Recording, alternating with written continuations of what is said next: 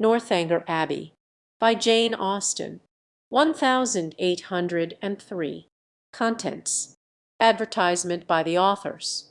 To Northanger Abbey. Chapter 1, Chapter 2, Chapter 3, Chapter 4, Chapter 5, Chapter 6, Chapter 7, Chapter 8, Chapter 9, Chapter 10, Chapter 11, Chapter 12, Chapter 13, Chapter 14, Chapter 15, Chapter 16, Chapter 17, Chapter 18, Chapter 19, Chapter 20, Chapter 21. Advertisement by the authors. To Northanger Abbey. This little work was finished in the year 1803, and intended for immediate publication. It was disposed of to a bookseller. It was even advertised. And why the business proceeded no farther, the author has never been able to learn. That any bookseller should think it worth while to purchase what he did not think it worth while to publish seems extraordinary. But with this, neither the author nor the public have any other concern than as some observation is necessary upon those parts of the work which 13 years have made comparatively obsolete. The public are entreated to bear in mind that 13 years have passed since it was finished, many more since it was begun, and that during that period places, manners, books, and opinions have undergone considerable changes. Chapter 1. No one who had ever seen Catherine Morland in her infancy would have supposed her born to be an heroine. Her situation in life, the character of her father and mother, her own person and disposition, were all equally against her. Her father was a clergyman, without being neglected, or poor, and a very respectable man, though his name was Richard and he had never been handsome. He had a considerable independence besides 2 good livings, and he was not in the least addicted to locking up his daughters. Her mother was a woman of useful plain sense, with a good temper, and, what is more remarkable, with a good constitution. She had 3 sons before Catherine was born, and instead of dying in bringing the latter into the world, as anybody might expect, she still lived to have 6 children more, to see them growing up around her, and to enjoy excellent health herself. A family of 10 children will be always called a fine family, where there are heads and arms and legs enough for the number.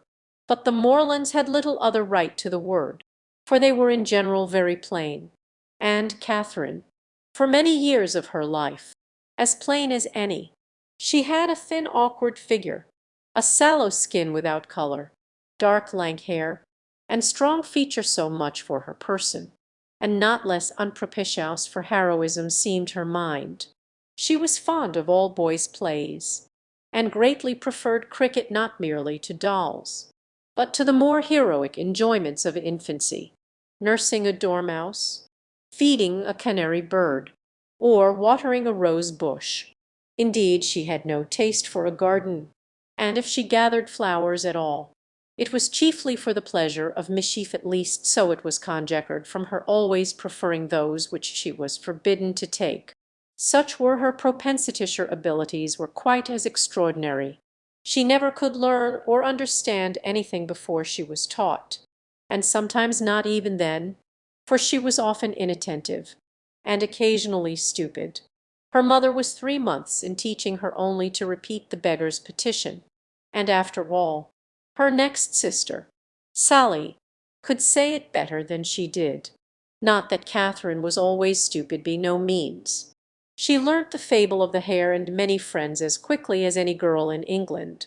Her mother wished her to learn music, and Catherine was sure she should like it, for she was very fond of tinkling the keys of the old forlorn spinet. So, at 8 years old she began.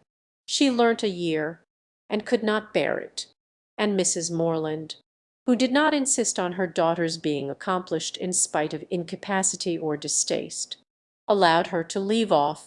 The day which dismissed the music master was one of the happiest of Catherine's life.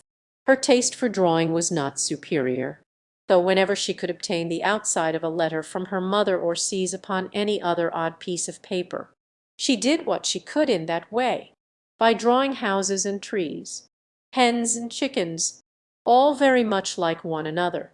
Writing and accounts she was taught by her father, French by her mother. Her proficiency in either was not remarkable, and she shirked her lessons in both whenever she could. What a strange, unaccountable character! For with all these symptoms of profligacy at 10 years old, she had neither a bad heart nor a bad temper, was seldom stubborn, scarcely ever quarrelsome, and very kind to the little ones, with few interruptions of tyranny. She was moreover noisy and wild, hated confinement and cleanliness, and loved nothing so well in the world as rolling down the green slope at the back of the house. Such was Catherine Morland at 10. At 15, appearances were mending. She began to curl her hair and long for balls. Her complexion improved. Her features were softened by plumpness and color. Her eyes gained more animation, and her figure more consequence. Her love of dirt gave way to an inclination for finery, and she grew clean as she grew smart. She had now the pleasure of sometimes hearing her father and mother remark on her personal improvement. "Catherine grows quite a good-looking girl, is almost pretty to-day," were words which caught her ears now and then, and how welcome were the sounds. To look almost pretty is an acquisition of higher delight to a girl who has been looking plain the first 15 years of her life than a beauty from her cradle can ever receive. Mrs. Morland was a very good woman, and wished to see her children everything they ought to be, but her time was so much occupied in lying in and teaching the little ones, that her elder daughters were inevitably left to shift for themselves, and it was not very wonderful that Catherine, who had by nature nothing heroic about her, should prefer cricket, baseball, riding on horseback, and running about the country at the age of 14, to books, or at least books of information for, provided that nothing like useful knowledge could be gained from them, provided they were all story and no reflection. She had never any objection to books at all, but from 15 to 17 she was in training for a heroine. She read all such works as heroines must read to supply their memories with those quotations which are so serviceable and so soothing in the vicissitudes of their eventful lives. From Pope she learnt to censure those who bear about the mockery of woe. From Gray, that many a flower is born to blush unseen, and waste its fragrance on the desert air. From Thomson, that it is a delightful task to teach the young idea how to shoot. And from Shakespeare she gained a great store of information amongst the rest, that trifles light as air are, to the jealous, confirmation strong, as proofs of Holy Writ, that the poor beetle, which we tread upon, in corporal sufferance feels a pang as great as when a giant dies, and that a young woman in love always looks, like Patience, on a monument smiling at grief. So far her improvement was sufficient, and in many other points she came on exceedingly well, for though she could not write sonnets, she brought herself to read them, and though there seemed no chance of her throwing a whole party into raptures by a prelude on the pianoforte of her own composition, she could listen to other people's performance with very little fatigue. Her greatest deficiency was in the pencil. She had no notion of drawing it enough even to attempt a sketch of her lover's profile, that she might be detected in the design. There she fell miserably short of the true heroic height. At present she did not know her own poverty, for she had no lover to portray. She had reached the age of 17, without having seen one amiable youth, without having inspired one real passion, and without having excited even any admiration but what was very moderate and very transient. This was strange indeed, but strange things may be generally accounted for if their cause be fairly searched out. There was not one lord in the neighbourhood, Ninit even a baronet. There was not one family among their acquaintance who had reared and supported a boy accidentally found at their door net one young man whose origin was unknown. Her father had no ward, and the squire of the parish no children. But when a young lady is to be a heroine, the perverseness of 40 surrounding families cannot prevent her. Something must and will happen to throw a hero in her way. Mr. Allen, who owned the chief of the property about Fullerton, the village in Wiltshire where the Morlands lived, was ordered to Bath for the benefit of a gouty constitution and his lady, a good-humoured woman, fond of Miss Morland, and probably aware that if adventures will not befall a young lady in her own village, she must seek them abroad, invited her to go with them. Mr. and Mrs. Morland were all compliance, and Catherine all happiness. Chapter 2, in addition to what has been already said of Catherine Morland's personal and mental endowments, when about to be launched into all the difficulties and dangers of a 6 weeks' residence in Bath, it may be stated, for the reader's more certain information, lest the following pages should otherwise fail of giving any idea of what her character is meant to be, that her heart was affectionate, her disposition cheerful and open, without conceit or affectation of any kind, her manners just removed from the awkwardness and shyness of a girl, her person pleasing, and, when in good looks, pretty, and her mind about as ignorant and uninformed as the female mind at 17 usually is when the hour of departure drew near. The maternal anxiety of Mrs. Morland will be naturally supposed to be most severe. 1,000 alarming presentiments of evil to her beloved Catherine from this terrific separation must oppress her heart with sadness, and drown her in tears for the last day or two of their being together. And advice of the most important and applicable nature must of course flow from her wise lips in their parting conference in her closet. Cautions against the violence of such noblemen and baronets as delight in forcing young ladies away to some remote farmhouse must, at such a moment, relieve the fulness of her heart. Who would not think so? But Mrs. Morland knew so little of lords and baronets, that she entertained no notion of their general mischievousness, and was wholly unsuspicious of danger to her daughter from their machinations. Her cautions were confined to the following points. I beg, Catherine, you will always wrap yourself up very warm about the throat when you come from the rooms at night, and I wish you would try to keep some account of the money you spend. I will give you this little book on purpose. Sally, or rather Sarah, for what young lady of common gentility will reach the age of 16 without altering her name as far as she can, must from situation be at this time the intimate friend and confidant of her sister.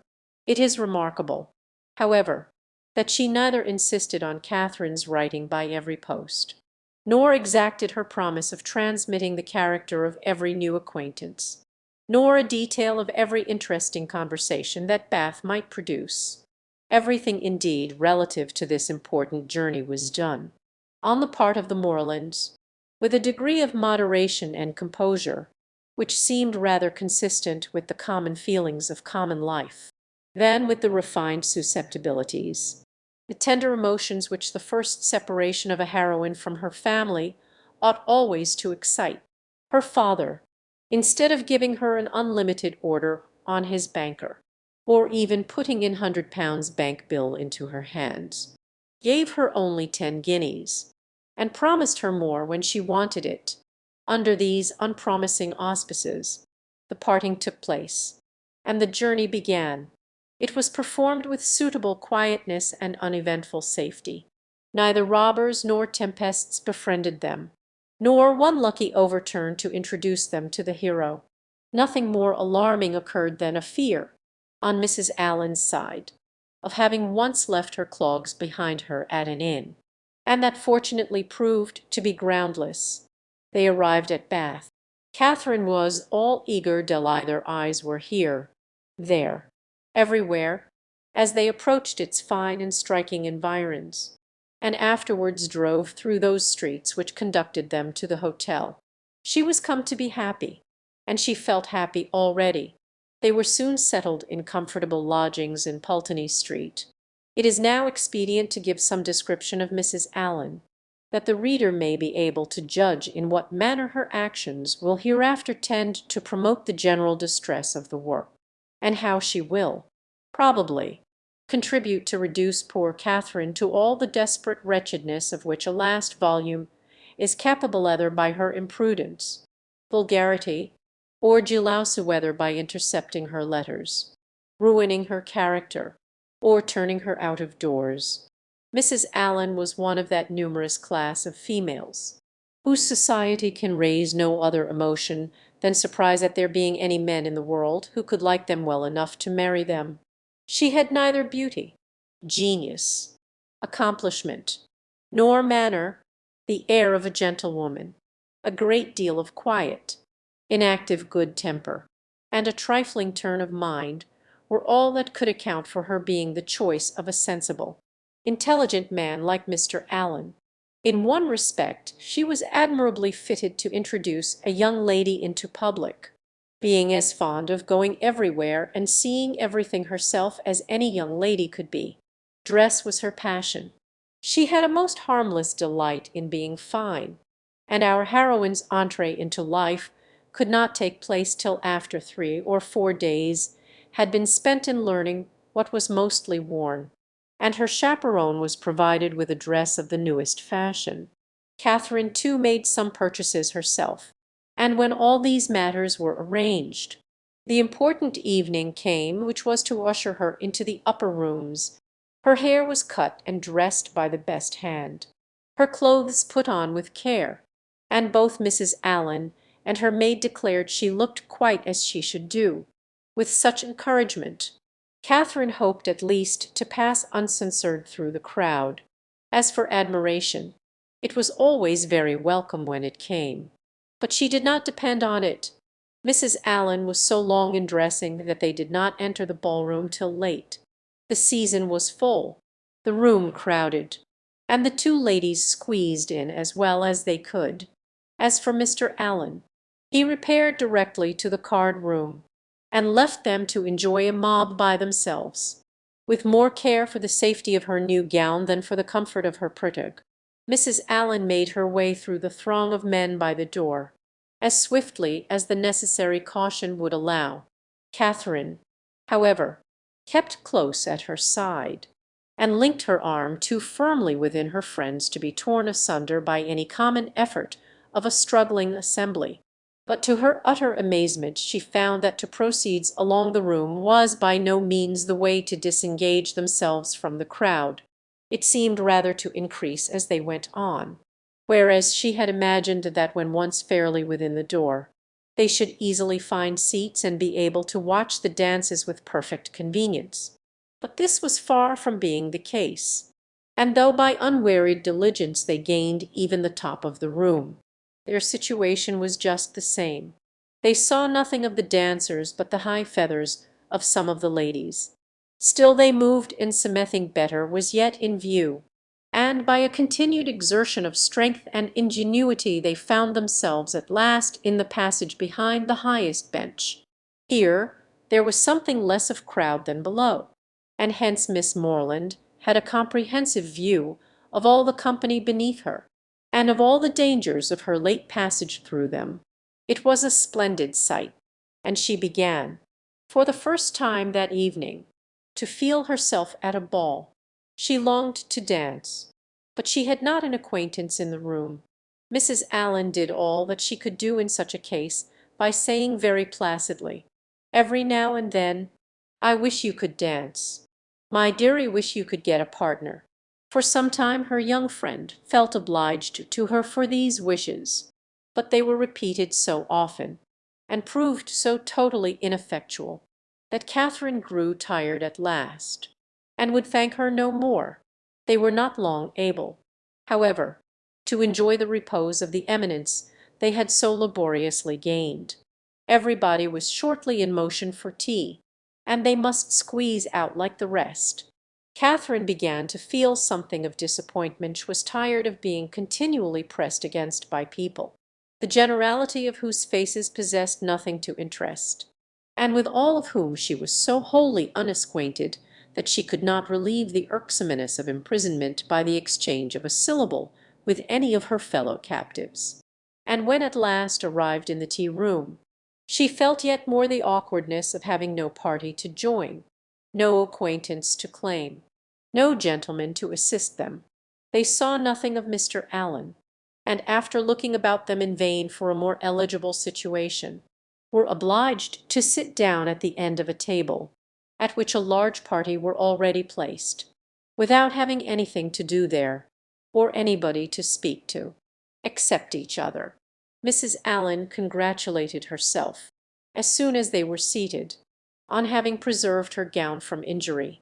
"It would have been very shocking to have it torn," said she, "would not it? It is such a delicate muslin. For my part, I have not seen anything I like so well in the whole room.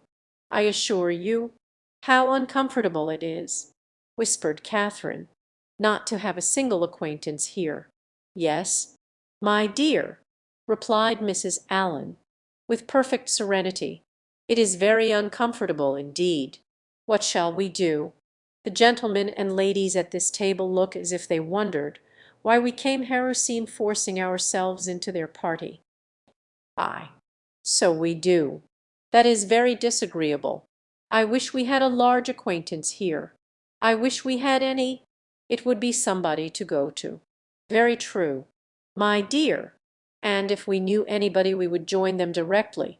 The Skinners were here last year. I wish they were here now. Had not we better go away, as it is here no tea things for us? You see, no more there are. Indeed, how very provoking! But I think we had better sit still, for one gets so tumbled in such a crowd. How is my head? My dear, somebody gave me a push that has hurt it. I am afraid. No, indeed, it looks very nice. But, dear Mrs. Allen, are you sure there is nobody you know in all this multitude of people? I think you must know somebody. I don't. Upon my word, I wish I did.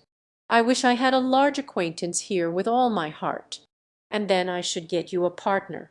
I should be so glad to have you dance. There goes a strange-looking woman. What an odd gown she has got on! How old-fashioned it is! Look at the back." After some time they received an offer of tea from one of their neighbours. It was thankfully accepted, and this introduced a light conversation with the gentleman who offered it, which was the only time that anybody spoke to them during the evening, till they were discovered and joined by Mr. Allen when the dance was over. "Well, Miss Morland," said he, directly, "I hope you have had an agreeable ball." "Very agreeable indeed," she replied, vainly endeavouring to hide a great yawn. "I wish she had been able to dance," said his wife. "I wish we could have got a partner for her. I have been saying how glad I should be if the Skinners were here this winter instead of last, or if the Parrys had come, as they talked of once. She might have danced with George Parry. I am so sorry she has not had a partner. We shall do better another evening, I hope," was Mr. Allen's consolation. The company began to disperse when the dancing was over, not to leave space for the remainder to walk about in some comfort. And now was the time for a heroine, who had not yet played a very distinguished part in the events of the evening, to be noticed and admired. Every 5 minutes, by removing some of the crowd, gave greater openings for her charms. She was now seen by many young men who had not been near her before. Not one, however, started with rapturous wonder on beholding her. No whisper of eager inquiry ran round the room, nor was she once called a divinity by anybody. Yet Catherine was in very good looks, and had the company only seen her 3 years before, they would now have thought her exceedingly handsome. She was looked at, however, and with some admiration, for, in her own hearing, 2 gentlemen pronounced her to be a pretty girl. Such words had their due effect. She immediately thought the evening pleasanter than she had found it. But her humble vanity was contented felt more obliged to the 2 young men for this simple praise than a true quality heroine would have been for 15 sonnets in celebration of her charms, and went to her chair in good humour with everybody, and perfectly satisfied with her share of public attention. Chapter 3. Every morning now brought its regular duty. Shops were to be visited, some new part of the town to be looked at, and the pump room to be attended, where they paraded up and down for an hour. looking at everybody and speaking to no one. The wish of a numerous acquaintance in Bath was still uppermost with Mrs. Allen, and she repeated it after every fresh proof, which every morning brought, of her knowing nobody at all. They made their appearance in the lower rooms, and here fortune was more favourable to our heroine. The master of the ceremonies introduced to her a very gentlemanlike young man as a partner. His name was Tilney. He seemed to be about 4 or 5 and 20, was rather tall, had a pleasing countenance, a very intelligent and lively eye, and, if not quite handsome, was very near it. His address was good, and Catherine felt herself in high luck. There was little leisure for speaking while they danced, but when they were seated at tea, she found him as agreeable as she had already given him credit for being. He talked with fluency and spirit, and there was an archness and pleasantry in his manner which interested, though it was hardly understood by her. After chatting some time on such matters as naturally arose from the objects around them, he suddenly addressed her with he have hitherto been very remiss. "Madam, in the proper attentions of a partner here, I have not yet asked you how long you have been in Bath, whether you were ever here before, whether you have been at the upper rooms, the theatre, and the concert, and how you like the place altogether. I have been very negligent, but are you now at leisure to satisfy me in these particulars? If you are, I will begin directly. You need not give yourself that trouble." "Sir, no trouble, I assure you, madam." Then forming his features into a set smile, and affectedly softening his voice, he added, with a simpering air, "Have you been long in Bath?" "Madam, about a week." "Sir," replied Catherine, trying not to laugh, really, with affected astonishment, "why should you be surprised?" "Sir, why, indeed," said he, in his natural tone, "but some emotion must appear to be raised by your reply, and surprise is more easily assumed, and not less reasonable than any other. Now let us go on. Were you never here before?" "Madam, never." "Sir, indeed. Have you yet honoured the upper rooms?" "Yes." "Sir, I was there last Monday. Have you been to the theatre?" "Yes." "Sir, I was at the play on Tuesday." "To the concert?" "Yes." "Sir, on Wednesday. And are you altogether pleased with Bath?" "Yes, I like it very well. Now I must give one smirk, and then we may be rational again." Catherine turned away her head, not knowing whether she might venture to laugh. "I see what you think of me," said he. "Grevelly shall make but a poor figure in your journal to-morrow." "My journal?" "Yes. I know exactly what you will say. Friday, went to the lower rooms, wore my sprigged muslin robe with blue trimmings, plain black chaussepared to much advantage, but was strangely harassed by a queer, half-witted man who would make me dance with him, and distressed me by his nonsense. Indeed, I shall say no such thing. Shall I tell you what you ought to say?" "If you please." "I danced with a very agreeable young man introduced by Mr. King. Had a great deal of conversation with him, seems a most extraordinary geniushope. I may know more of him. That, madam, is what I wish you to say. But, perhaps, I keep no journal, perhaps you are not sitting in this room, and I am not sitting by you. These are points in which a doubt is equally possible. Not keep a journal! How are your absent cousins to understand the tenor of your life in Bath without one? How are the civilities and compliments of every day to be related as they ought to be, unless noted down every evening in a journal? How are your various dresses to be remembered, and the particular state of your complexion, and curl of your hair to be described in all their diversities, without having constant recourse to a journal? My dear madam, I am not so ignorant of young ladies' ways as you wish to believe me. It is this delightful habit of journaling which largely contributes to form the easy style of writing for which ladies are so generally celebrated. Everybody allows that the talent of writing agreeable letters is peculiarly female. Nature may have done something, but I am sure it must be essentially assisted by the practice of keeping a journal. I have sometimes thought," said Catherine, doubtingly, "whether ladies do write so much better letters than gentlemen, that C should not think the superiority was always on our side. As far as I have had opportunity of judging, it appears to me that the usual style of letter writing among women is faultless, except in three particulars." "And what are they?" "A general deficiency of subject, a total inattention to stops, and a very frequent ignorance of grammar.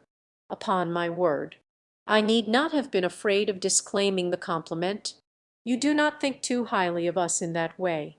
I should no more lay it down as a general rule that women write better letters than men, than that they sing better duets, or draw better landscapes, in every power, of which taste is the foundation. Excellence is pretty fairly divided between the sexes." They were interrupted by Mrs. Allen. "My dear Catherine," said she, "do take this pin out of my sleeve. I am afraid it has torn a hole already. I shall be quite sorry if it has, for this is a favourite gown, though it cost but 9 shillings a yard. That is exactly what I should have guessed it." "Madam," said Mr. Tilney, looking at the muslin, "do you understand muslins?" "Sir, particularly well. I always buy my own cravats, and am allowed to be an excellent judge, and my sister has often trusted me in the choice of a gown. I bought one for her the other day, and it was pronounced to be a prodigious bargain by every lady who saw it. I gave but 5 shillings a yard for it, and a true Indian muslin." Mrs. Allen was quite struck by his genius. "Men commonly take so little notice of those things," said she. "I can never get Mr. Allen to know one of my gowns from another. You must be a great comfort to your sister." "Sir, I hope I am." "Madam, and pray, sir, what do you think of Miss Morland's gown? It is very pretty." "Madam," said he, gravely examining it, "but I do not think it will wash well. I am afraid it will fray." "How can you," said Catherine, laughing, "be so," she had almost said, "strange?" "I am quite of your opinion, sir," replied Mrs. Allen, "and so I told Miss Morland when she bought it. But then you know, madam, muslin always turns to some account or other. Miss Morland will get enough out of it for a handkerchief, or a cap, or a cloak. Muslin can never be said to be wasted. I have heard my sister say so 40 times, when she has been extravagant in buying more than she wanted, or careless in cutting it to pieces. That is a charming place.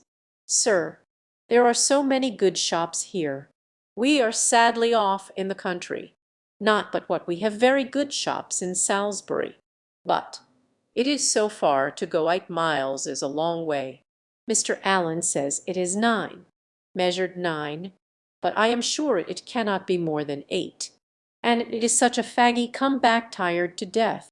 Now, here one can step out of doors and get a thing in 5 minutes."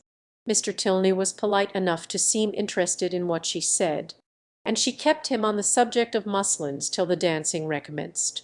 Catherine feared, as she listened to their discourse, that he indulged himself a little too much with the foibles of others. "What are you thinking of so earnestly?" said he, as they walked back to the ball-room. "Not of your partner, I hope, for, by that shake of the head, your meditations are not satisfactory." Catherine coloured, and said, "I was not thinking of anything that is artful and deep, to be sure, but I had rather be told at once that you will not tell me." "Well, then, I will not, thank you, for now we shall soon be acquainted, as I am authorized to tease you on this subject whenever we meet, and nothing in the world advances intimacy so much." They danced again, and, when the assembly closed, parted, on the lad's side at least. with a strong inclination for continuing the acquaintance. Whether she thought of him so much, while she drank her warm wine and water, and prepared herself for bed, as to dream of him when there, cannot be ascertained, but I hope it was no more than in a slight slumber, or a morning doze at most. For if it be true, as a celebrated writer has maintained, that no young lady can be justified in falling in love before the gentleman's love is declared, it must be very improper that a young lady should dream of a gentleman before the gentleman is first known to have dreamt of her. How proper Mr. Tilney might be as a dreamer or a lover had not yet perhaps entered Mr. Allen's head, but that he was not objectionable as a common acquaintance for his young charge he was on inquiry satisfied, for he had early in the evening taken pains to know who her partner was, and had been assured of Mr. Tilney's being a clergyman, and of a very respectable family in Gloucestershire. Vide a letter from Mr. Richardson, No. 97, Vol. I. Rambler. Chapter 4. With more than usual eagerness did Catherine hasten to the pump room the next day, secure within herself of seeing Mr. Tilney there before the morning were over, and ready to meet him with a smile. But no smile was Dimmidmer. Tilney did not appear. Every creature in Bath, except himself, was to be seen in the room at different periods of the fashionable hours. Crowds of people were every moment passing in and out, up the steps and down, people whom nobody cared about, and nobody wanted to see. And he only was absent. What a delightful place Bath is, said Mrs. Allen as they sat down near the great clock, after parading the room till they were tired, and how pleasant it would be if we had any acquaintance here. This sentiment had been uttered so often in vain that Mrs. Allen had no particular reason to hope it would be followed with more advantage now. But we are told to despair of nothing we would attain, as unwearied diligence our point would gain, and the unwearied diligence with which she had every day wished for the same thing was at length to have its just reward. For hardly had she been seated 10 minutes before a lady of about her own age, who was sitting by her, and had been looking at her attentively for several minutes, addressed her with great complacence in these words: "I think, madam, I cannot be mistaken. It is a long time since I had the pleasure of seeing you, but is not your name Allen?" This question answered, as it readily was. The stranger pronounced hers to be Thorpe, and Mrs. Allen immediately recognized the features of a former schoolfellow and intimate, whom she had seen only once since their respective marriages, and that many years ago. Their joy on this meeting was very great, as well it might, since they had been contented to know nothing of each other for the last 15 years. Compliments on good looks now passed, and, after observing how time had slipped away since they were last together, how little they had thought of meeting in Bath, and what a pleasure it was to see an old friend, they proceeded to make inquiries and give intelligence as to their families, sisters, and cousins, talking both together, far more ready to give than to receive information, and each hearing very little of what the other said. Mrs. Thorpe, however, had one great advantage as a talker over Mrs. Allen in a family of children, and when she expatiated on the talents of her sons and the beauty of her daughters, when she related their different situations, and vice that John was at Oxford, Edward at Merchant Taylor's, and William at sea, and all of them more beloved and respected in their different station than any other 3 beings ever were, Mrs. Allen had no similar information to give, no similar triumphs to press on the unwilling and unbelieving ear of her friend, and was forced to sit and appear to listen to all these maternal effusions, consoling herself, however, with the discovery, which her keen eye soon made, that the lace on Mrs. Thorpe's pelisse was not half so handsome as that on her own. "Here come my dear girls," cried Mrs. Thorpe, pointing at 3 smart-looking females who, arm in arm, were then moving towards her. "My dear Mrs. Allen, I long to introduce them. They will be so delighted to see you. The tallest is Isabella, my eldest. Is not she a fine young woman? The others are very much admired too, but I believe Isabella is the handsomest." The Miss Thorpes were introduced, and Miss Morland, who had been for a short time forgotten, was introduced likewise. The name seemed to strike them all, and, after speaking to her with great civility, the eldest young lady observed aloud to the rest, "How excessively like her brother Miss Morland is! The very picture of him indeed," cried the mother, and "I should have known her anywhere for his sister," was repeated by them all 2 or 3 times over. For a moment Catherine was surprised, but Mrs. Thorpe and her daughters had scarcely begun the history of their acquaintance with Mr. James Morland before she remembered that her eldest brother had lately formed an intimacy with a young man of his own college, of the name of Thorpe, and that he had spent the last week of the Christmas vacation with his family, near London. The whole being explained, many obliging things were said by the Miss Thorpes of their wish of being better acquainted with her, of being considered as already friends, through the friendship of their brothers, etc., which Catherine heard with pleasure, and answered with all the pretty expressions she could command; and, as the first proof of amity, she was soon invited to accept an arm of the eldest Miss Thorpe, and take a turn with her about the room. Catherine was delighted with this extension of her Bath acquaintance, and almost forgot Mr. Tilney while she talked to Miss Thorpe. Friendship is certainly the finest balm for the pangs of disappointed love. Their conversation turned upon those subjects, of which the free discussion has generally much to do in perfecting a sudden intimacy between two young ladies, such as dress, balls, flirtations, and quizzes. Miss Thorpe, however, being 4 years older than Miss Morland, and at least 4 years better informed, had a very decided advantage in discussing such points.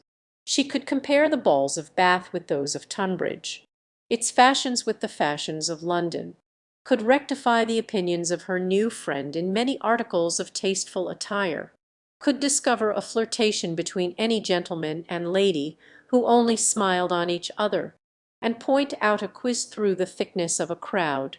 These powers received due admiration from Catherine, to whom they were entirely new, and the respect which they naturally inspired might have been too great for familiarity had not the easy gaiety of Miss Thorpe's manners, and her frequent expressions of delight on this acquaintance with her, softened down every feeling of awe, and left nothing but tender affection. Their increasing attachment was not to be satisfied with half a dozen turns in the pump room, but required, when they all quitted it together, that Miss Thorpe should accompany Miss Morland to the very door of Mr. Allen's house, and that they should there part with a most affectionate and lengthened shake of hands, after learning, to their mutual relief, that they should see each other across the theatre at night, and say their prayers in the same chapel the next morning. Catherine then ran directly upstairs, and watched Miss Thorpe's progress down the street from the drawing-room window, admired the graceful spirit of her walk, the fashionable air of her figure and dress, and felt grateful, as well she might, for the chance which had procured her such a friend. Mrs. Thorpe was a widow, and not a very rich one. She was a good-humoured, well-meaning woman, and a very indulgent mother. Her eldest daughter had great personal beauty, and the younger ones, by pretending to be as handsome as their sister, imitating her air, and dressing in the same style, did very well. This brief account of the family is intended to supersede the necessity of a long and minute detail from Mrs. Thorpe herself of her past adventures and sufferings, which might otherwise be expected to occupy the 3 or 4 following chapters, in which the worthlessness of lords and attorneys might be set forth, and conversations, which had passed 20 years before, be minutely repeated.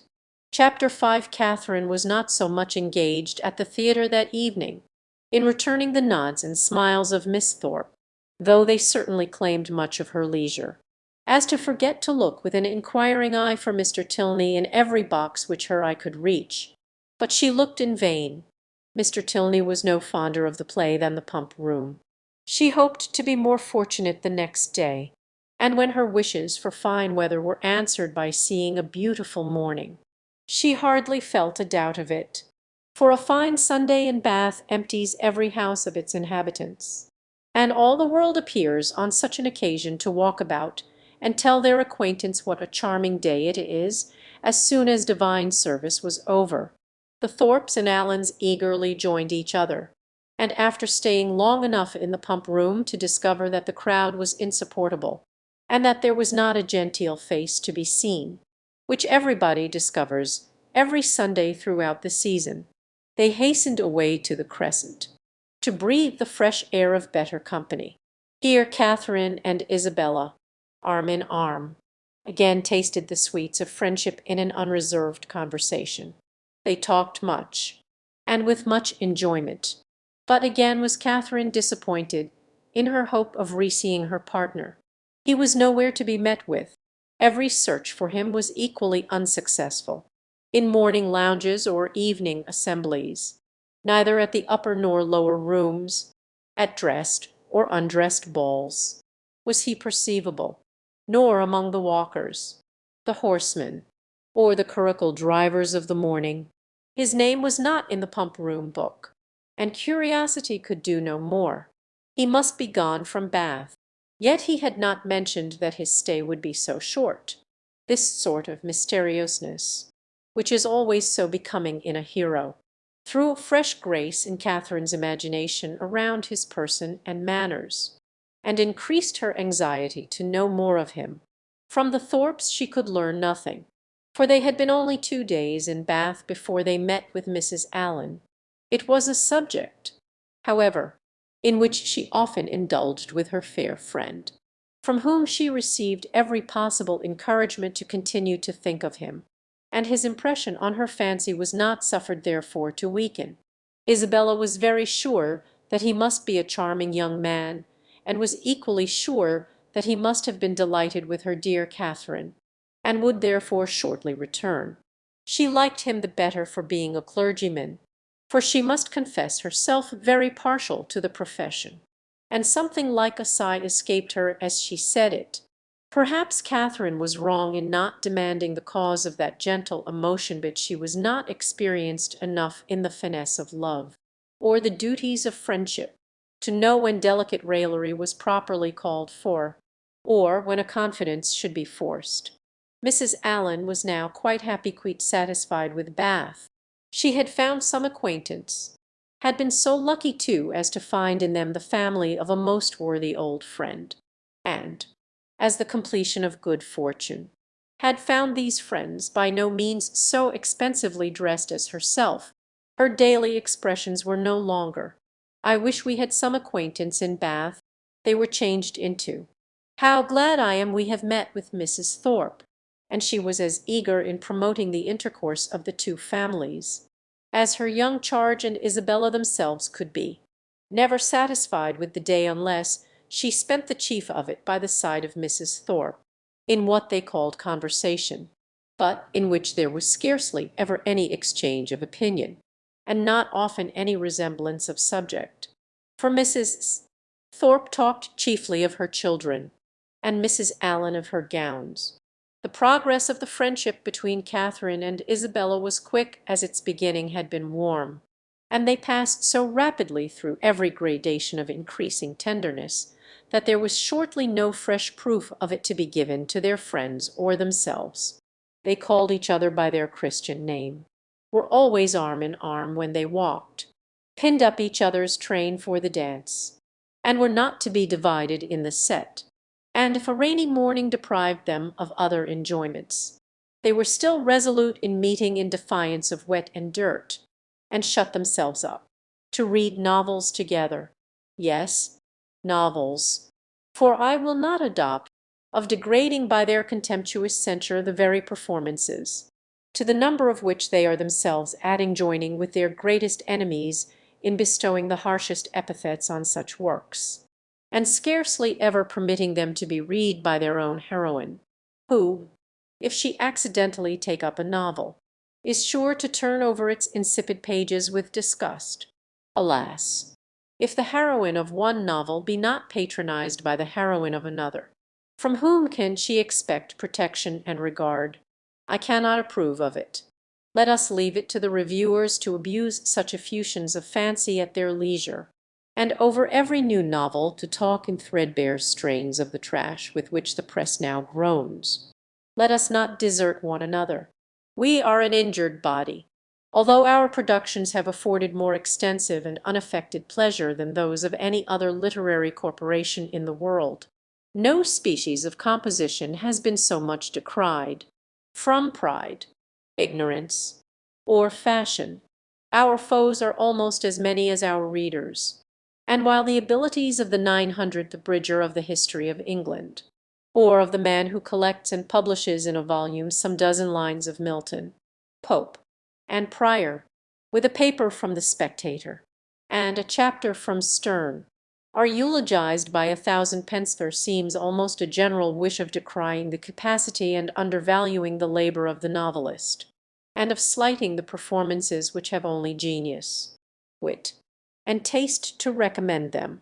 I am no novel reader, seldom look into novels, do not imagine that I often read novelsit is really very well for a novel, such as the common cant. And what are you reading, miss? Oh, it is only a novel, replies the young lady, while she lays down her book with affected indifference, or momentary shame. It is only Cecilia, or Camilla, or Belinda, or, in short, only some work in which the greatest powers of the mind are displayed, in which the most thorough knowledge of human nature, the happiest delineation of its varieties, the liveliest effusions of wit and humor, are conveyed to the world in the best chosen language.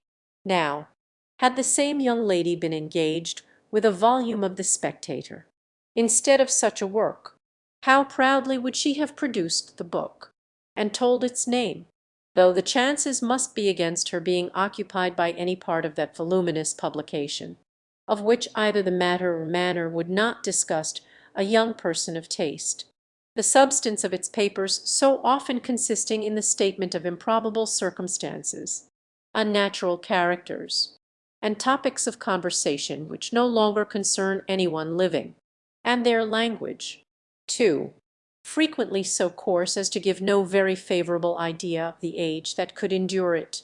Chapter 6. The following conversation, which took place between the two friends in the pump room one morning, after an acquaintance of 8 or 9 days, is given as a specimen of their very warm attachment, and of the delicacy, discretion, originality of thought, and literary taste which marked the reasonableness of that attachment.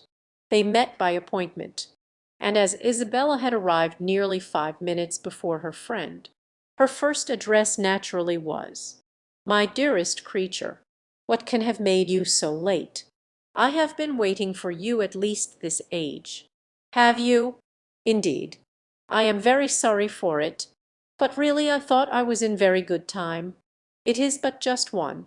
I hope you have not been here long." "Oh, these 10 ages at least. I am sure I have been here this half hour. But now let us go and sit down at the other end of the room, and enjoy ourselves. I have 100 things to say to you. In the first place, I was so afraid it would rain this morning. Just as I wanted to set off, it looked very showery, and that would have thrown me into agonies. Do you know, I saw the prettiest hat you can imagine, in a shop window in Milsom Street, just now very like yours, only with coquelicot ribbons instead of green. I quite longed for it. But, my dearest Catherine, what have you been doing with yourself all this morning?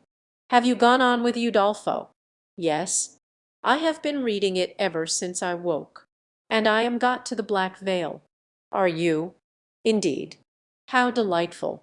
Oh, I would not tell you what is behind the Black Veil for the world.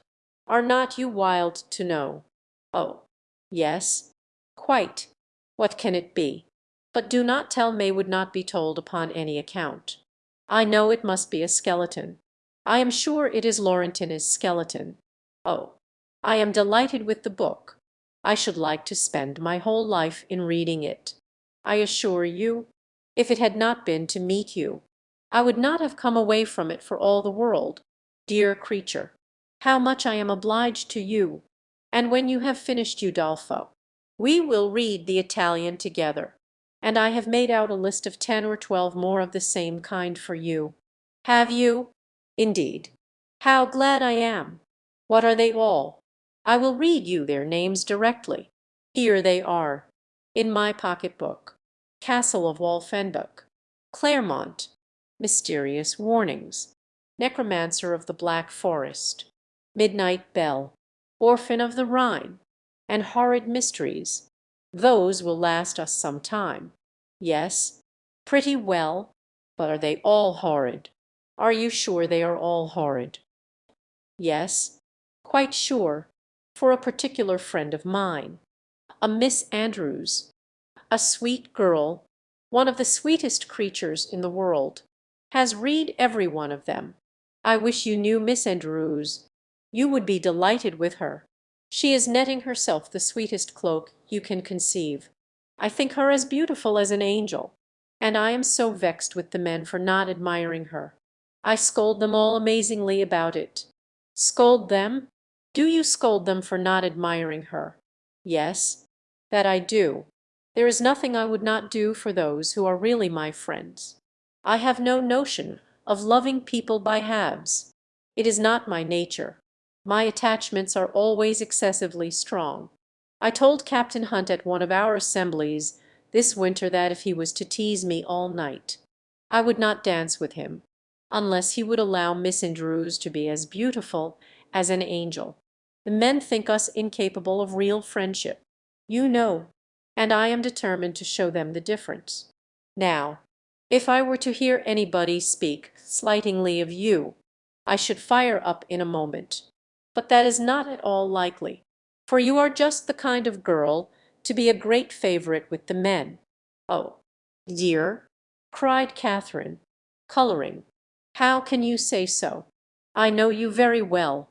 You have so much animation, which is exactly what Miss Andrews wants. For I must confess there is something amazingly insipid about her.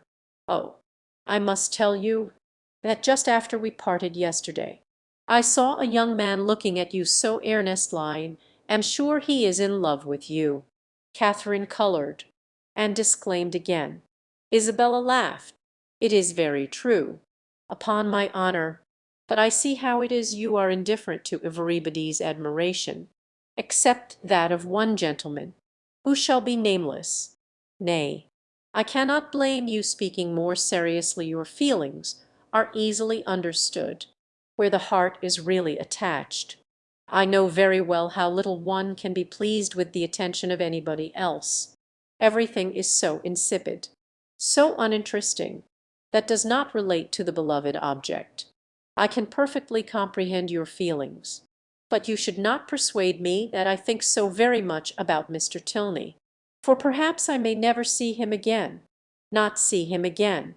My dearest creature, do not talk of it. I am sure you would be miserable if you thought so. No, indeed, I should not. I do not pretend to say that I was not very much pleased with him. But while I have Udolpho to read, I feel as if nobody could make me miserable. Oh, the dreadful black veil! My dear Isabella, I am sure there must be Laurentini's skeleton behind it. It is so odd to me that you should never have read Udolpho before. But I suppose Mrs. Morland objects to novels. No, she does not. She very often reads Sir Charles Grandison herself, but new books do not fall in our way. Sir Charles Grandison, that is an amazing horrid book, is it not? I remember Miss Andrews could not get through the first volume. It is not like Udolpho at all, but yet I think it is very entertaining. Do you indeed? You surprise me. I thought it had not been readable.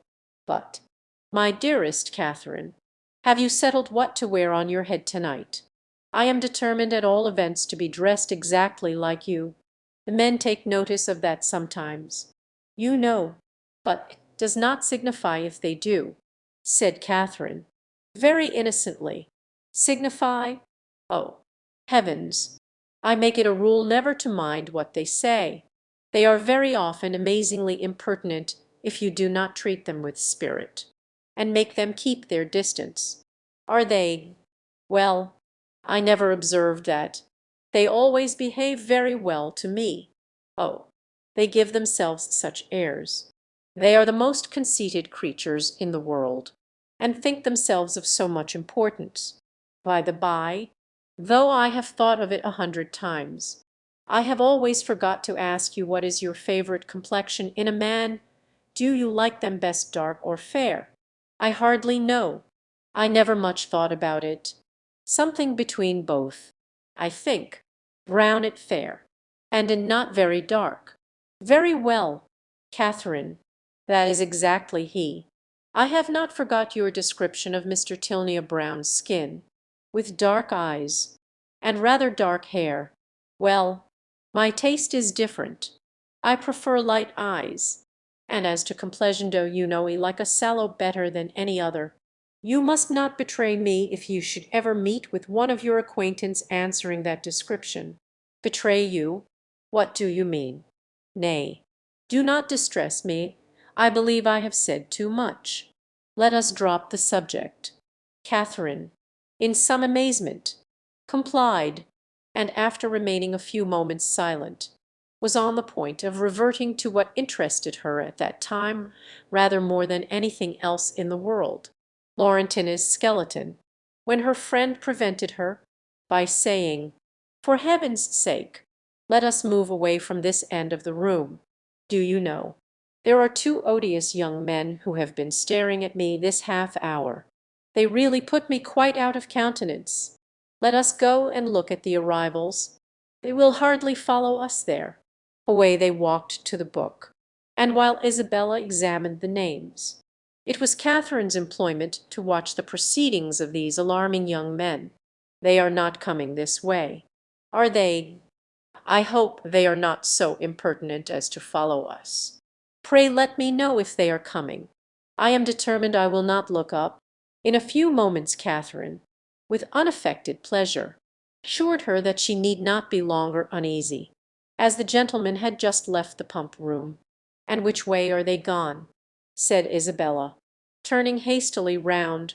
One was a very good-looking young man. They went towards the churchyard. "Well, I am amazingly glad I have got rid of them. And now, what say you to going to Edgar's Buildings with me and looking at my new hat? You said you should like to see it." Catherine readily agreed. "Only," she added, "perhaps we may overtake the two young men. Oh, never mind that. If we make haste, we shall pass by them presently, and I am dying to show you my hat. But if we only wait a few minutes, there will be no danger of our seeing them at all. I shall not pay them any such compliment. I assure you, I have no notion of treating men with such respect. That is the way to spoil them."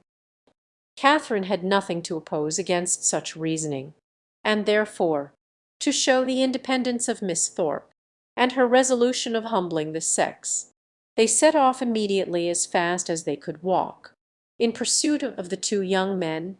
Chapter 7. Half a minute conducted them through the pump-yard to the archway, opposite Union Passage. But here they were stopped. Everybody acquainted with Bath may remember the difficulties of crossing Cheap Street at this point. It is indeed a street of so impertinent a nature, so unfortunately connected with the great London and Oxford roads, and the principal inn of the city, that a day never passes in which parties of ladies, however important their business, whether in quest of pastry, millinery, or even as in the present case of young men, are not detained on one side or other by carriages, horsemen, or carts. This evil had been felt and lamented at least 3 times a day, by Isabella since her residence in Bath, and she was now fated to feel and lament it once more, for at the very moment of coming opposite to Union Passage, and within view of the two gentlemen who were proceeding through the crowds, and threading the gutters of that interesting alley, they were prevented crossing by the approach of a gig, driven along on bad pavement by a most knowing-looking coachman with all the vehemence that could most fitly endanger the lives of himself, his companion, and his horse. "Oh, these odious gigs!" said Isabella, looking up. "How I detest them!" But this detestation, though so just, was of short duration, for she looked again and exclaimed, "Delightful! Mr. Morland and my brother! Good heaven, 'tis James!" was uttered at the same moment by Catherine, and, on catching the young men's eyes, the horse was immediately checked with a violence which almost threw him on his haunches, and the servant having now scampered up, the gentleman jumped out, and the equipage was delivered to his care. Catherine, by whom this meeting was wholly unexpected, received her brother with the liveliest pleasure, and he, being of a very amiable disposition, and sincerely attached to her, gave every proof on his side of equal satisfaction, which he could have leisure to do, while the bright eyes of Miss Thorpe were incessantly challenging his notice, and to her his devoirs were speedily paid, with a mixture of joy and embarrassment which might have informed Catherine, had she been more expert in the development of other people's feelings, and less simply engrossed by her own, that her brother thought her friend quite as pretty as she could do herself. John Thorpe, who in the meantime had been giving orders about the horses, soon joined them, and from him she directly received the amends which were her due, for while he slightly and carelessly touched the hand of Isabella, on her he bestowed a whole scrape and half a short bow.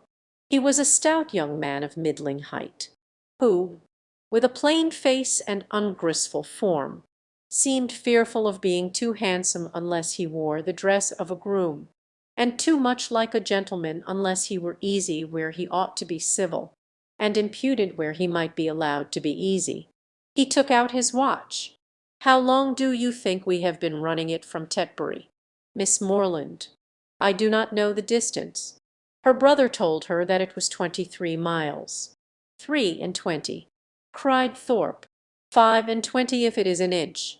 Morland pleaded the authority of road books, innkeepers, and milestones, but his friend disregarded them all. He had a surer test of distance. "I know it must be 5 and 20," said he, "by the time we have been doing it. It is now half after 1. We drove out of the inn yard at Tetbury as the town clock struck 11, and I defy any man in England to make my horse go less than 10 miles an hour in harness. That makes it exactly 25. "You have lost an hour," said Morland. "It was only 10 o'clock when we came from Tetbury." 10 o'clock! It was 11. Upon my soul, I counted every stroke. This brother of yours would persuade me out of my senses. Miss Morland, do but look at my horse. Did you ever see an animal so made for speed in your life?" The servant had just mounted the carriage and was driving off. Such true blood!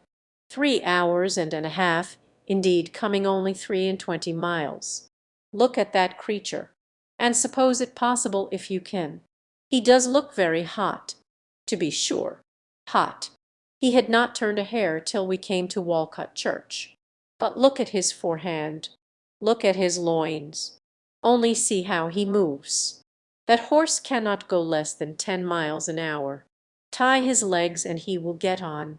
What do you think of my gig, Miss Morland? A neat one, is not it? Well hung, town built. I have not had it a month. It was built for a Christchurch man, a friend of mine. A very good sort of fellow. He ran it a few weeks, till, I believe, it was convenient to have done with it.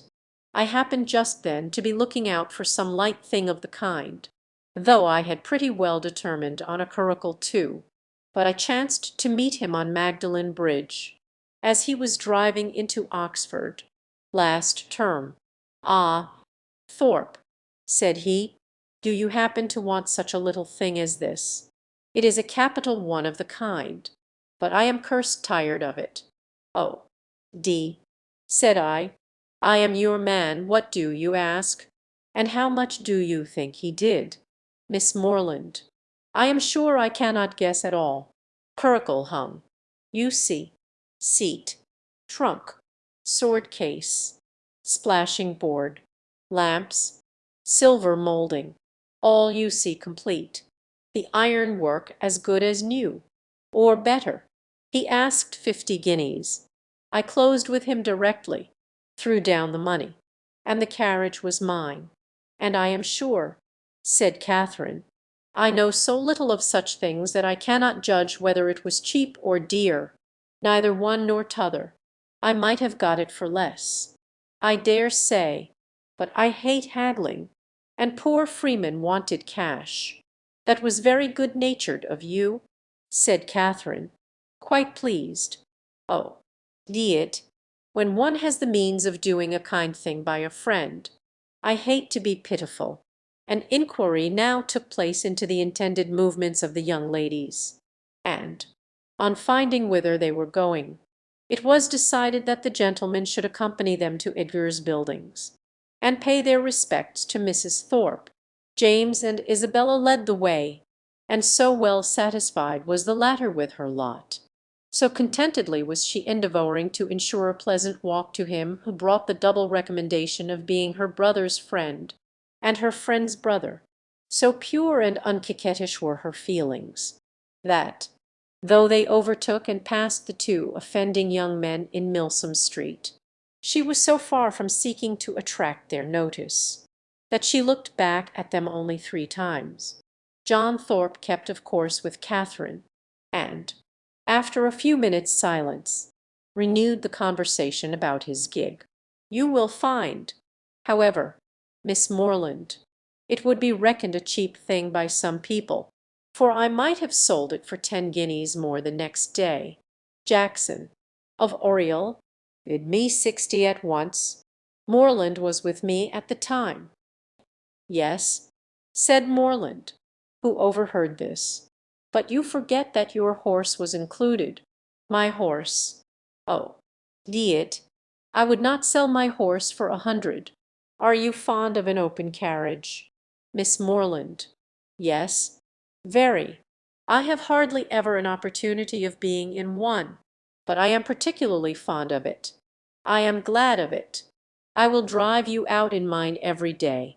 "Thank you," said Catherine, in some distress, from a doubt of the propriety of accepting such an offer. "I will drive you up Lansdowne Hill to-morrow." "Thank you. But will not your horse want rest?" "Rest? He has only come 23 miles to-day. All nonsense. Nothing ruins horses so much as rest. Nothing knocks them up so soon. No, no. I shall exercise mine at the average of 4 hours every day while I am here." "Shall you indeed?" said Catherine very seriously. "That will be 40 miles a day." 40, ay, 50, for what I care. Well, I will drive you up Lansdowne to-morrow. Mind, I am engaged. How delightful that will be!" cried Isabella, turning round. "My dearest Catherine, I quite envy you, but I am afraid, brother, you will not have room for a third." "A third indeed! No, no, I did not come to Bath to drive my sisters about. That would be a good joke. Faith, Morland must take care of you." This brought on a dialogue of civilities between the other two, but Catherine heard neither the particulars nor the result.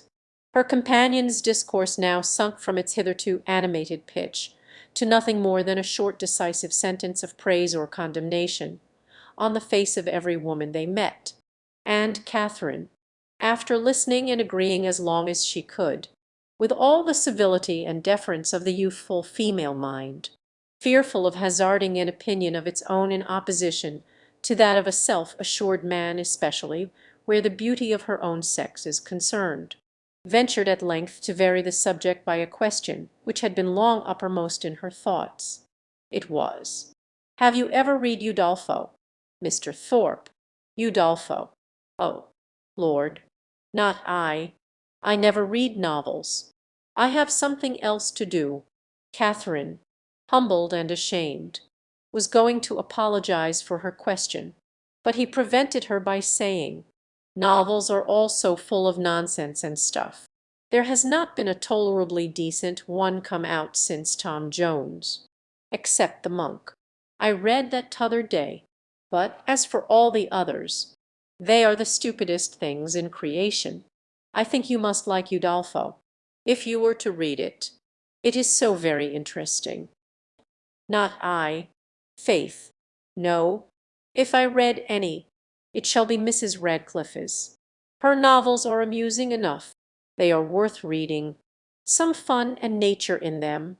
Udolpho was written by Mrs. Radcliffe, said Catherine, with some hesitation, from the fear of mortifying him.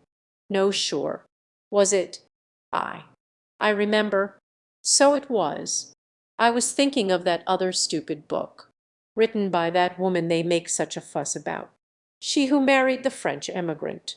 I suppose you mean Camilla. Yes, that's the book. Such unnatural stuff. An old man playing at see-saw. I took up the first volume once and looked it over, but I soon found it would not do. Indeed, I guessed what sort of stuff it must be before I saw it. As soon as I heard she had married an emigrant, I was sure I should never be able to get through it. I have never read it. You had no loss. I assure you, it is the horridest nonsense you can imagine. There is nothing in the world in it but an old man's playing at see-saw and learning Latin. Upon my soul there is not. This critique, the justness of which was unfortunately lost on poor Catherine, brought them to the door of Mrs. Thorpe's lodgings, and the feelings of the discerning and unprejudiced reader of Camilla gave way to the feelings of the dutiful and affectionate son, as they met Mrs. Thorpe, who had descried them from above, in the passage. "Ah, mother, how do you do?" said he, giving her a hearty shake of the hand. "Where did you get that quiz of a hat? It makes you look like an old witch. Here is Morland, and I come to stay a few days with you. So you must look out for a couple of good beds somewhere near." And this address seemed to satisfy all the fondest wishes of the mother's heart, for she received him with the most delighted and exulting affection. On his two younger sisters he then bestowed an equal portion of his fraternal tenderness, for he asked each of them how they did, and observed that they both looked very ugly.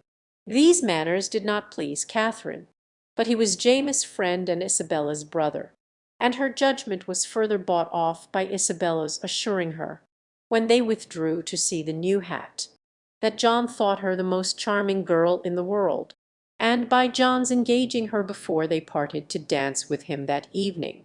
Had she been older or vainer, such attacks might have done little, but where youth and diffidence are united, it requires uncommon steadiness of reason to resist the attraction of being called the most charming girl in the world, and of being so very early engaged as a partner.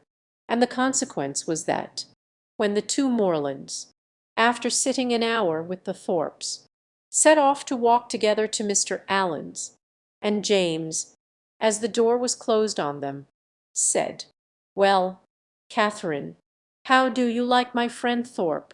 instead of answering, as she probably would have done, had there been no friendship and no flattery in the case, "I do not like him at all," she directly replied, "I like him very much. He seems very agreeable. He is as good-natured a fellow as ever lived. A little of a rattle, but that will recommend him to your sex, I believe. And how do you like the rest of the family?" "Very, very much indeed. Isabella particularly. I am very glad to hear you say so. She is just the kind of young woman I could wish to see you attached to. She has so much good sense. and is so thoroughly unaffected and amiable. I always wanted you to know her, and she seems very fond of you. She said the highest things in your praise that could possibly be, and the praise of such a girl as Miss Thorpe even you, Catherine, taking her hand with affection, may be proud of. Indeed I am, she replied. I love her exceedingly, and am delighted to find that you like her too. You hardly mentioned anything of her when you wrote to me after your visit there, because I thought I should soon see you myself. I hope you will be a great deal together while you are in Bath. She is a most amiable girl, such a superior understanding. How fond all the family are of her! She is evidently the general favourite. And how much she must be admired in such a place as this, is not she? Yes, very much indeed. I fancy Mr. Allen thinks her the prettiest girl in Bath. I dare say he does, and I do not know any man who is a better judge of beauty than Mr. Allen. I need not ask you whether you are happy here, my dear Catherine, with such a companion and friend as Isabella Thorpe. It would be impossible for you to be otherwise. And the Allens, I am sure, are very kind to you. Yes, very kind. I never was so happy before. And now you are come it will be more delightful than ever. How good it is of you to come so far on purpose to see me." James accepted this tribute of gratitude, and qualified his conscience for accepting it too, by saying with perfect sincerity, "Indeed, Catherine, I love you dearly." Inquiries and communications concerning brothers and sisters, the situation of some, the growth of the rest, and other family matters now passed between them, and continued, with only one small digression on James's part, in praise of Miss Thorpe, till they reached Pulteney Street, where he was welcomed with great kindness by Mr. and Mrs. Allen, invited by the former to dine with them, and summoned by the latter to guess the price and weigh the merits of a new muff and tippet. A pre-engagement in Idgar's Buildings prevented his accepting the invitation of one friend, and obliged him to hurry away as soon as he had satisfied the demands of the other, the time of the two parties uniting in the octagon room being correctly adjusted. Catherine was then left to the luxury of a raised, restless, and frightened imagination over the pages of Udolpho, lost from all worldly concerns of dressing and dinner, incapable of soothing Mrs. Allen's fears on the delay of an expected dressmaker, and having only 1 minute in 60 to bestow even on the reflection of her own felicity, in being already engaged for the evening. Chapter 8. In spite of Udolpho and the dressmaker, however, the party from Pulteney Street reached the upper rooms in very good time. The Thorpes and James Morland were there only 2 minutes before them, and Isabella, having gone through the usual ceremonial of meeting her friend with the most smiling and affectionate haste, of admiring the set of her gown, and envying the curl of her hair, they followed their chaperons, arm in arm, into the ball-room, whispering to each other whenever a thought occurred, and supplying the place of many ideas by a squeeze of the hand or a smile of affection. The dancing began within a few minutes after they were seated, and James, who had been engaged quite as long as his sister, was very importunate with Isabella to stand up. But John was gone into the card-room to speak to a friend, and nothing, she declared, should induce her to join the set before her dear Catherine could join it too. "I assure you," said she, "I would not stand up without your dear sister for all the world, for if I did we should certainly be separated the whole evening." Catherine accepted this kindness with gratitude, and they continued as they were for 3 minutes longer, when Isabella, who had been talking to James on the other side of her, turned again to his sister and whispered, "My dear creature, I am afraid I must leave you. Your brother is so amazingly impatient to begin. I know you will not mind my going away, and I dare say John will be back in a moment, and then you may easily find me out." Catherine, though a little disappointed, had too much good nature to make any opposition, and the others rising up, Isabella had only time to press her friend's hand and say, "Good-bye, my dear love," before they hurried off, the younger Miss Thorpes being also dancing. Catherine was left to the mercy of Mrs. Thorpe and Mrs. Allen, between whom she now remained. She could not help being vexed at the non-appearance of Mr. Thorpe, for she not only longed to be dancing, but was likewise aware that, as the real dignity of her situation could not be known, she was sharing with the scores of other young ladies still sitting down all the discredit of wanting a partner, to be disgraced in the eye of the world, to wear the appearance of infamy while her heart is all purity, her actions all innocence, and the misconduct of another the true source of her debasement, is one of those circumstances which peculiarly belong to the heroine's life, and her fortitude under it what particularly dignifies her character. Catherine had fortitude too. She suffered, but no murmur passed her lips. From this state of humiliation she was roused, at the end of 10 minutes, to a pleasanter feeling, by seeing, not Mr. Thorpe, but Mr. Tilney, within 3 yards of the place where they sat. He seemed to be moving that way, but he did not see her, and therefore the smile and the blush, which his sudden reappearance raised in Catherine, passed away without sullying her heroic importance. He looked as handsome and as lively as ever, and was talking with interest to a fashionable and pleasing-looking young woman, who leant on his arm, and whom Catherine immediately guessed to be his sister, thus unthinkingly throwing away a fair opportunity of considering him lost to her forever, by being married already, but guided only by what was simple and probable. It had never entered her head that Mr. Tilney could be married. He had not behaved, he had not talked, like the married men to whom she had been used. He had never mentioned a wife, and he had acknowledged a sister. From these circumstances sprang the instant conclusion of his sister's now being by his side, and therefore, instead of turning of a death-like paleness and falling in a fit on Mrs. Allen's bosom, Catherine sat erect, in the perfect use of her senses, and with cheeks only a little redder than usual.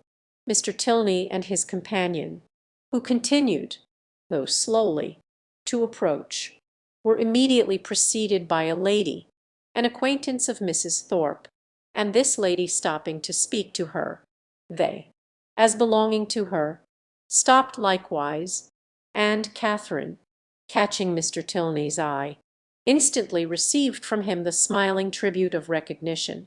She returned it with pleasure, and then advancing still nearer, he spoke both to her and Mrs. Allen, by whom he was very civilly acknowledged. "I am very happy to see you again, sir.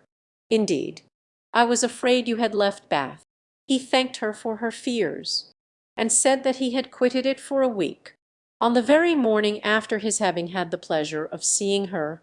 "Well, sir, and I dare say you are not sorry to be back again, for it is just the place for young people, and indeed for everybody else too.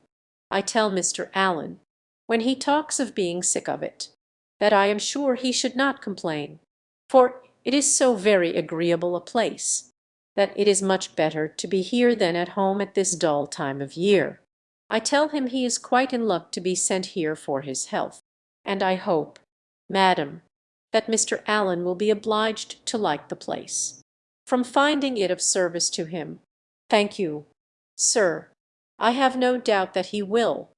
A neighbour of ours, Dr. Skinner, was here for his health last winter, and came away quite stout. That circumstance must give great encouragement. Yes, Sir and Dr. Skinner and his family were here 3 months. So I tell Mr. Allen he must not be in a hurry to get away." Here they were interrupted by a request from Mrs. Thorpe to Mrs. Allen that she would move a little to accommodate Mrs. Hughes and Miss Tilney with seats, as they had agreed to join their party. This was accordingly done, Mr. Tilney still continuing standing before them, and after a few minutes' consideration he asked Catherine to dance with him. This compliment, delightful as it was, produced severe mortification to the lady, and in giving her denial, she expressed her sorrow on the occasion so very much as if she really felt it, that had Thorpe, who joined her just afterwards, been half a minute earlier, he might have thought her sufferings rather too acute. The very easy manner in which he then told her that he had kept her waiting did not by any means reconcile her more to her lot, nor did the particulars which he entered into while they were standing up, of the horses and dogs of the friend whom he had just left, and of a proposed exchange of terriers between them, interest her so much as to prevent her looking very often towards that part of the room where she had left Mr. Tilney, of her dear Isabella, to whom she particularly longed to point out that gentleman. She could see nothing. They were in different sets. She was separated from all her party, and away from all her acquaintance. One mortification succeeded another, and from the whole she deduced this useful lesson, that to go previously engaged to a ball does not necessarily increase either the dignity or enjoyment of a young lady. From such a moralizing strain as this, she was suddenly roused by a touch on the shoulder, and turning round, perceived Mrs. Hughes directly behind her, attended by Miss Tilney and a gentleman. "I beg your pardon, Miss Morland," said she. "For this Libertivate I cannot anyhow get to Miss Thorpe, and Mrs. Thorpe said she was sure you would not have the least objection to letting in this young lady by you." Mrs. Hughes could not have applied to any creature in the room more happy to oblige her than Catherine. The young ladies were introduced to each other, Miss Tilney expressing a proper sense of such goodness, Miss Morland with the real delicacy of a generous mind making light of the obligation, and Mrs. Hughes, satisfied with having so respectably settled her young charge, returned to her party.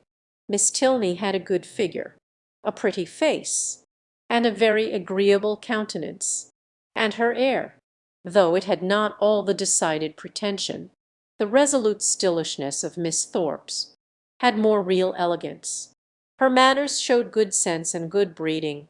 They were neither shy nor affectedly open, and she seemed capable of being young, attractive, and at a ball without wanting to fix the attention of every man near her, and without exaggerated feelings of ecstatic delight or inconceivable vexation on every little trifling occurrence. Catherine, interested at once by her appearance and her relationship to Mr. Tilney, was desirous of being acquainted with her, and readily talked therefore whenever she could think of anything to say, and had courage and leisure for saying it. But the hindrance thrown in the way of a very speedy intimacy by the frequent want of one or more of these requisites prevented their doing more than going through the first rudiments of an acquaintance, by informing themselves how well the other liked Bath, how much she admired its buildings and surrounding country, whether she drew, or played, or sang, and whether she was fond of riding on horseback. The two dances were scarcely concluded before Catherine found her arm gently seized by her faithful Isabella, who in great spirits exclaimed, "At last I have got you, my dearest creature. I have been looking for you this hour. What could induce you to come into this set, when you knew I was in the other? I have been quite wretched without you. My dear Isabella, how was it possible for me to get at you? I could not even see where you were. So I told your brother all the time of it he would not believe me. Do go and see for her." Mr. Morland said a bit all in vain, would not stir an inch. Was not it so, Mr. Morland? But you men are all so immoderately lazy. I have been scolding him to such a degree. My dear Catherine, you would be quite amazed. You know I never stand upon ceremony with such people. "Look at that young lady with the white beads round her head," whispered Catherine, ditching her friend from James. "It is Mr. Tilney's sister. Oh, heavens! You don't say so? Let me look at her this moment. What a delightful girl! I never saw anything half so beautiful. But where is her all-conquering brother? Is he in the room? Point him out to me this instant." If he is, I die to see him. Mr. Morland, you are not to listen. We are not talking about you. But what is all this whispering about? What is going on? There now. I knew how it would be. You men have such restless curiosity. Talk of the curiosity of women. Indeed, 'tis nothing. But be satisfied, for you are not to know anything at all of the matter. And is that likely to satisfy me, do you think? Well, I declare I never knew anything like you. What can it signify to you what we are talking of? Perhaps we are talking about you. Therefore I would advise you not to listen, or you may happen to hear something not very agreeable in this commonplace chatter, which lasted some time. The original subject seemed entirely forgotten, and though Catherine was very well pleased to have it dropped for a while, she could not avoid a little suspicion at the total suspension of all Isabella's impatient desire to see Mr. Tilney. When the orchestra struck up a fresh dance, James would have led his fair partner away, but she resisted. "I tell you, Mr. Morland," she cried, "I would not do such a thing for all the world. How can you be so teasing? Only conceive, my dear Catherine, what your brother wants me to do. He wants me to dance with him again, though I tell him that it is a most improper thing, and entirely against the rules. It would make us the talk of the place, if we were not to change partners." "Upon my honour," said James, "in these public assemblies it is as often done as not." "Nonsense! How can you say so? But when you men have a point to carry, you never stick at anything. My sweet Catherine, do support me, persuade your brother how impossible it is, tell him that it would quite shock you to see me do such a thing. Now, would not it? No, not at all. But if you think it wrong, you had much better change." "There," cried Isabella, "you hear what your sister says, and yet you will not mind her. Well, remember that it is not my fault. If we set all the old ladies in Bath in a bustle, come along, my dearest Catherine, for heaven's sake, and stand by me." And off they went, to regain their former place. John Thorpe, in the meanwhile, had walked away, and Catherine, ever willing to give Mr. Tilney an opportunity of repeating the agreeable request which had already flattered her once, made her way to Mrs. Allen and Mrs. Thorpe as fast as she could, in the hope of finding him still with them, a hope which, when it proved to be fruitless, she felt to have been highly unreasonable. "Well, my dear," said Mrs. Thorpe, impatient for praise of her son, "I hope you have had an agreeable partner." "Very agreeable, madam. I am glad of it. John has charming spirits." "Has not he? Did you meet Mr. Tilney?" "My dear," said Mrs. Allen, "no. Where is he?"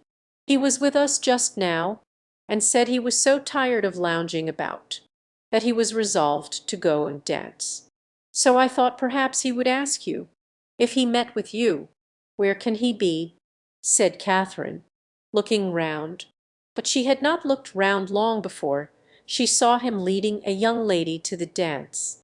"Ah, he has got a partner. I wish he had asked you," said Mrs. Allen, and after a short silence she added, "He is a very agreeable young man." "Indeed he is, Mrs. Allen," said Mrs. Thorpe, smiling complacently.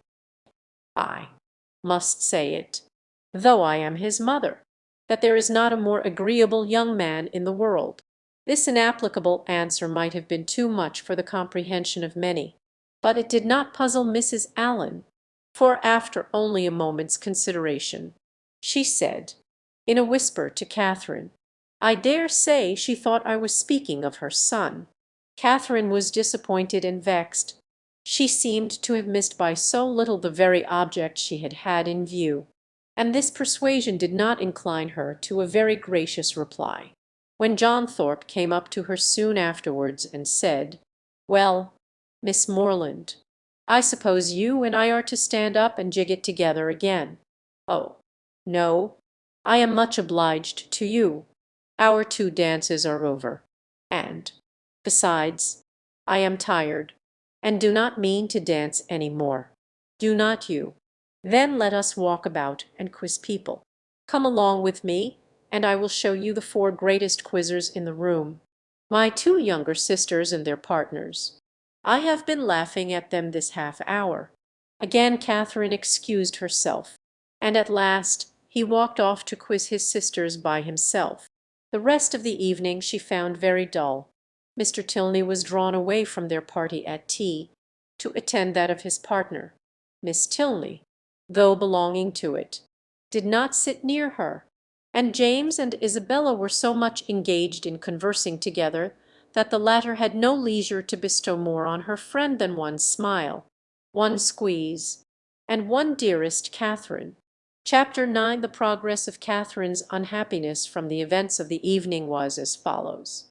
It appeared first in a general dissatisfaction with everybody about her, while she remained in the rooms, which speedily brought on considerable weariness and a violent desire to go home. This, on arriving in Pulteney Street, took the direction of extraordinary hunger, and when that was appeased, changed into an earnest longing to be in bed. Such was the extreme point of her distress, for when there she immediately fell into a sound sleep which lasted 9 hours, and from which she awoke perfectly revived, in excellent spirits, with fresh hopes and fresh schemes. The first wish of her heart was to improve her acquaintance with Miss Tilney, and almost her first resolution, to seek her for that purpose. In the Pump Room at noon. In the Pump Room. One so newly arrived in Bath must be met with, and that building she had already found so favourable for the discovery of female excellence, and the completion of female intimacy, so admirably adapted for secret discourses and unlimited confidence, that she was most reasonably encouraged to expect another friend from within its walls. Her plan for the morning thus settled, she sat quietly down to her book after breakfast, resolving to remain in the same place and the same employment till the clock struck 1, and from habitude very little incommoded by the remarks and ejaculations of Mrs. Allen, whose vacancy of mind and incapacity for thinking were such, that as she never talked a great deal, so she could never be entirely silent, and, therefore, while she sat at her work, if she lost her needle or broke her thread, if she heard a carriage in the street, or saw a speck upon her gown, she must observe it aloud, whether there were any one at leisure to answer her or not. At about 12:30, a remarkably loud rap drew her in haste to the window, and scarcely had she time to inform Catherine of there being 2 open carriages at the door, in the first only a servant, her brother driving Miss Thorpe in the second, before John Thorpe came running upstairs, calling out, "Well, Miss Morland, here I am. Have you been waiting long? We could not come before. The old devil of a coachmaker was such an eternity finding out a thing fit to be got into. And now it is 10,000 to 1. How do you do, Mrs. Allen? A famous ball last night. Was not it? Come, Miss Morland, be quick, for the others are in a confounded hurry to be off. They want to get their tumble over." "What do you mean?" said Catherine. "Where are you all going to?" "Going to? Why, you have not forgot our engagement.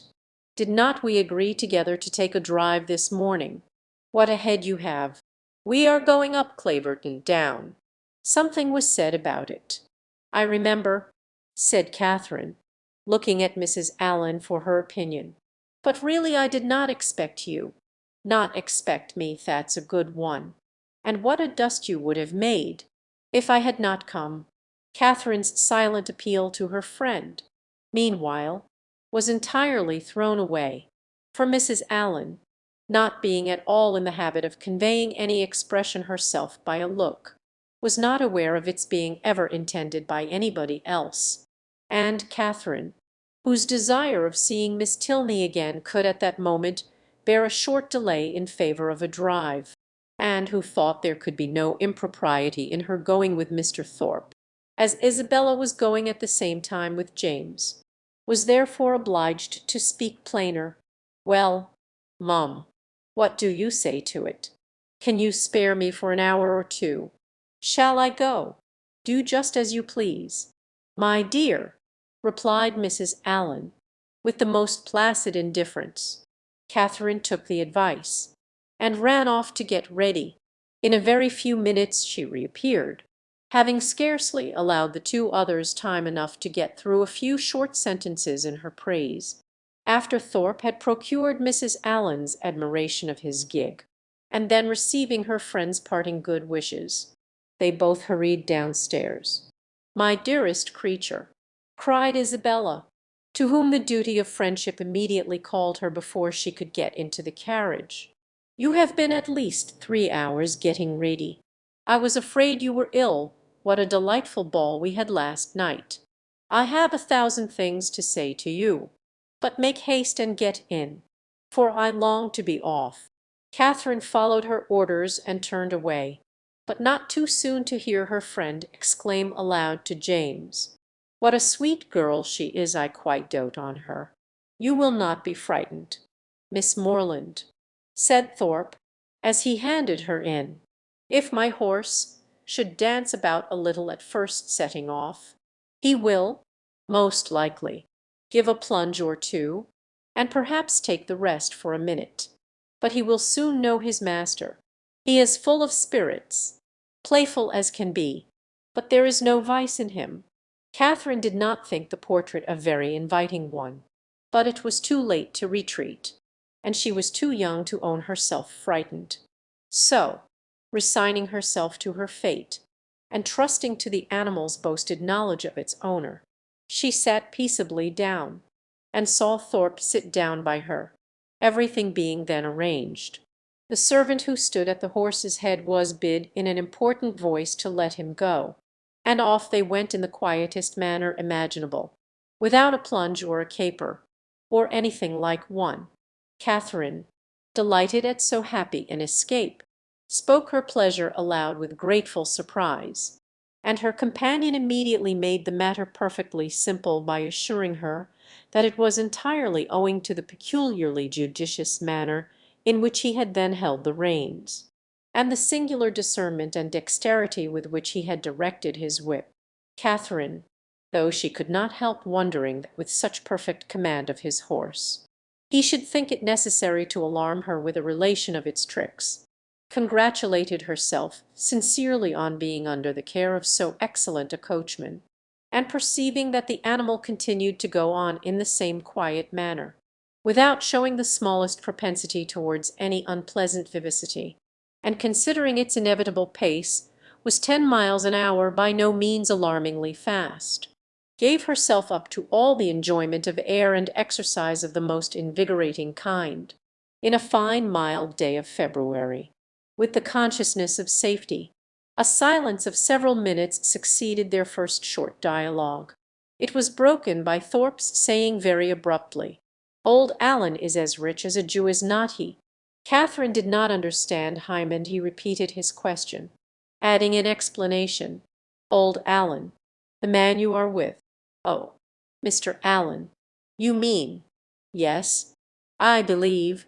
He is very rich, and no children at all. Ninit any. A famous thing for his next heirs. He is your godfather. Is not he?" "My godfather? No, but you are always very much with them." "Yes, very much." "Ay, that is what I meant. He seems a good kind of old fellow enough, and has lived very well in his time. I dare say. He is not gouty for nothing. Does he drink his bottle a day now?" "His bottle a day? No. Why should you think of such a thing? He is a very temperate man, and you could not fancy him in liquor last night. Lord help you! You women are always thinking of men's being in liquor. Why, you do not suppose a man is overset by a bottle. I am sure of this, that if everybody was to drink their bottle a day, there would not be half the disorders in the world there are now. It would be a famous good thing for us all. I cannot believe it. Oh, Lord, it would be the saving of thousands. There is not the 100th part of the wine consumed in this kingdom that there ought to be. Our foggy climate wants help, and yet I have heard that there is a great deal of wine drunk in Oxford. Oxford. There is no drinking at Oxford now. I assure you, nobody drinks there. You would hardly meet with a man who goes beyond his 4 pints at the utmost. Now, for instance, it was reckoned a remarkable thing, at the last party in my rooms, that upon an average we cleared about 5 pints a head. It was looked upon as something out of the common way. Mine is famous good stuff, to be sure. You would not often meet with anything like it in Oxford, and that may account for it. But this will just give you a notion of the general rate of drinking there. Yes, it does give a notion, said Catherine warmly, and that is that you all drink a great deal more wine than I thought you did. However, I am sure James does not drink so much.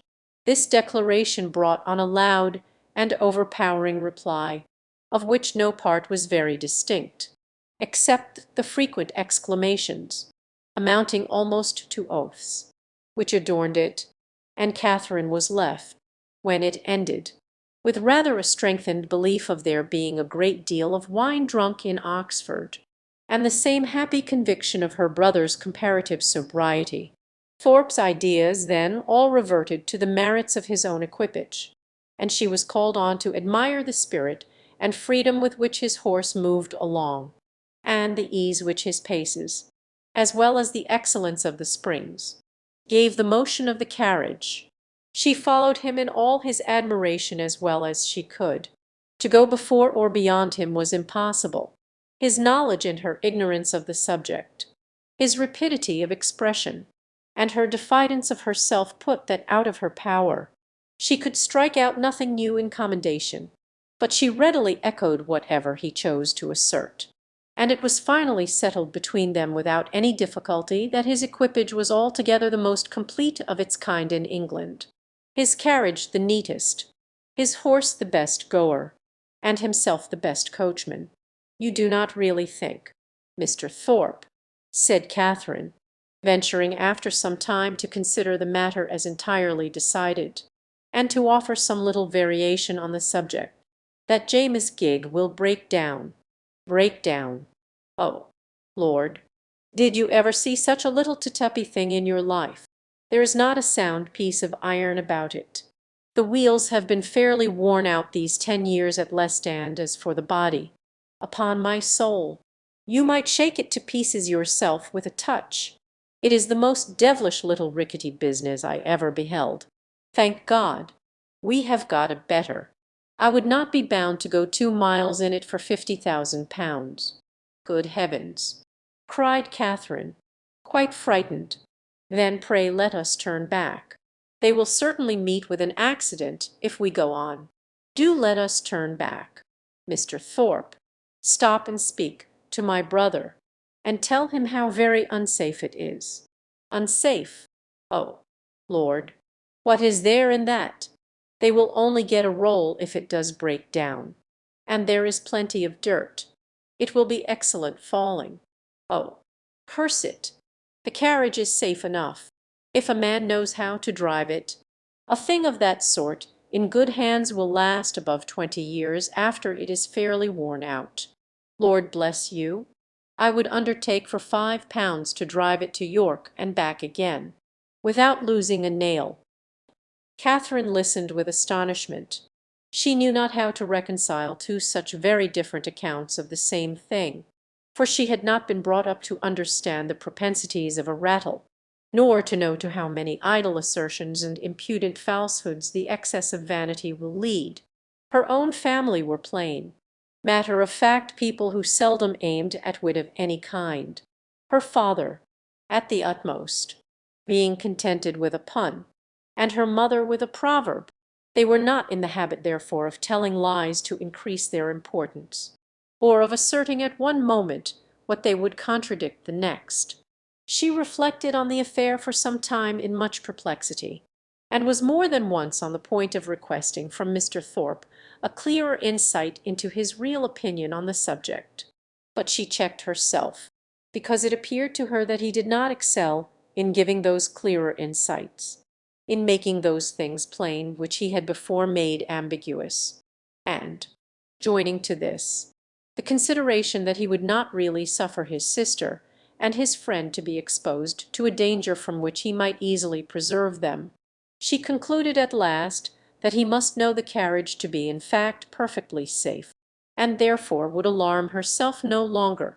By him the whole matter seemed entirely forgotten, and all the rest of his conversation, or rather talk, began and ended with himself and his own concerns. He told her of horses which he had bought for a trifle and sold for incredible sums, of racing matches, in which his judgment had infallibly foretold the winner, of shooting parties, in which he had killed more birds, though without having one good shot, than all his companions together, and described to her some famous day's sport, with the foxhounds, in which his foresight and skill in directing the dogs had repaired the mistakes of the most experienced huntsmen, and in which the boldness of his riding, though it had never endangered his own life for a moment, had been constantly leading others into difficulties, which he calmly concluded had broken the necks of many. Little as Catherine was in the habit of judging for herself, and unfixed as were her general notions of what men ought to be, she could not entirely repress a doubt, while she bore with the effusions of his endless conceit, of his being altogether completely agreeable. It was a bold surmise, for he was Isabella's brother, and she had been assured by James that his manners would recommend him to all her sex. But in spite of this, the extreme weariness of his company, which crept over her before they had been out an hour, and which continued unceasingly to increase till they stopped in Pulteney Street again, induced her, in some small degree, to resist such high authority, and to distrust his powers of giving universal pleasure. When they arrived at Mrs. Allen's door, the astonishment of Isabella was hardly to be expressed, on finding that it was too late in the day for them to attend her friend into the house. Past 3 o'clock. It was inconceivable, incredible, impossible, and she would neither believe her own watch, nor her brother's, nor the servants'. She would believe no assurance of it founded on reason or reality, till Morland produced his watch, and ascertained the fact. To have doubted a moment longer then would have been equally inconceivable, incredible, and impossible, and she could only protest, over and over again, that no 2 hours and a half had ever gone off so swiftly before, as Catherine was called on to confirm. Catherine could not tell a falsehood even to please Isabella, but the latter was spared the misery of her friend's dissenting voice, by not waiting for her answer. Her own feelings entirely engrossed her. Her wretchedness was most acute on finding herself obliged to go directly home. It was ages since she had had a moment's conversation with her dearest Catherine, and, though she had such thousands of things to say to her, it appeared as if they were never to be together again. So, with smiles of most exquisite misery, and the laughing eye of utter despondency, she bade her friend adieu and went on. Catherine found Mrs. Allen just returned from all the busy idleness of the morning, and was immediately greeted with, "Well, my dear, here you are," a truth which she had no greater inclination than power to dispute. "And I hope you have had a pleasant airing." "Yes, mum, I thank you. We could not have had a nicer day." So Mrs. Thorpe said. She was vastly pleased at your all going. You have seen Mrs. Thorpe, then? Yes. I went to the pump room as soon as you were gone, and there I met her, and we had a great deal of talk together. She says there was hardly any veal to be got at market this morning. It is so uncommonly scarce. Did you see anybody else of our acquaintance?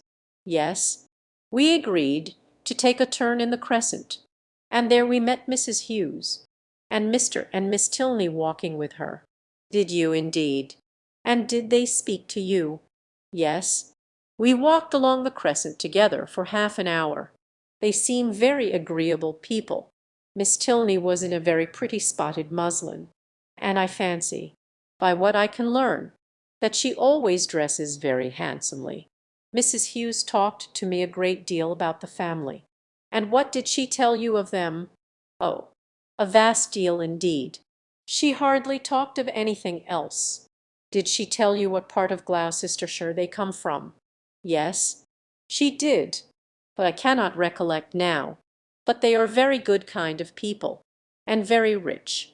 Mrs. Tilney was a Miss Drummond, and she and Mrs. Hughes were schoolfellows, and Miss Drummond had a very large fortune, and, when she married, her father gave her £20,000, and 500 to buy wedding clothes. Mrs. Hughes saw all the clothes after they came from the warehouse. And are Mr. and Mrs. Tilney in Bath? Yes, I fancy they are, but I am not quite certain, upon recollection. However, I have a notion they are both dead. At least the mother is, yes. I am sure Mrs. Tilney is dead, because Mrs. Hughes told me there was a very beautiful set of pearls that Mr. Drummond gave his daughter on her wedding day, and that Miss Tilney has got now, for they were put by for her when her mother died. And is Mr. Tilney, my partner, the only son? I cannot be quite positive about that. My dear, I have some idea he is, but, however, he is a very fine young man, Mrs. Hughes says, and likely to do very well. Catherine inquired no further. She had heard enough to feel that Mrs. Allen had no real intelligence to give, and that she was most particularly unfortunate herself could she have foreseen such a circumstance. Nothing should have persuaded her to go out with the others, and, as it was, she could only lament her ill luck, and think over what she had lost, till it was clear to her that the drive had by no means been very pleasant, and that John Thorpe himself was quite disagreeable. Chapter 10. The Allens, Thorpes, and Morlands all met in the evening at the theatre, and, as Catherine and Isabella sat together, there was then an opportunity for the latter to utter some few of the many thousand things which had been collecting within her for communication in the immeasurable length of time which had divided them. Oh, heavens! My beloved Catherine, have I got you at last? Was her address on Catherine's entering the box and sitting by her. Now, Mr. Morland, for he was close to her on the other side, I shall not speak another word to you all the rest of the evening, so I charge you not to expect it. My sweetest Catherine, how have you been this long age? But I need not ask you, for you look delightfully. You really have done your hair in a more heavenly style than ever. You mischievous creature, do you want to attract everybody? I assure you, my brother is quite in love with you already, and as for Mr. Tilneybit, that is a settled thing. Even your modesty cannot doubt his attachment now. His coming back to Bath makes it too plain. Oh, what would not I give to see him! I really am quite wild with impatience. My mother says he is the most delightful young man in the world. She saw him this morning. You know, you must introduce him to me. Is he in the house now? Look about. For heaven's sake! I assure you, I can hardly exist till I see him. No, said Catherine, he is not here. I cannot see him anywhere. Oh, horrid! Am I never to be acquainted with him? How do you like my gown? I think it does not look amiss. The sleeves were entirely my own thought. Do you know, I get so immoderately sick of Bath. Your brother and I were agreeing this morning that, though it is vastly well to be here for a few weeks, we would not live here for millions. We soon found out that our tastes were exactly alike in preferring the country to every other place. Really, our opinions were so exactly the same. It was quite ridiculous. There was not a single point in which we differed. I would not have had you by for the world. You are such a sly thing. I am sure you would have made some droll remark or other about it." "No, indeed I should not." "Oh, yes, you would indeed. I know you better than you know yourself. You would have told us that we seemed born for each other, or some nonsense of that kind, which would have distressed me beyond conception. My cheeks would have been as red as your roses. I would not have had you by for the world. Indeed you do me injustice. I would not have made so improper a remark upon any account.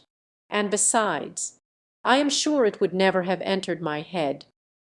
Isabella smiled incredulously, and talked the rest of the evening to James. Catherine's resolution of endeavouring to meet Miss Tilney again continued in full force the next morning, until the usual moment of going to the Pump Room. She felt some alarm from the dread of a second prevention, but nothing of that kind occurred. No visitors appeared to delay them, and they all three set off in good time for the Pump Room, where the ordinary course of events and conversation took place. Mr. Allen, after drinking his glass of water, joined some gentlemen to talk over the politics of the day and compare the accounts of their newspapers, and the ladies walked about together, noticing every new face, and almost every new bonnet in the room. The female part of the Thorpe family, attended by James Morland, appeared among the crowd in less than a quarter of an hour, and Catherine immediately took her usual place by the side of her friend. James, who was now in constant attendance, maintained a similar position, and separating themselves from the rest of their party, they walked in that manner for some time, till Catherine began to doubt the happiness of a situation which, confining her entirely to her friend and brother, gave her very little share in the notice of either. They were always engaged in some sentimental discussion or lively dispute, but their sentiment was conveyed in such whispering voices, and their vivacity attended with so much laughter, that though Catherine's supporting opinion was not unfrequently called for by one or the other, she was never able to give any, from not having heard a word of the subject. At length, however, she was empowered to disengage herself from her friend by the avowed necessity of speaking to Miss Tilney, whom she most joyfully saw just entering the room with Mrs. Hughes, and whom she instantly joined, with a firmer determination to be acquainted than she might have had courage to command, had she not been urged by the disappointment of the day before. Miss Tilney met her with great civility, returned her advances with equal good-will, and they continued talking together as long as both parties remained in the room, and though in all probability not an observation was made, nor an expression used by either which had not been made and used some thousands of times before, under that roof, in every Bath season, yet the merit of their being spoken with simplicity and truth, and without personal conceit, might be something uncommon. "How well your brother dances!" was an artless exclamation of Catherine's towards the close of their conversation, which at once surprised and amused her companion. "Henry," she replied with a smile, "yes, he does dance very well. He must have thought it very odd to hear me say I was engaged the other evening, when he saw me sitting down, but I really had been engaged the whole day to Mr. Thorpe." Miss Tilney could only bow. "You cannot think," added Catherine after a moment's silence, "how surprised I was to see him again. I felt so sure of his being quite gone away, when Henry had the pleasure of seeing you before. He was in Bath but for a couple of days. He came only to engage lodgings for us. That never occurred to me, and of course, not seeing him anywhere, I thought he must be gone. Was not the young lady he danced with on Monday a Miss Smith?" "Yes, an acquaintance of Mrs. Hughes.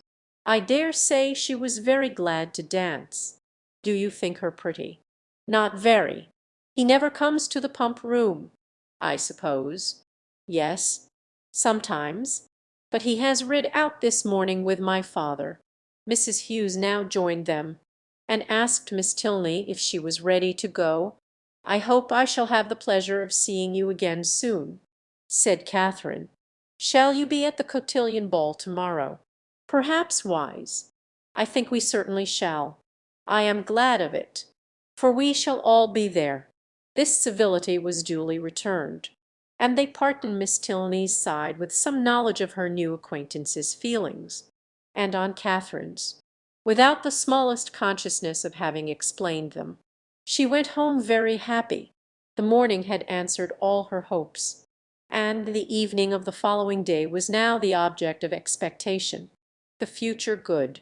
What gown and what head dress she should wear on the occasion became her chief concern.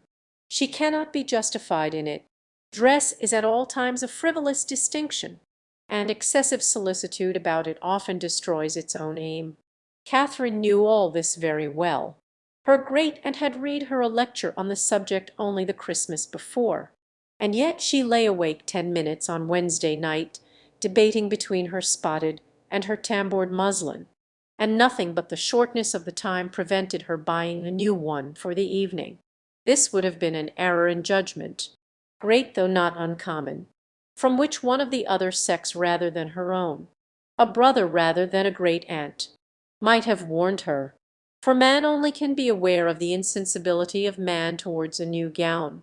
It would be mortifying to the feelings of many ladies, could they be made to understand how little the heart of man is affected by what is costly or new in their attire, how little it is biassed by the texture of their muslin, and how unsusceptible of peculiar tenderness towards the spotted, the sprigged, the mull, or the jaconet.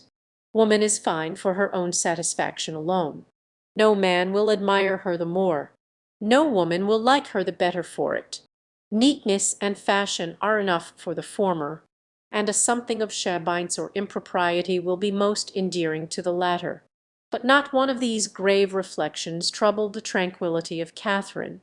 She entered the rooms on Thursday evening with feelings very different from what had attended her thither the Monday before.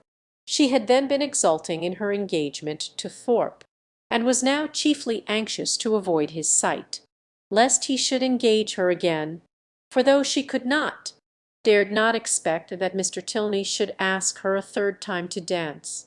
Her wishes, hopes, and plans all centred in nothing less. Every young lady may feel for my heroine in this critical moment, for every young lady has at some time or other known the same agitation.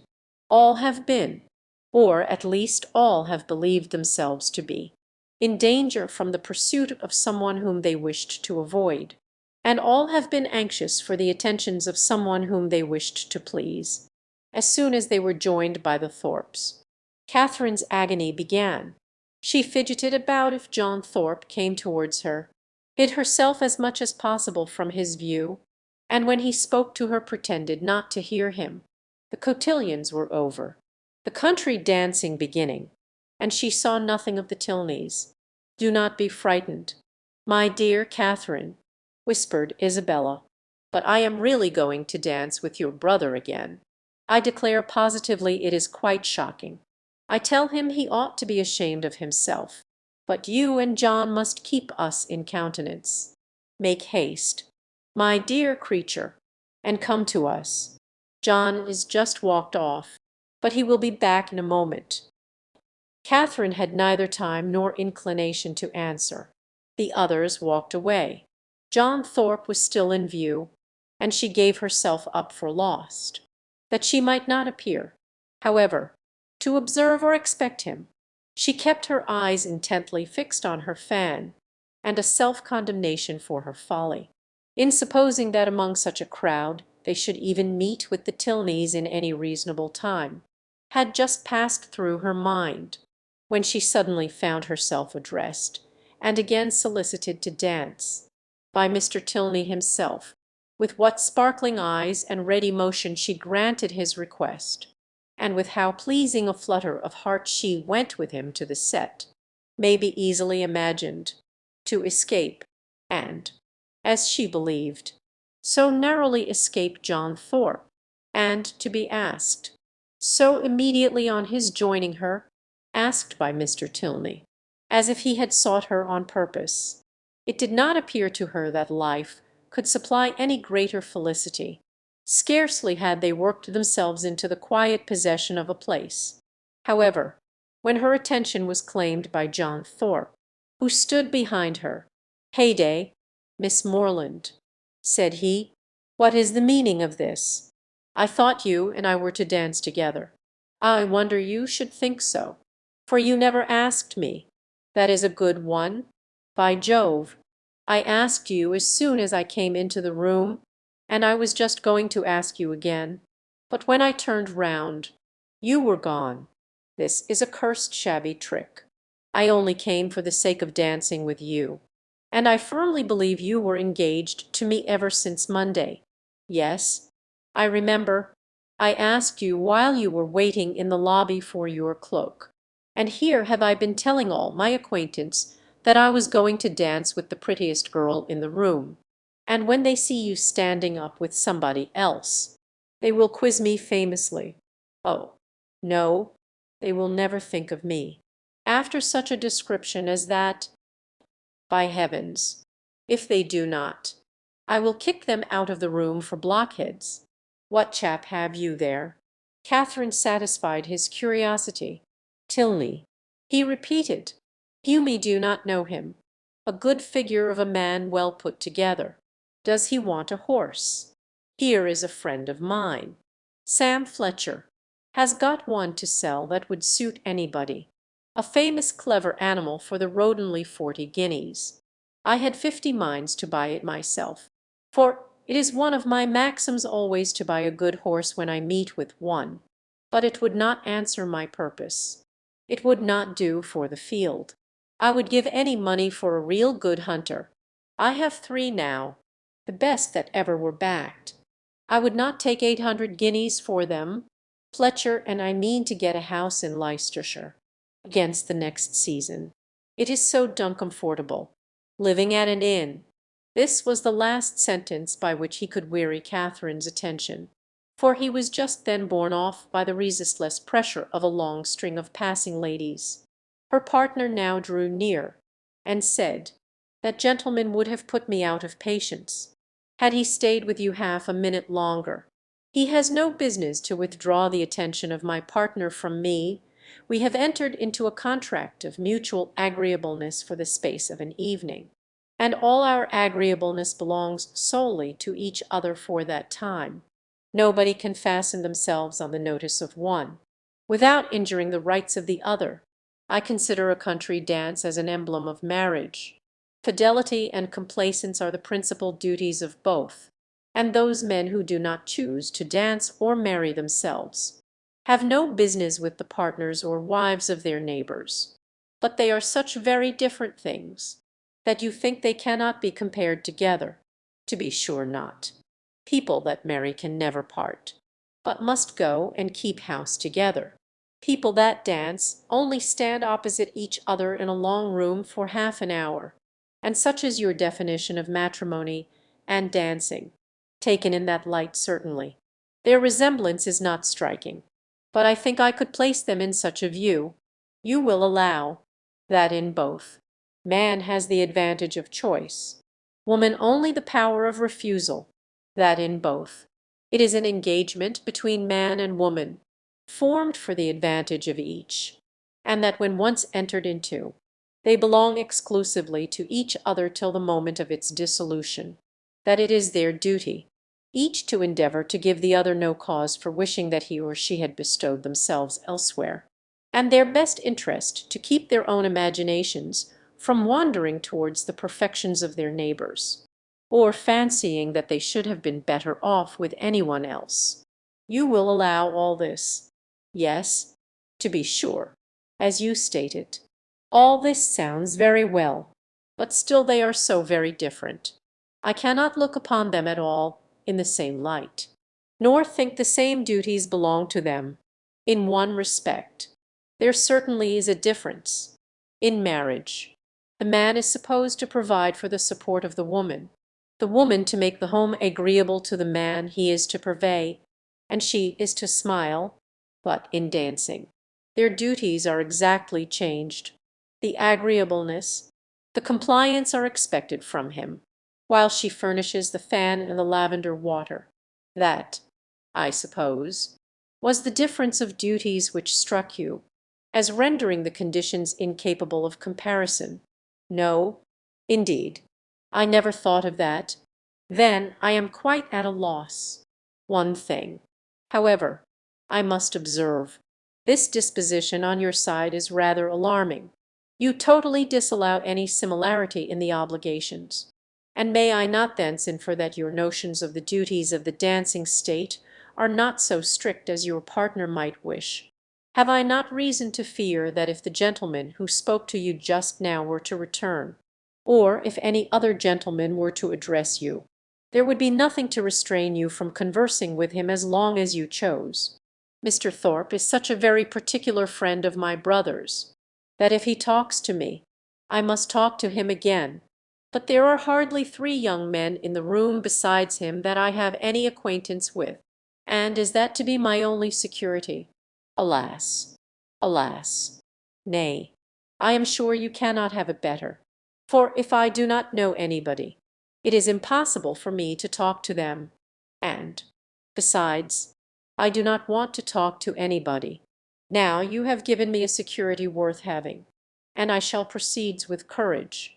Do you find Bath as agreeable as when I had the honor of making the inquiry before? Yes, quite more so. Indeed, more so. Take care, or you will forget to be tired of it at the proper time. You ought to be tired at the end of 6 weeks. I do not think I should be tired if I were to stay here 6 months. Bath, compared with London, has little variety, and so everybody finds out every year. For 6 weeks, I allow Bath is pleasant enough, but beyond that, it is the most tiresome place in the world. You would be told so by people of all descriptions, who come regularly every winter, lengthen their 6 weeks into 10 or 12, and go away at last because they can afford to stay no longer. Well, other people must judge for themselves, and those who go to London may think nothing of Bath. But I, who live in a small retired village in the country, can never find greater sameness in such a place as this than in my own home. For here are a variety of amusements, a variety of things to be seen and done all day long, which I can know nothing of there. You are not fond of the country. Yes, I am. I have always lived there, and always been very happy. But certainly there is much more sameness in a country life than in a Bath life. One day in the country is exactly like another, but then you spend your time so much more rationally in the country. Do I? Do you not? I do not believe there is much difference. Here you are in pursuit only of amusement all day long, and so I am at Holmanley I do not find so much of it. I walk about here, and so I do there, but here I see a variety of people in every street, and there I can only go and call on Mrs. Allen. Mr. Tilney was very much amused. Only go and call on Mrs. Allen, he repeated. What a picture of intellectual poverty! However, when you sink into this abyss again, you will have more to say. You will be able to talk of Bath, and of all that you did here. Oh, yes, I shall never be in want of something to talk of again to Mrs. Allen, or anybody else. I really believe I shall always be talking of Bath. When I am at home, Agony do like it so very much. If I could but have papa and mamma, and the rest of them here, I suppose I should be too happy. James is coming, my eldest brother is quite delightful, and, especially as it turns out, that the very family we are just got so intimate with are his intimate friends already. Oh, who can ever be tired of Bath? Not those who bring such fresh feelings of every sort to it as you do, but papas and mammas, and brothers, and intimate friends are a good deal gone by. To most of the frequenters of Bath and the honest relish of balls and plays, and everyday sights, is past with them. Here their conversation closed, the demands of the dance becoming now too impertinent for a divided attention, soon after their reaching the bottom of the set. Catherine perceived herself to be earnestly regarded by a gentleman immediately behind her partner. He was a very handsome man, of a commanding aspect, past the bloom, but not past the vigour of life, and with his eye still directed towards her. She saw him presently address Mr. Tilney in a familiar whisper, confused by his notice, and blushing from the fear of its being excited by something wrong in her appearance. She turned away her head, but while she did so, the gentleman retreated, and her partner, coming nearer, said, "I see that you guess what I have just been asked. That gentleman knows your name, and you have a right to know his. It is General Tilney. My father—" Catherine's answer was only "Oh," but it was an "Oh," expressing everything needful, attention to his words, and perfect reliance on their truth. With real interest and strong admiration did her eye now follow the General, as he moved through the crowd. "And how handsome a family they are," was her secret remark. In chatting with Miss Tilney before the evening concluded, a new source of felicity arose to her. She had never taken a country walk since her arrival in Bath. Miss Tilney, to whom all the commonly frequented environs were familiar, spoke of them in terms which made her all eagerness to know them too, and on her openly fearing that she might find nobody to go with her, it was proposed by the brother and sister that they should join in a walk, some morning or other. "I shall like it," she cried, "beyond anything in the world, and do not let us put it awful to us go to-morrow." This was readily agreed to, with only a proviso of Miss Tilney's, that it did not rain, which Catherine was sure it would not. At 12 o'clock they were to call for her in Pulteney Street, and "remember 12 o'clock" was her parting speech to her new friend. Of her other, her older, her more established friend, Isabella, of whose fidelity and worth she had enjoyed a fortnight's experience, she scarcely saw anything during the evening. Yet, though longing to make her acquainted with her happiness, she cheerfully submitted to the wish of Mr. Allen, which took them rather early away, and her spirits danced within her, as she danced in her chair all the way home. Chapter 11. The morrow brought a very sober-looking morning, the sun making only a few efforts to appear, and Catherine augured from it everything most favourable to her wishes. A bright morning so early in the year, she allowed, would generally turn to rain, but a cloudy one foretold improvement as the day advanced. She applied to Mr. Allen for confirmation of her hopes, but Mr. Allen, not having his own skies and barometer about him, declined giving any absolute promise of sunshine. She applied to Mrs. Allen, and Mrs. Allen's opinion was more positive. She had no doubt in the world of its being a very fine day, if the clouds would only go off, and the sun keep out. At about 11 o'clock, however, a few specks of small rain upon the windows caught Catherine's watchful eye, and "Oh, dear, I do believe it will be wet," broke from her in a most desponding tone. "I thought how it would be," said Mrs. Allen. "No walk for me to-day," sighed Catherine, "but perhaps it may come to nothing, or it may hold up before 12. Perhaps it may, but then, my dear, it will be so dirty." "Oh, that will not signify. I never mind dirt." "No," replied her friend very placidly, "I know you never mind dirt." After a short pause, "It comes on faster and faster," said Catherine, as she stood watching at a window. "So it does indeed. If it keeps raining, the streets will be very wet. There are 4 umbrellas up already. How I hate the sight of an umbrella! They are disagreeable things to carry. I would much rather take a chair at any time. It was such a nice-looking morning. I felt so convinced it would be dry." Anybody would have thought so indeed. There will be very few people in the pump room, if it rains all the morning. I hope Mr. Allen will put on his greatcoat when he goes, but I dare say he will not. for he had rather do anything in the world than walk out in a greatcoat. I wonder he should dislike it. It must be so comfortable. The rain continued fast, though not heavy. Catherine went every 5 minutes to the clock, threatening on each return that, if it still kept on raining another 5 minutes, she would give up the matter as hopeless. The clock struck 12, and it still rained. "You will not be able to go." "My dear, I do not quite despair yet. I shall not give it up till a quarter after 12.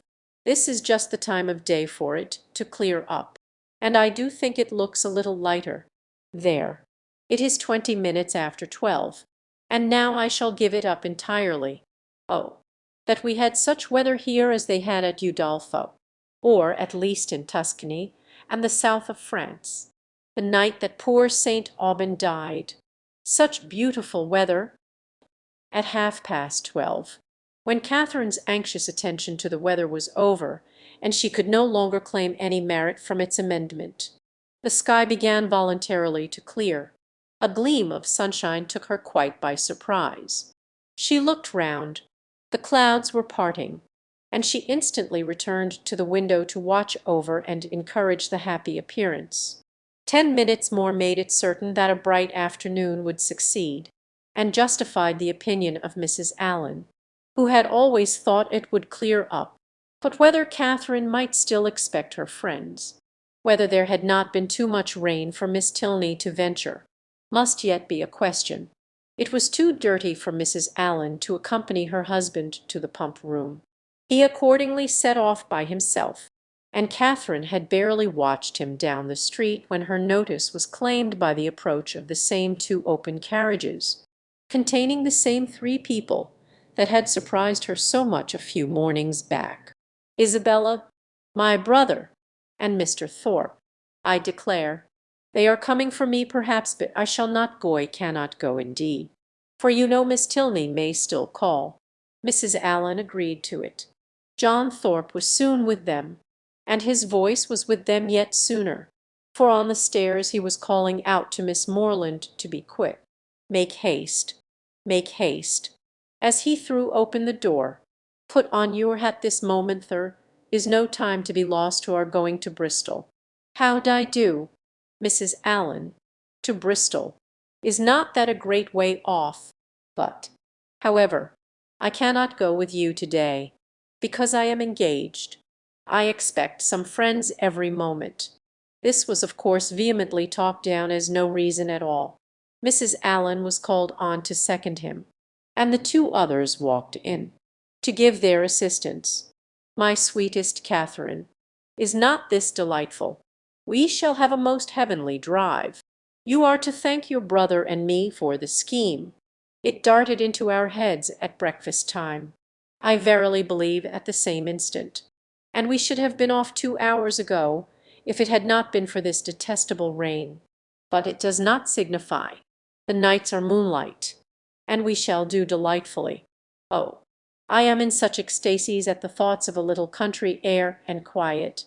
So much better than going to the lower rooms.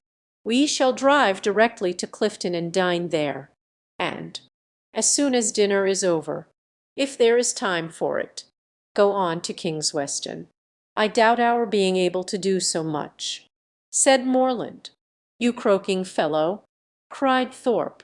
"We shall be able to do 10 times more. Kingsweston, ay, and Blaise Castle too, and anything else we can hear of. But here is your sister says she will not go." "Blaise Castle," cried Catherine. "What is that?" "The finest place in England worth going 50 miles at any time to see." "What, is it really a castle? An old castle? The oldest in the kingdom? But is it like what one reads of?" "Exactleth very same. But now really are there towers and long galleries?" "By dozens." "Then I should like to see it. But I cannot go. Not go. My beloved creature." "What do you mean?" "I cannot go." Becca looking down as she spoke, fearful of Isabella's smilly expect Miss Tilney and her brother to call on me to take a country walk. They promised to come at 12, only it rained. But now, as it is so fine, I dare say they will be here soon." "Not they, indeed," cried Thorpe, "for, as we turned into Broad Street, I saw them does he not drive a phaeton with bright chestnuts. I do not know indeed. Yes, I know he does. I saw him. You are talking of the man you danced with last night, are not you? Yes. Well, I saw him at that moment turn up the Lansdowne Road, driving a smart-looking girl." "Did you, indeed?" "Did, upon my soul. Knew him again directly. And he seemed to have got some very pretty cattle too. It is very odd. But I suppose they thought it would be too dirty for a walk. And well they might, for I never saw so much dirt in my life. Walk. You could no more walk than you could fly. It has not been so dirty the whole winter. It is ankle deep everywhere. Isabella corroborated it. My dearest Catherine, you cannot form an idea of the dirt. Come, you must go. You cannot refuse going now. I should like to see the castle. But may we go all over it? May we go up every staircase, and into every suite of rooms? Yes, yes, every hole and corner. But then, if they should only be gone out for an hour till it is drier, and called by and by, make yourself easy. There is no danger of that, for I heard Tilney hallooing to a man who was just passing by on horseback, that they were going as far as Wick Rocks. Then I will. Shall I go? Mrs. Allen, just as you please. My dear Mrs. Allen, you must persuade her to go," was the general cry. Mrs. Allen was not inattentive to it. "Well, my dear," said she, "suppose you go." And in 2 minutes they were off.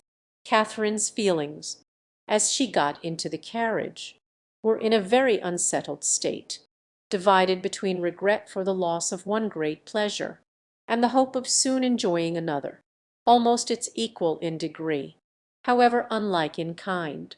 She could not think the Tilneys had acted quite well by her, in so readily giving up their engagement, without sending her any message of excuse. It was now but an hour later than the time fixed on for the beginning of their walk, and, in spite of what she had heard of the prodigious accumulation of dirt in the course of that hour, she could not from her own observation help thinking that they might have gone with very little inconvenience. To feel herself slighted by them was very painful. On the other hand, the delight of exploring an edifice like Udolpho, as her fancy represented Blaise Castle to be, was such a counterpoise of good as might console her for almost anything. They passed briskly down Pulteney Street, and through Laura Place, without the exchange of many words. Thorpe talked to his horse, and she meditate, by turns, on broken promises and broken arches, phaetons and false hangings, Tilneys and trap doors. As they entered Argo Buildings, however, she was roused by this address from her companion. "Who is that girl who looked at you so hard as she went by? Who? Where?" On the right-hand pavement must be almost out of sight now. Catherine looked round and saw Miss Tilney leaning on her brother's arm, walking slowly down the street. She saw them both looking back at her. "Stop, stop, Mr. Thorpe," she impatiently cried. "It is Miss Tilney. It is indeed. How could you tell me they were gone? Stop, stop. I will get out this moment and go to them." But to what purpose did she speak? Thorpe only lashed his horse into a brisker trot. The Tilneys, who had soon ceased to look after her, were in a moment out of sight round the corner of Laura Place, and in another moment she was herself whisked into the market-place. Still, however, and during the length of another street, she entreated him to stop. "Pray, pray stop, Mr. Thorpe. I cannot go on. I will not go on. I must go back to Miss Tilney." But Mr. Thorpe only laughed, smacked his whip, encouraged his horse, made odd noises, and drove on, and Catherine, angry and vexed as she was, having no power of getting away, was obliged to give up the point and submit. Her reproaches, however, were not spared. "How could you deceive me so, Mr. Thorpe? How could you say that you saw them driving up the Lansdowne road? I would not have had it happen so for the world. They must think it so strange, so rude of me to go by them, too, without saying a word. You do not know how vexed I am. I shall have no pleasure at Clifton, nor in anything else. I had rather, 10,000 times rather, get out now, and walk back to them. How could you say you saw them driving out in a phaeton?" Thorpe defended himself very stoutly, declared he had never seen two men so much alike in his life, and would hardly give up the point of its having been Tilney himself. Their drive, even when this subject was over, was not likely to be very agreeable. Catherine's complaisance was no longer what it had been in their former airing. She listened reluctantly, and her replies were short. Blaise Castle remained her only comfort. Towards that she still looked at intervals with pleasure, though rather than be disappointed of the promised walk, and especially rather than be thought ill of by the Tilneys, she would willingly have given up all the happiness which its walls could supply, the happiness of a progress through a long suite of lofty rooms, exhibiting the remains of magnificent furniture, though now for many years disserted, happiness of being stopped in their way along narrow, winding vaults, by a low, grated door, or even of having their lamp, their only lamp, extinguished by a sudden gust of wind, and of being left in total darkness. In the meanwhile they proceeded on their journey without any mischance, and were within view of the town of Keynsham, when a halloo from Morland, who was behind them, made his friend pull up, to know what was the matter. The others then came close enough for conversation, and Morland said, "We had better go back, Thorpe. It is too late to go on to-day. Your sister thinks so as well as I. We have been exactly an hour coming from Pulteney Street, very little more than 7 miles, and, I suppose, we have at least 8 more to go. It will never do. We set out a great deal too late. We had much better put it off till another day, and turn round. It is all one to me," replied Thorpe rather angrily, and instantly turning his horse. They were on their way back to Bath. "If your brother had not got such a beast to drive," said he soon afterwards, "we might have done it very well. My horse would have trotted to Clifton within the hour, if left to himself, and I have almost broke my arm with pulling him into that cursed broken-winded jade's pace. Morland is a fool for not keeping a horse and gig of his own." "No, he is not," said Catherine warmly, "for I am sure he could not afford it. And why cannot he afford it? Because he has not money enough. And whose fault is that? Nobody's, that I know of." Thorpe then said something in the loud, incoherent way to which he had often recourse, about its being a thing to be miserly, and that if people who rolled in money could not afford things, he did not know who could, which Catherine did not even endeavour to understand, disappointed of what was to have been the consolation for her first disappointment. She was less and less disposed either to be agreeable herself or to find her companion so, and they returned to Pulteney Street without her speaking 20 words. As she entered the house, the footman told her that a gentleman and lady had called and inquired for her a few minutes after her setting off; that, when he told them she was gone out with Mr. Thorpe, the lady had asked whether any message had been left for her, and on his saying no, had felt for a card, but said she had none about her, and went away, pondering over these heart-rending tidings. Catherine walked slowly upstairs. At the head of them she was met by Mr. Allen, who, on hearing the reason of their speedy return, said, "I am glad your brother had so much sense. I am glad you are come back. It was a strange, wild scheme. They all spent the evening together at Thorpe's. Catherine was disturbed and out of spirits, but Isabella seemed to find a pool of commerce, in the fate of which she shared, by private partnership with Morland, a very good equivalent for the quiet and country air of an inn at Clifton. Her satisfaction, too, in not being at the lower rooms was spoken more than once. "How I pity the poor creatures that are going there! How glad I am that I am not amongst them! I wonder whether it will be a full ball or not. They have not begun dancing yet. I would not be there for all the world. It is so delightful to have an evening now and then to oneself. I dare say it will not be a very good ball. I know the Mitchells will not be there. I am sure I pity everybody that is, but I dare say. Mr. Morland, you long to be at it, do not you? I am sure you do. Well, pray do not let anybody here be a restraint on you. I dare say we could do very well without you, but you men think yourselves of such consequence."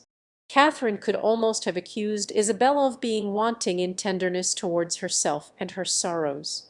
So very little did they appear to dwell on her mind, and so very inadequate was the comfort she offered. "Do not be so dull, my dearest creature," she whispered. "You will quite break my heart. It was amazingly shocking, to be sure, but the Tilneys were entirely to blame. Why were not they more punctual? It was dirty, indeed, but what did that signify? I am sure John and I should not have minded it. I never mind going through anything, where a friend is concerned. That is my disposition, and John is just the same. He has amazing strong feelings. Good heavens, what a delightful hand you have got! Kings! I vow, I never was so happy in my life. I would 50 times rather you should have them than myself. And now I may dismiss my heroine to the sleepless couch, which is the true heroine's portion, to a pillow strewed with thorns and wet with tears, and lucky may she think herself if she get another good night's rest in the course of the next 3 months. Chapter 12. Mrs. Allen, said Catherine the next morning, "Will there be any harm in my calling on Miss Tilney to-day? I shall not be easy till I have explained everything. Go, by all means. My dear, only put on a white gown. Miss Tilney always wears white." Catherine cheerfully complied, and being properly equipped, was more impatient than ever to be at the Pump Room, that she might inform herself of General Tilney's lodgings. For though she believed they were in Milsom Street, she was not certain of the house, and Mrs. Allen's wavering convictions only made it more doubtful. To Milsom Street she was directed, and having made herself perfect in the number, hastened away with eager steps and a beating heart to pay her visit, explain her conduct, and be forgiven, tripping lightly through the churchyard, and resolutely turning away her eyes, that she might not be obliged to see her beloved Isabella and her dear family, who, she had reason to believe, were in a shop hard by. She reached the house without any impediment, looked at the number, knocked at the door, and inquired for Miss Tilney. The man believed Miss Tilney to be at home, but was not quite certain. Would she be pleased to send up her name? She gave her card. In a few minutes the servant returned, and with a look which did not quite confirm his words, said he had been mistaken, for that Miss Tilney was walked out. Catherine, with a blush of mortification, left the house. She felt almost persuaded that Miss Tilney was at home, and too much offended to admit her, and as she retired down the street, could not withhold one glance at the drawing-room windows, in expectation of seeing her there, but no one appeared at them. At the bottom of the street, however, she looked back again, and then, not at a window, but issuing from the door, she saw Miss Tilney herself. She was followed by a gentleman, whom Catherine believed to be her father, and they turned up towards Idgar's Buildings. Catherine, in deep mortification, proceeded on her way. She could almost be angry herself at such angry incivility, but she checked the resentful sensation. She remembered her own ignorance. She knew not how such an offence as hers might be classed by the laws of worldly politeness, to what a degree of unforgivingness it might with propriety lead, nor to what rigours of rudeness in return it might justly make her amenable. Dejected and humbled, she had even some thoughts of not going with the others to the theatre that night. But it must be confessed that they were not of long continuance, for she soon recollected, in the first place, that she was without any excuse for staying at home, and, in the second, that it was a play she wanted very much to see. To the theatre accordingly they all went. No Tilneys appeared to plague or please her. She feared that, amongst the many perfections of the family, a fondness for plays was not to be ranked, but perhaps it was because they were habituated to the finer performances of the London stage, which she knew, on Isabella's authority, rendered everything else of the kind quite horrid. She was not deceived in her own expectation of pleasure. The comedy so well suspended her care that no one, observing her during the first 4 acts, would have supposed she had any wretchedness about her on the beginning of the 5th. However, the sudden view of Mr. Henry Tilney and his father, joining a party in the opposite box, recalled her to anxiety and distress. The stage could no longer excite genuine merriment, no longer keep her whole attention. Every other look upon an average was directed towards the opposite box, and, for the space of 2 entire scenes, did she thus watch Henry Tilney, without being once able to catch his eye. No longer could he be suspected of indifference for a play. His notice was never withdrawn from the stage during 2 whole scenes. At length, however, he did look towards her, and he bowed but such a bow. No smile, no continued observance attended it. His eyes were immediately returned to their former direction. Catherine was restlessly miserable. She could almost have run round to the box in which he sat and forced him to hear her explanation. Feelings rather natural than heroic possessed her. Instead of considering her own dignity injured by this ready condemnation, instead of proudly resolving, in conscious innocence, to show her resentment towards him who could harbour a doubt of it, to leave to him all the trouble of seeking an explanation, and to enlighten him on the past only by avoiding his sight, or flirting with somebody else, as took to herself all the shame of misconduct, or at least of its appearance, and was only eager for an opportunity of explaining its cause.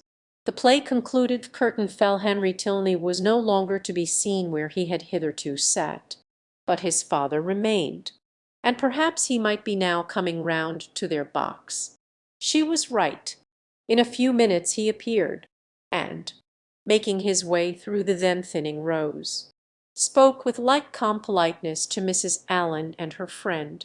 Not with such calmness was he answered by the latter. "Oh, Mr. Tilney, I have been quite wild to speak to you, and make my apologies. You must have thought me so rude. But indeed it was not my own fault. Was it, Mrs. Allen? Did not they tell me that Mr. Tilney and his sister were gone out in a phaeton together? And then what could I do? But I had 10,000 times rather have been with you. Now had not I, Mrs. Allen?" "My dear, you tumble my gown," was Mrs. Allen's reply. Her assurance, however, standing sole as it did, was not thrown away.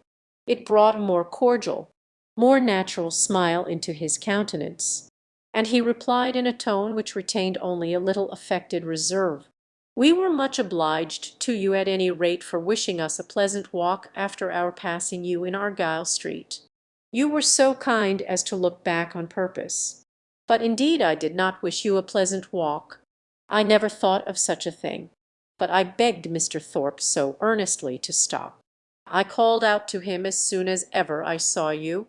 Now, Mrs. Allen, did noto, you were not there, but indeed I did. And if Mr. Thorpe would only have stopped, I would have jumped out and run after you. Is there a Henry in the world who could be insensible to such a declaration? Henry Tilney at least was not.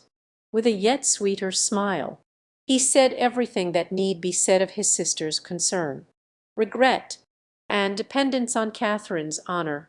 "Oh, do not say Miss Tilney was not angry," cried Catherine, "because I know she was. For she would not see me this morning when I called. I saw her walk out of the house the next minute after my leaving it. I was hurt, but I was not affronted. Perhaps you did not know I had been there. I was not within at the time, but I heard of it from Eleanor, and she has been wishing ever since to see you, to explain the reason of such incivility. But perhaps I can do it as well. It was nothing more than that my Fatherly were just preparing to walk out, and he being hurried for time, and not caring to have it put off made a point of her being denied. That was all. I do assure you she was very much vexed, and meant to make her apology as soon as possible."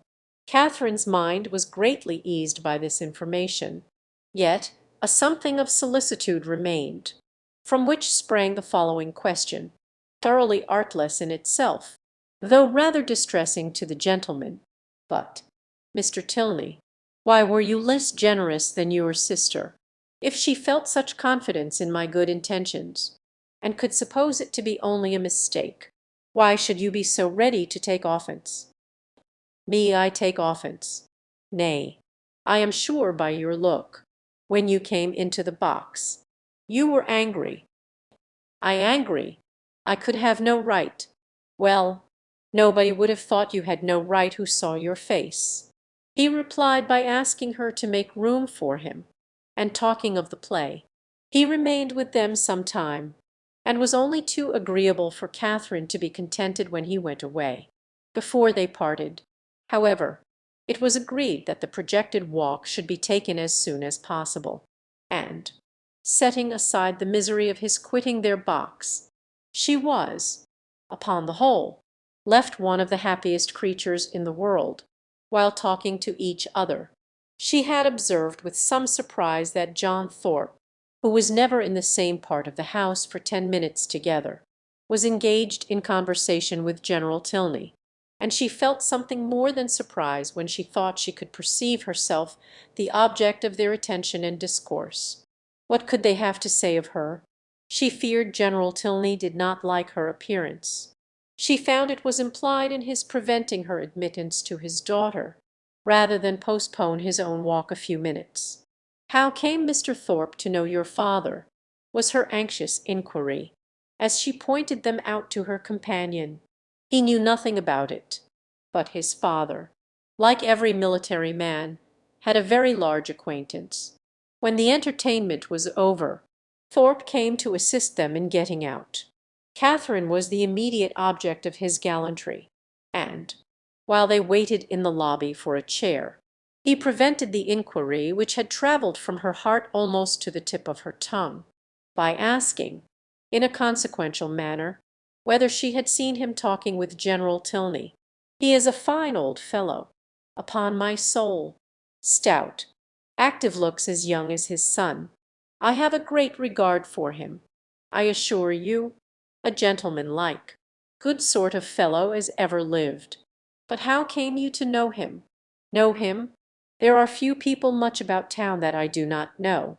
I have met him forever at the Bedford, and I knew his face again to-day the moment he came into the billiard-room. One of the best players we have, by the by, and we had a little touch together, though I was almost afraid of him at first. The odds were 5-4 against me, and if I had not made one of the cleanest strokes that perhaps ever was made in this world, he took his ball exact libet. I could not make you understand it without a table. However, I did beat him. A very fine fellow, as rich as a Jew. I should like to dine with him. I dare say he gives famous dinners. But what do you think we have been talking of? You? Yes, by heavens. And the General thinks you the finest girl in Bath." "Oh, nonsense! How can you say so? And what do you think I said?" lowering his voice. "Well done." "General," said "I am quite of your mind."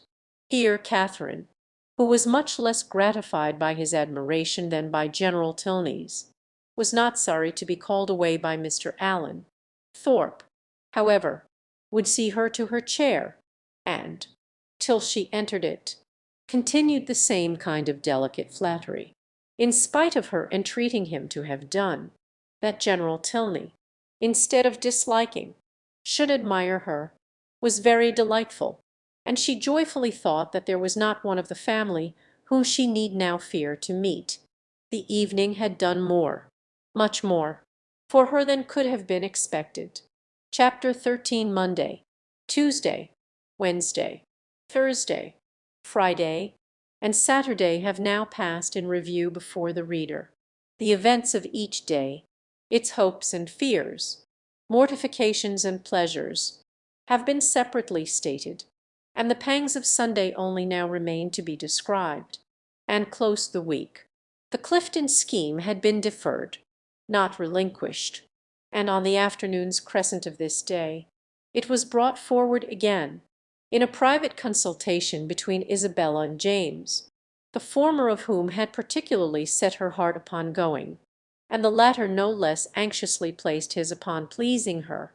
It was agreed that, provided the weather were fair, the party should take place on the following morning, and they were to set off very early, in order to be at home in good time. The affair thus determined, and Thorpe's approbation secured, Catherine only remained to be apprised of it. She had left them for a few minutes to speak to Miss Tilney. In that interval the plan was completed, and as soon as she came again, her agreement was demanded. But instead of the gay acquiescence expected by Isabella, Catherine looked grave, was very sorry, but could not go. The engagement which ought to have kept her from joining in the former attempt would make it impossible for her to accompany them now. She had that moment settled with Miss Tilney to take their proposed walk to-morrow. It was quite determined, and she would not, upon any account, retract. But that she must and should retract was instantly the eager cry of both the Thorpes. They must go to Clifton to-morrow. They would not go without her. It would be nothing to put off a mere walk for one day longer, and they would not hear of a refusal. Catherine was distressed, but not subdued. "Do not urge me, Isabella. I am engaged to Miss Tilney. I cannot go." This availed nothing. The same arguments assailed her again. She must go. She should go, and they would not hear of a refusal. It would be so easy to tell Miss Tilney that you had just been reminded of a prior engagement, and must only beg to put off the walk till Tuesday. No, it would not be easy. I could not do it. There has been no prior engagement. But Isabella became only more and more urgent, calling on her in the most affectionate manner, addressing her by the most endearing names. She was sure her dearest, sweetest Catherine would not seriously refuse such a trifling request. She knew her beloved Catherine to have so feeling a heart, so sweet a temper, to be so easily persuaded by those she loved. But all in vain. Catherine felt herself to be in the right, and though pained by such tender, such flattering supplication, could not allow it to influence her. Isabella then tried another method. She reproached her with having more affection for Miss Tilney, though she had known her so little a while, than for her best and oldest friends, with being grown cold and indifferent. In short, towards herself, I cannot help being jealous. Catherine, when I see myself slighted for strangers, I, who love you so excessively, when once my affections are placed, it is not in the power of anything to change them. But I believe my feelings are stronger than anybody's. I am sure they are too strong for my own peace, and to see myself supplanted in your friendship by strangers does cut me to the quick. I own these Tilneys seem to swallow up everything else." Catherine thought this reproach equally strange and unkind. Was it the part of a friend thus to expose her feelings to the notice of others. Isabella appeared to her ungenerous and selfish, regardless of everything but her own gratification. These painful ideas crossed her mind, though she said nothing. Isabella, in the meanwhile, had applied her handkerchief to her eyes, and Morland, miserable at such a sight, could not help saying, "Nay, Catherine, I think you cannot stand out any longer now. The sacrifice is not much, and to oblige such a friend shall think you quite unkind, if you still refuse." This was the first time of her brother's openly siding against her, and anxious to avoid his displeasure, she proposed a compromise. If they would only put off their scheme till Tuesday, which they might easily do, as it depended only on themselves, she could go with them, and everybody might then be satisfied. But no, no, no, was the immediate answer. That could not be, for Thorpe did not know that he might not go to town on Tuesday. Catherine was sorry, but could do no more, and a short silence ensued, which was broken by Isabella, who in a voice of cold resentment said, "Very well, then there is an end of the party. If Catherine does not go, I cannot be the only woman. I would not, upon any account in the world, do so improper a thing." "Catherine, you must go," said James. "But why cannot Mr. Thorpe drive one of his other sisters?" "I dare say either of them would like to go." "Thank ye," cried Thorpe, "but I did not come to Bath to drive my sisters about, and look like a fool. No, if you do not go. D me if I do. I only go for the sake of driving you. That is a compliment which gives me no pleasure." But her words were lost on Thorpe, who had turned abruptly away. The three others still continued together, walking in a most uncomfortable manner to poor Catherine. Sometimes not a word was said. Sometimes she was again attacked with supplications or reproaches, and her arm was still linked within Isabella's. Though their hearts were at war, at one moment she was softened, at another irritated, always distressed, but always steady. "I did not think you had been so obstinate, Catherine," said James. "You were not used to be so hard to persuade. You once were the kindest, best tempered of my sisters. I hope I am not less so now." She replied, very feelingly, "But indeed I cannot go. If I am wrong, I am doing what I believe to be right, I suspect," said Isabella, in a low voice. "There is no great struggle." Catherine's heart swelled. She drew away her arm, and Isabella made no opposition.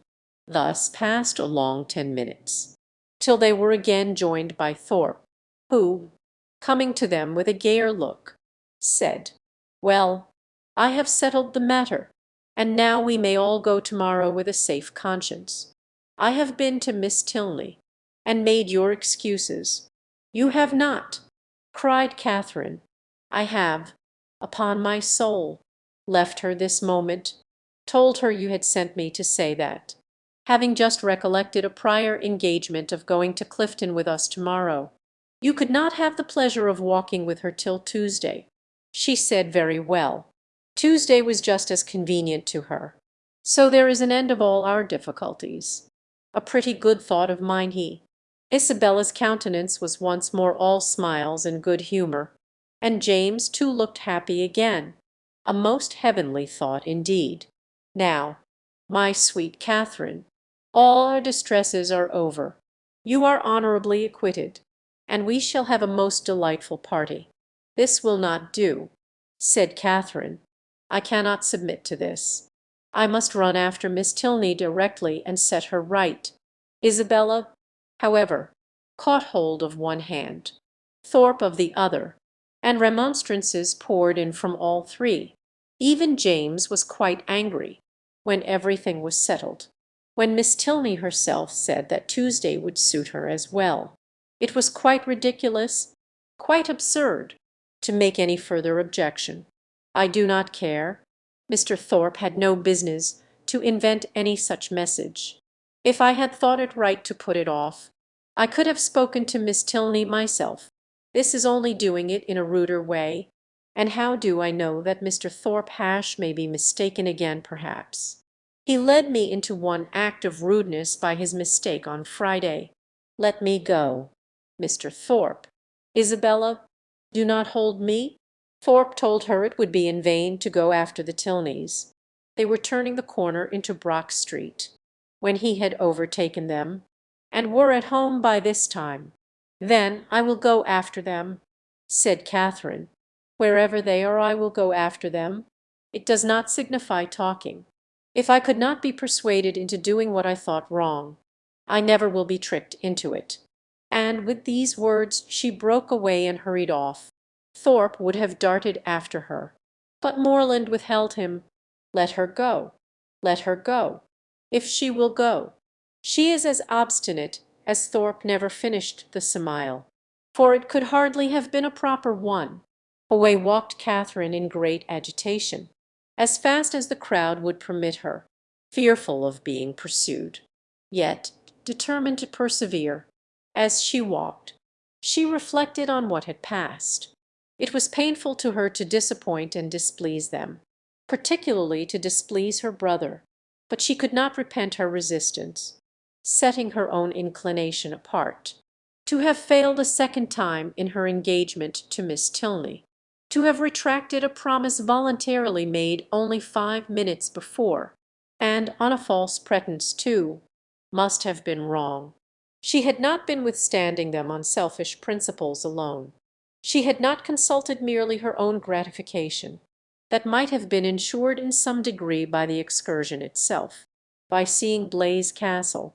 No, she had attended to what was due to others, and to her own character and their opinion. Her conviction of being right, however, was not enough to restore her composure. Till she had spoken to Miss Tilney she could not be at ease, and quickening her pace when she got clear of the crescent, she almost ran over the remaining ground till she gained the top of Milsom Street. So rapid had been her movements that in spite of the Tilneys' advantage in the outset, they were but just turning into their lodgings as she came within view of them, and the servant still remaining at the open door.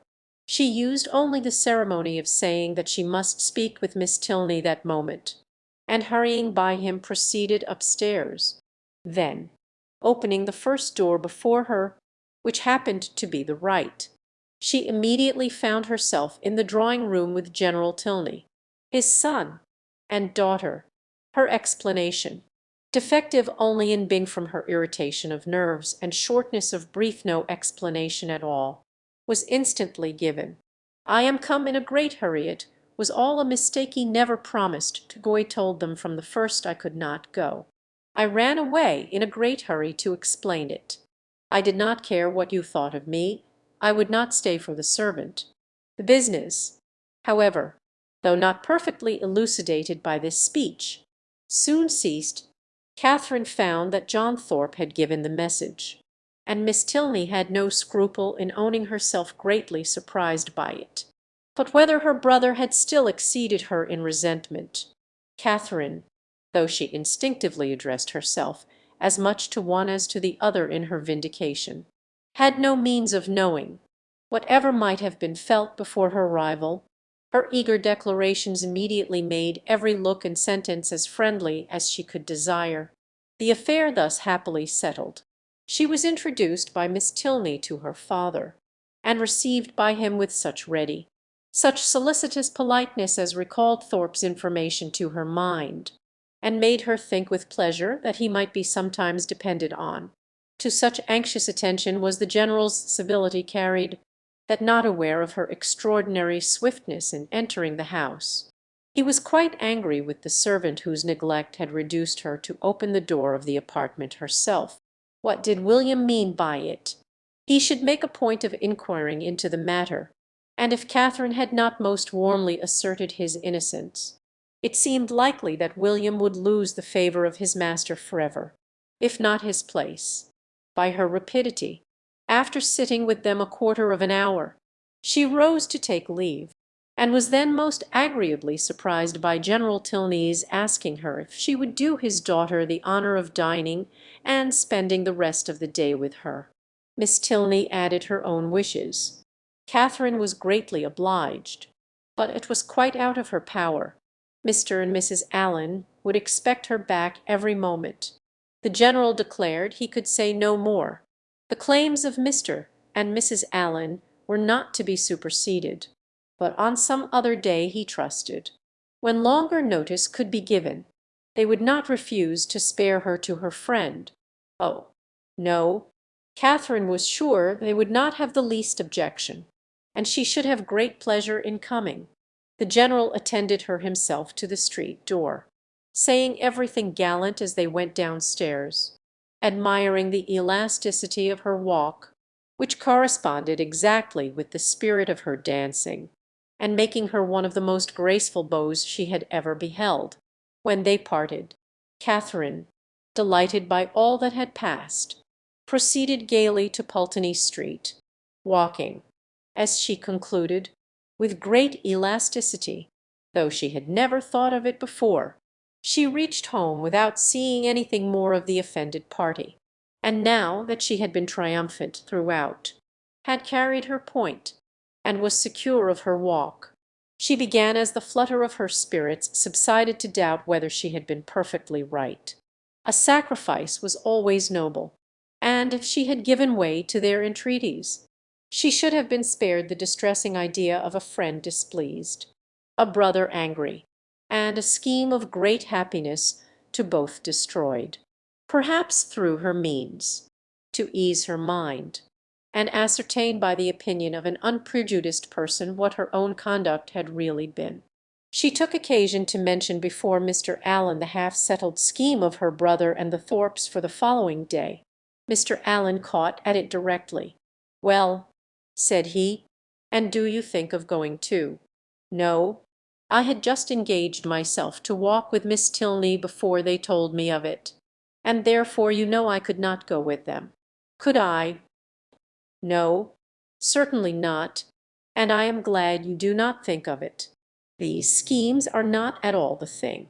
Young men and women driving about the country in open carriages, now and then, it is very well, but going to inns and public places together, it is not right, and I wonder Mrs. Thorpe should allow it. I am glad you do not think of going. I am sure Mrs. Morland would not be pleased. Mrs. Allen, are not you of my way of thinking?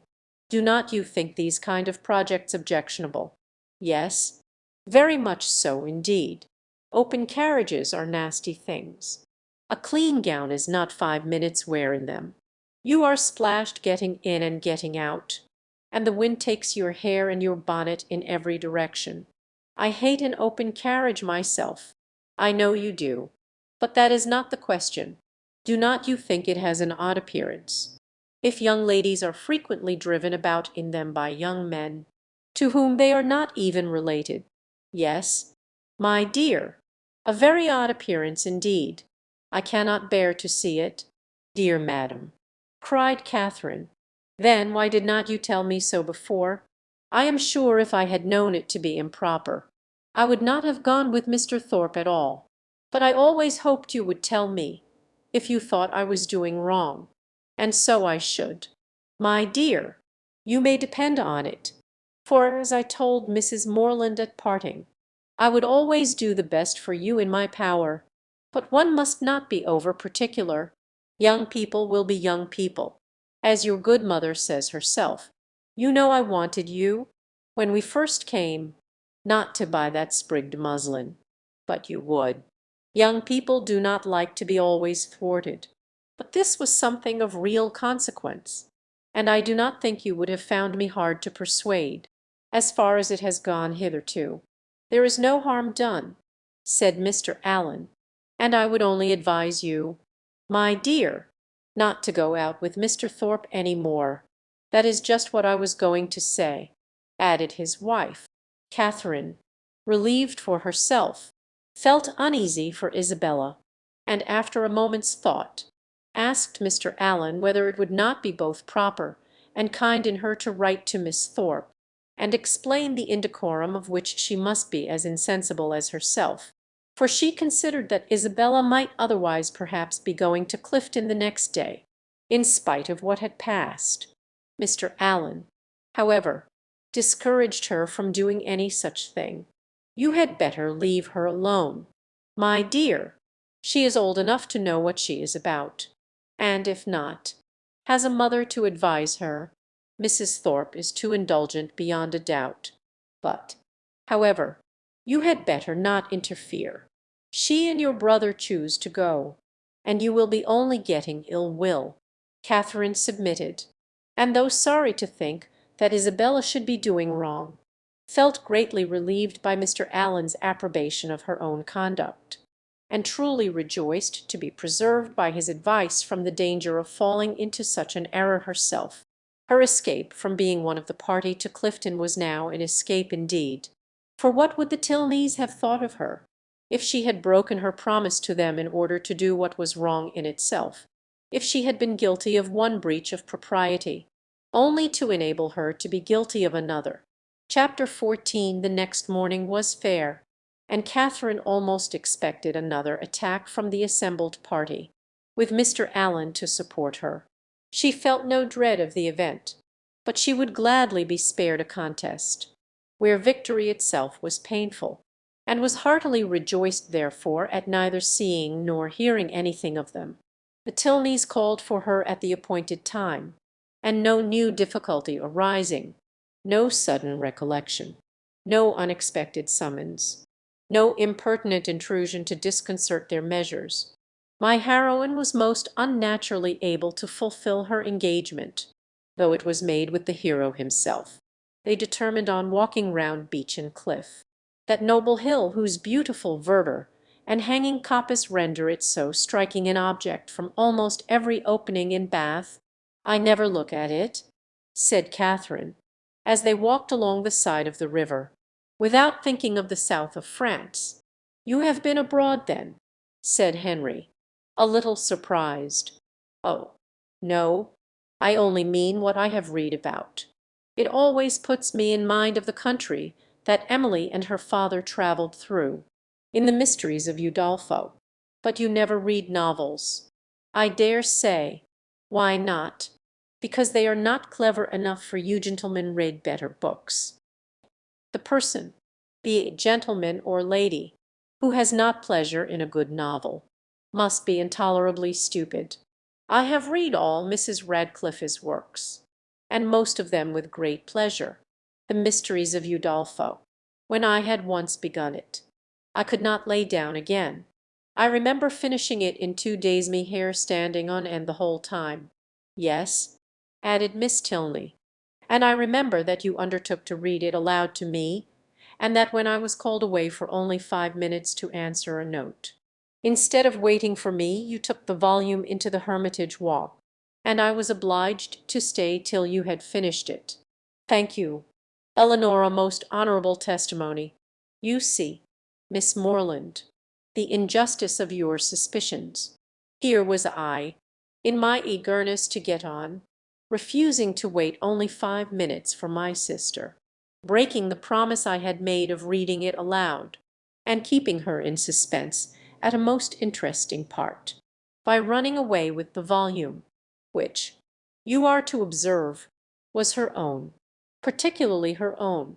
I am proud when I reflect on it, and I think it must establish me in your good opinion. I am very glad to hear it indeed, and now I shall never be ashamed of liking Udolpho myself.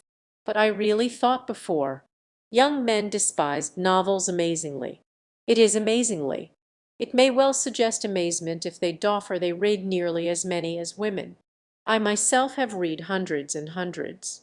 Do not imagine that you can cope with me in a knowledge of Julias and Loises. If we proceeds to particulars, and engage in the never-ceasing inquiry of have you read this, and have you read that, I shall soon leave you as far behind me as what shall I say? I want an appropriate simile. As far as your friend Emily herself left poor Valancourt when she went with her aunt into Italy, consider how many years I have had the start of you. I had entered on my studies at Oxford, while you were a good little girl working your sampler at home. Not very good, I am afraid. But now really, do not you think Udolpho the nicest book in the world? The nice by which I suppose you mean the neatest. That must depend upon the binding. Henry, said Miss Tilney, you are very impertinent. Miss Morland, he is treating you exactly as he does his sister. He is forever finding fault with me for some incorrectness of language. And now he is taking the same liberty with you. The word nicest, as you used it, did not suit him, and you had better change it as soon as you can, or we shall be overpowered with Johnson and Blair all the rest of the way. I am sure, cried Catherine, I did not mean to say anything wrong. But it is a nice book, and why should not I call it so? Very true, said Henry, and this is a very nice day, and we are taking a very nice walk, and you are two very nice young ladies. Oh, it is a very nice word indeed. It does for everything. Originally, perhaps, it was applied only to express neatness. Propriety, delicacy, or raffinement popal were nice in their dress, in their sentiments, or their choice. But now every commendation on every subject is comprised in that one word, while, in fact, cried his sister, it ought only to be applied to you, without any commendation at all. You are more nice than wise. Come, Miss Morland, let us leave him to meditate over our faults in the utmost propriety of diction, while we praise Udolpho in whatever terms we like best. It is a most interesting work. You are fond of that kind of reading. To say the truth, I do not much like any other. Indeed, that is, I can read poetry and plays, and things of that sort, and do not dislike travels. But history, real solemn history, I cannot be interested in. Can you? Yes, I am fond of history. I wish I were too. I read it a little as a duty, but it tells me nothing that does not either vex or weary me, the quarrels of popes and kings, with wars or pestilences, in every page, the men all so good for nothing, and hardly any women at Allet is very tiresome. And yet I often think it odd that it should be so dull, for a great deal of it must be invention. The speeches that are put into the heroes' mouths, their thoughts and descience chief of all this must be invention, and invention is what delights me in other books. Historians, you think, said Miss Tilney, are not happy in their flights of fancy. They display imagination without raising interest. I am fond of history and am very well contented to take the false with the true. In the principal facts they have sources of intelligence in former histories and records, which may be as much depended on, I conclude, as anything that does not actually pass under one's own observation. And as for the little embellishments you speak of, they are embellishments, and I like them as such. If a speech be well drawn up, I read it with pleasure, by whomsoever it may be made, and probably with much greater, if the production of Mr. Hume or Mr. Robertson, than if the genuine words of Caractacus, Agricola, or Alfred the Great. You are fond of history, and so are Mr. Allen and my father, and I have two brothers who do not dislike it. So many instances within my small circle of friends is remarkable. At this rate, I shall not pity the writers of history any longer. If people like to read their books, it is all very well, but to be at so much trouble in filling great volumes, which, as I used to think, nobody would willingly ever look into, to be laboring only for the torment of little boys and girls, always struck me as a hard fate, and though I know it is all very right and necessary, I have often wondered at the person's courage that could sit down on purpose to do it. That little boys and girls should be tormented, said Henry, is what no one at all acquainted with human nature in a civilized state can deny. But in behalf of our most distinguished historians, I must observe that they might well be offended at being supposed to have no higher aim, and that by their method and style they are perfectly well qualified to torment readers of the most advanced reason and mature time of life. I use the verb to torment, as I observed to be your own method, instead of to instruct, supposing them to be now admitted as synonymous. You think me foolish to call instruction a torment, but if you had been as much used as myself to hear poor little children first learning their letters, and then learning to spell, if you had ever seen how stupid they can be for a whole morning together, and how tired my poor mother is at the end of it, as I am in the habit of seeing almost every day of my life at home, you would allow that to torment and to instruct might sometimes be used as synonymous words. Very probably, but historians are not accountable for the difficulty of learning to read, and even you yourself, who do not altogether seem particularly friendly to very severe, very intense application, may perhaps be brought to acknowledge that it is very well worth while to be tormented for 2 or 3 years of one's life, for the sake of being able to read all the rest of it. Consider if reading had not been taught. Mrs. Radcliffe would have written in vain, or perhaps might not have written at all. Catherine assented a very warm panegyric from her on that lad's merits closed the subject. The Tilneys were soon engaged in another on which she had nothing to say. They were viewing the country with the eyes of persons accustomed to drawing, and decided on its capability of being formed into pictures, with all the eagerness of real taste. Here Catherine was quite lost.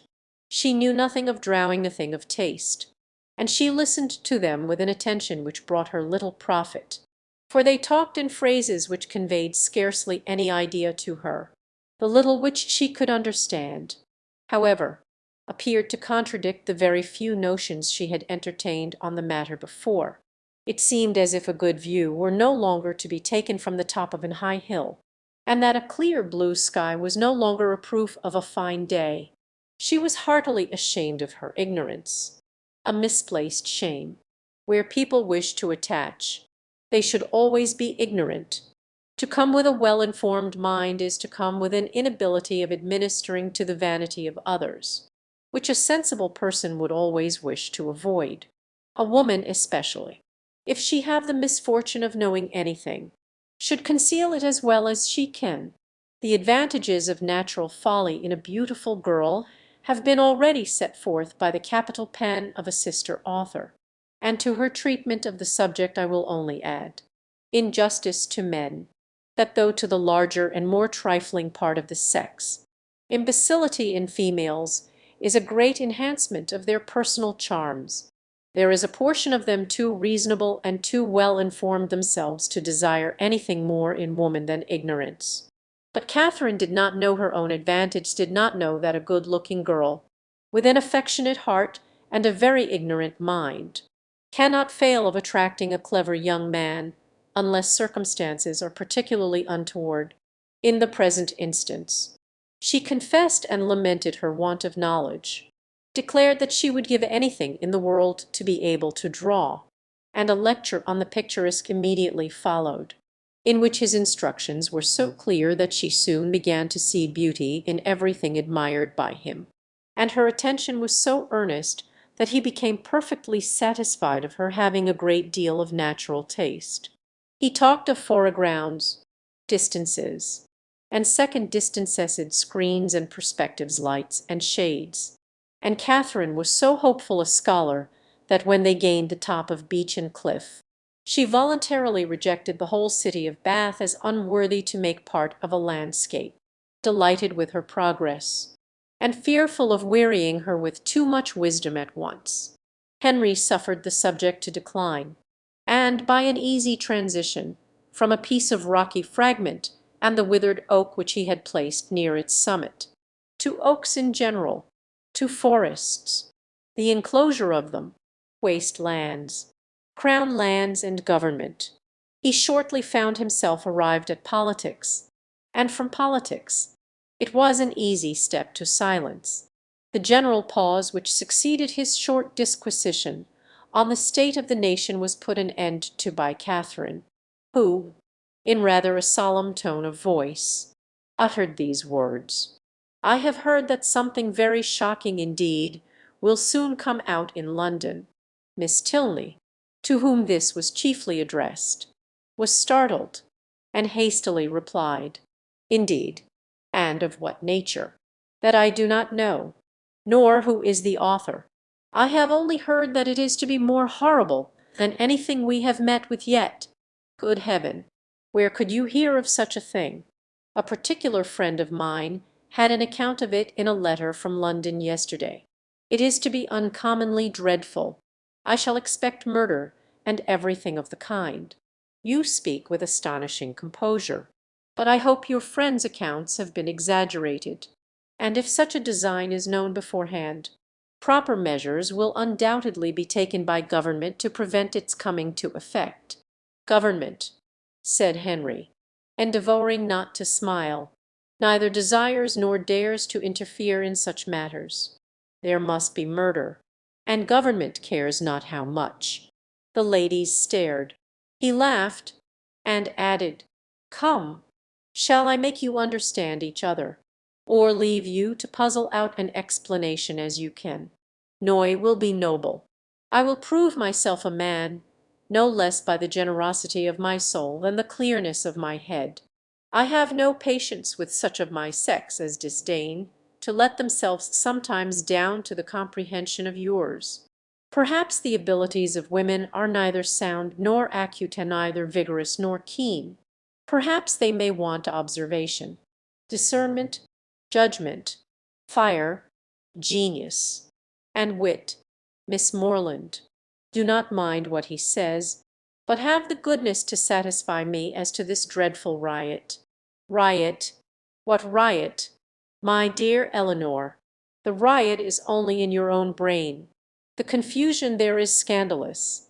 Miss Morland has been talking of nothing more dreadful than a new publication which is shortly to come out, in 3 12mo volumes, 276 pages in each, with a frontispiece to the first, of 2 tombstones and a lantern, do you understand? And you, Miss Morland, me stupid sister, has mistaken all your clearest expressions. You talked of expected horrors in London instead of instantly conceiving, as any rational creature would have done, that such words could relate only to a circulating library. She immediately pictured to herself a mob of 3,000 men assembling in St. George's Fields, the Bank attacked, the Tower threatened, the streets of London flowing with blood, a detachment of the 12th Light Dragons, the hopes of the nation called up from Northampton to quell the insurgents, and the gallant Captain Frederick Tilney, in the moment of charging at the head of his troop, knocked off his horse by a brickbat from an upper window. Forgive her stupidity. The fears of the sister have added to the weakness of the woman, but she is by no means a simpleton in general." Catherine looked grave. "And now, Henry," said Miss Tilney, "that you have made us understand each other, you may as well make Miss Morland understand yourself, unless you mean to have her think you intolerably rude to your sister, and a great brute in your opinion of women in general. Miss Morland is not used to your odd ways. I shall be most happy to make her better acquainted with them, no doubt. But that is no explanation of the present. What am I to do? You know what you ought to do. Clear your character handsomely before her. Tell her that you think very highly of the understanding of women." "Miss Morland, I think very highly of the understanding of all the women in the world, especially of those however they may be with whom I happen to be in company." "That is not enough. Be more serious." "Miss Morland, no one can think more highly of the understanding of women than I do.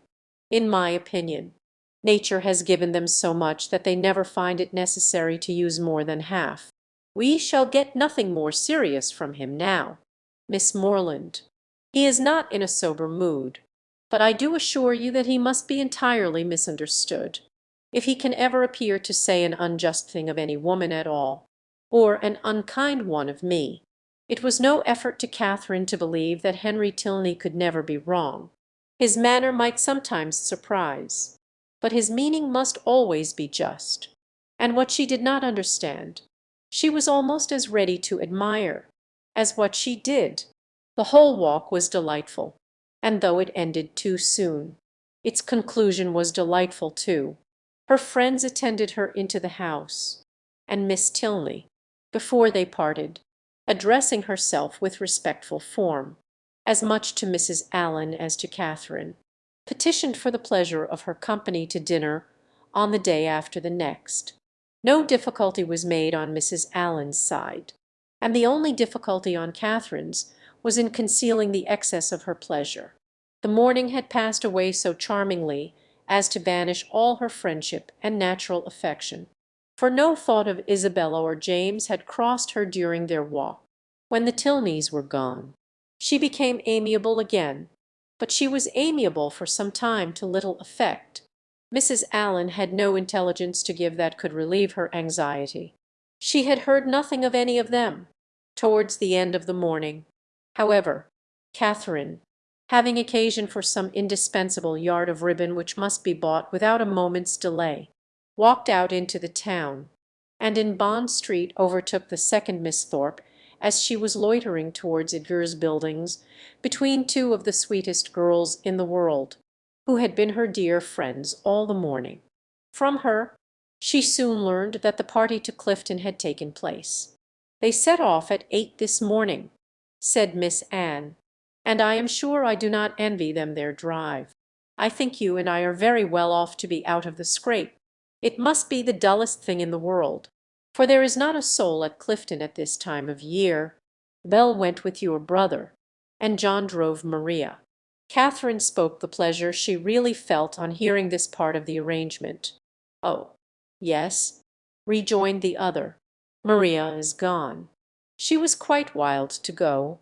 She thought it would be something very fine.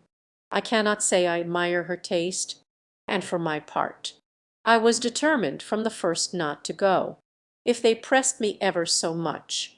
Catherine, a little doubtful of this, could not help answering, "I wish you could have gone too. It is a pity you could not all go.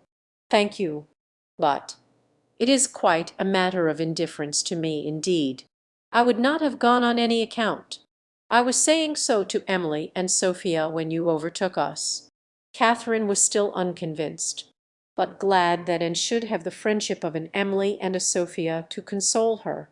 She bade her adieu without much uneasiness, and returned home, pleased that the party had not been prevented by her refusing to join it, and very heartily wishing that it might be too pleasant to allow either James or Isabella to resent her resistance any longer. Chapter 15. Early the next day. A note from Isabella, speaking peace and tenderness in every line, and entreating the immediate presence of her friend on a matter of the utmost importance, hastened Catherine, in the happiest state of confidence and curiosity, to Idgar's Buildings.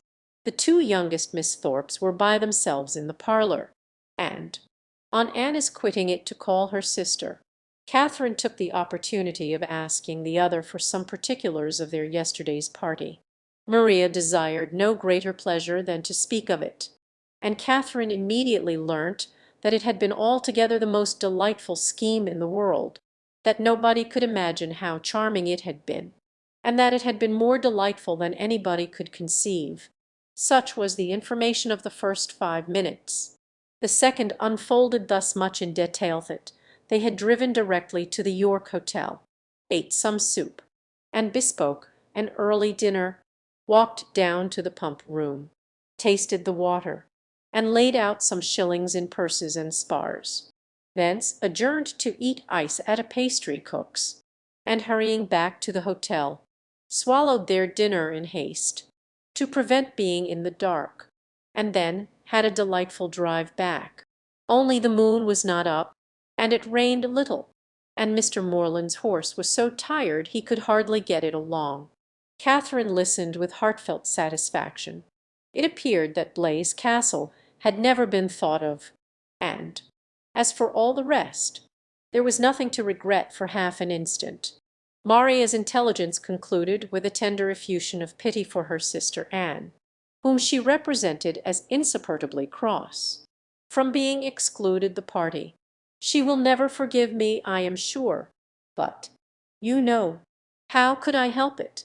John would have me go, for he vowed he would not drive her, because she had such thick ankles. I dare say she will not be in good humour again this month, but I am determined I will not be cross. It is not a little matter that puts me out of temper." Isabella now entered the room with so eager a step, and a look of such happy importance, as engaged all her friends' notice. Maria was without ceremony sent away, and Isabella, embracing Catherine, thus began: "Yes, my dear Catherine, it is so indeed. Your penetration has not deceived you. Oh, that arch of yours! It sees through everything." Catherine replied only by a look of wondering ignorance. "Nay, my beloved, sweetest friend," continued the other, "compose yourself. I am amazingly agitated, as you perceive. Let us sit down and talk in comfort. Well, and so you guessed it the moment you had my note. Sly creature! Oh, my dear Catherine, you alone, who know my heart, can judge of my present happiness. Your brother is the most charming of men. I only wish I were more worthy of him. But what will your excellent father and mother say? Oh, heavens! When I think of them I am so agitated." Catherine's understanding began to awake. An idea of the truth suddenly darted into her mind, and, with the natural blush of so new an emotion, she cried out, "Good heaven! My dear Isabella, what do you mean? Can you really be in love with James?" This bold surmise, however, she soon learnt comprehended but half the fact. The anxious affection, which she was accused of having continually watched in Isabella's every look and action, had, in the course of their yesterday's party, received the delightful confession of an equal love. Her heart and faith, never had Catherine listened to anything so full of interest, wonder, and joy. Her brother and her friend engaged, new to such circumstances. The importance of it appeared unspeakably great, and she contemplated it as one of those grand events, of which the ordinary course of life can hardly afford a return. The strength of her feelings, the nature of them, however, contented her friend. The happiness of having such a sister was their first effusion, and the fair ladies mingled in embraces and tears of joy, delighting, however, as Catherine sincerely did in the prospect of the connection. It must be acknowledged that Isabella far surpassed her in tender anticipations. "You will be so infinitely dearer to me, my Catherine, than either Anne or Maria. I feel that I shall be so much more attached to my dear Morland's family than to my own." This was a pitch of friendship beyond Catherine. "You are so like your dear brother," continued Isabella, "that I quite dote on you the first moment I saw you. But so it always is with me, the first moment settles everything. The very first day that Morland came to us last Christmas, very first moment I beheld him, heart was irrecoverably gone. I remember I wore my yellow gown, with my hair done up in braids, and when I came into the drawing room, and John introduced him, I thought I never saw anybody so handsome before." Here Catherine secretly acknowledged the power of love, for, though exceedingly fond of her brother, and partial to all his endowments, she had never in her life thought him handsome. "I remember, too, Miss Andrews drank tea with us that evening, and wore her puce-coloured sarcenet, and she looked so heavenly that I thought your brother must certainly fall in love with her. I could not sleep a wink all night for thinking of it. Oh, Catherine, the many sleepless nights I have had on your brother's account! I would not have you suffer half what I have done. I am grown wretchedly thin, I know, but I will not pain you by describing my anxiety. You have seen enough of it. I feel that I have betrayed myself perpetually so unguarded in speaking of my partiality for the Church. But my secret I was always sure would be safe with you.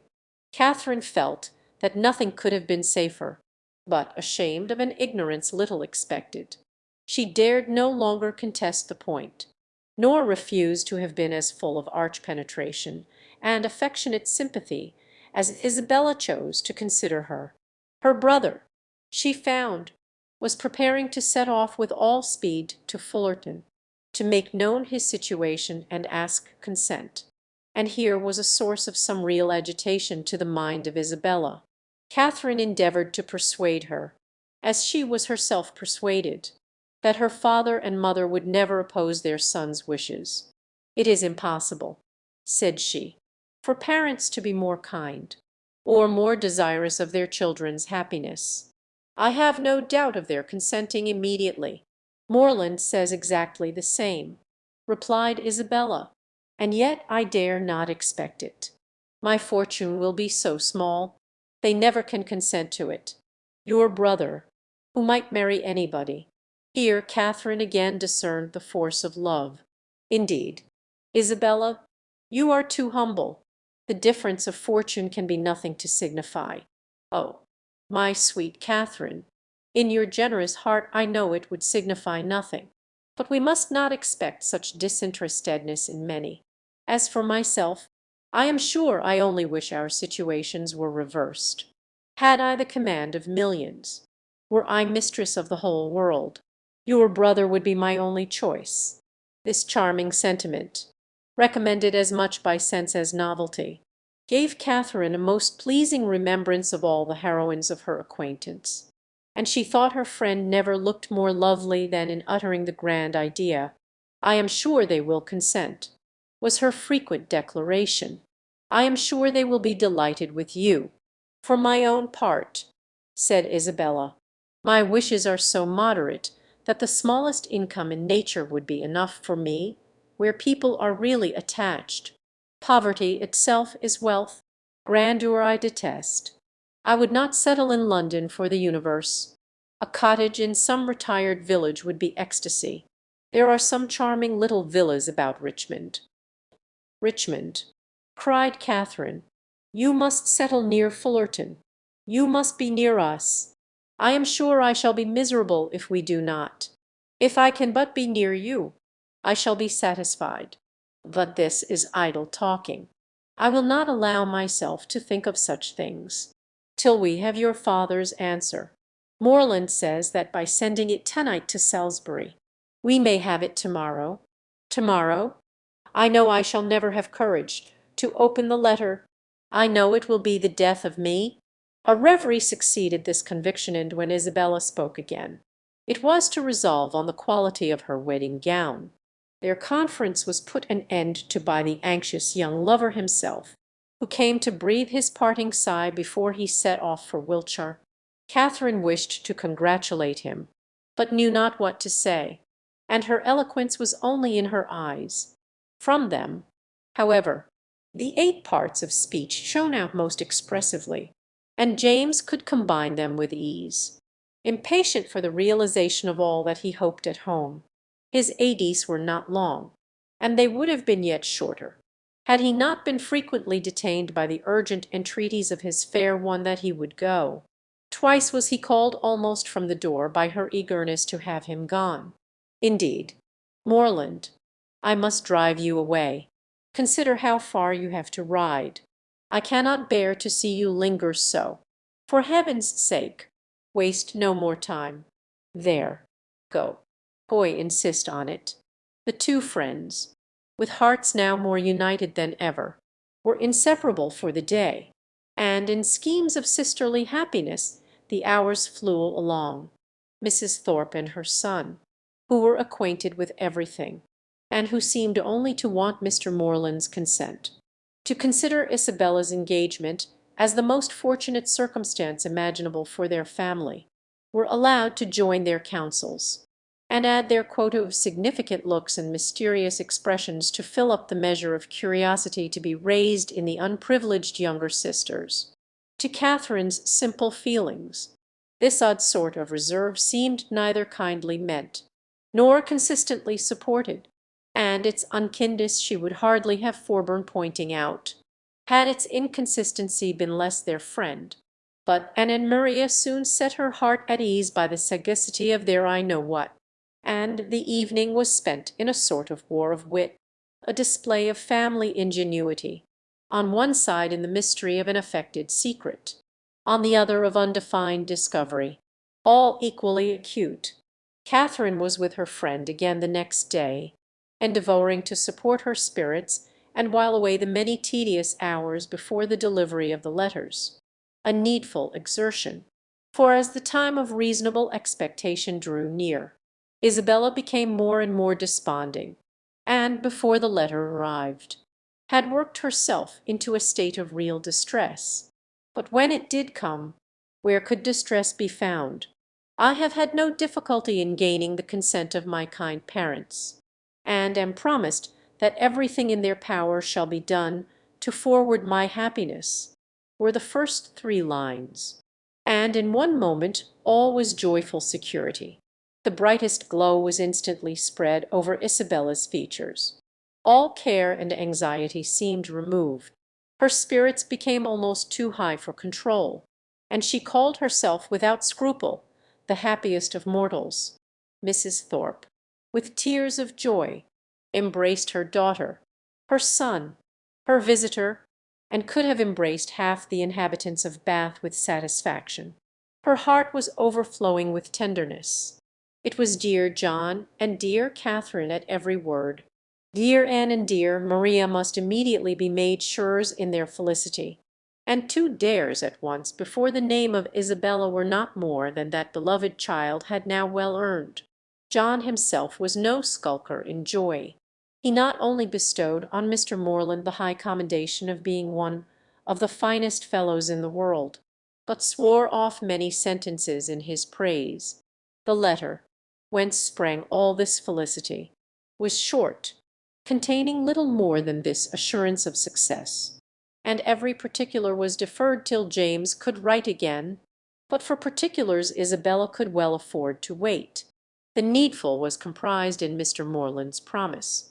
His honour was pledged to make everything easy, and by what means their income was to be formed, whether landed property were to be resigned, or funded money made over, was a matter in which her disinterested spirit took no concern. She knew enough to feel secure of an honourable and speedy establishment, and her imagination took a rapid flight over its attendant felicities. She saw herself at the end of a few weeks, the gaze and admiration of every new acquaintance at Fullerton, the envy of every valued old friend in Putney, with a carriage at her command, a new name on her tickets, and a brilliant exhibition of hoop rings on her finger. When the contents of the letter were ascertained, John Thorpe, who had only waited its arrival to begin his journey to London, prepared to set off. "Well, Miss Morland," said he, on finding her alone in the parlour, "I am come to bid you good-bye." Catherine wished him a good journey, without appearing to hear her. He walked to the window, fidgeted about, hummed a tune, and seemed wholly self-occupied. "Shall not you be late at Devizes?" said Catherine. He made no answer, but after a minute's silence burst out with, "A famous good thing this marrying scheme, upon my soul! A clever fancy of Morland's and Bell's. What do you think of it, Miss Morland? I say it is no bad notion. I am sure I think it a very good one. Do you? That's honest. By heavens, I am glad you are no enemy to matrimony. However, did you ever hear the old song, going to one wedding brings on another? I say, you will come to Bell's wedding, I hope. Yes, I have promised your sister to be with her, if possible, and then you now twisting himself about and forcing a foolish loy say, then you know, we may try the truth of this same old song. May we? But I never sing.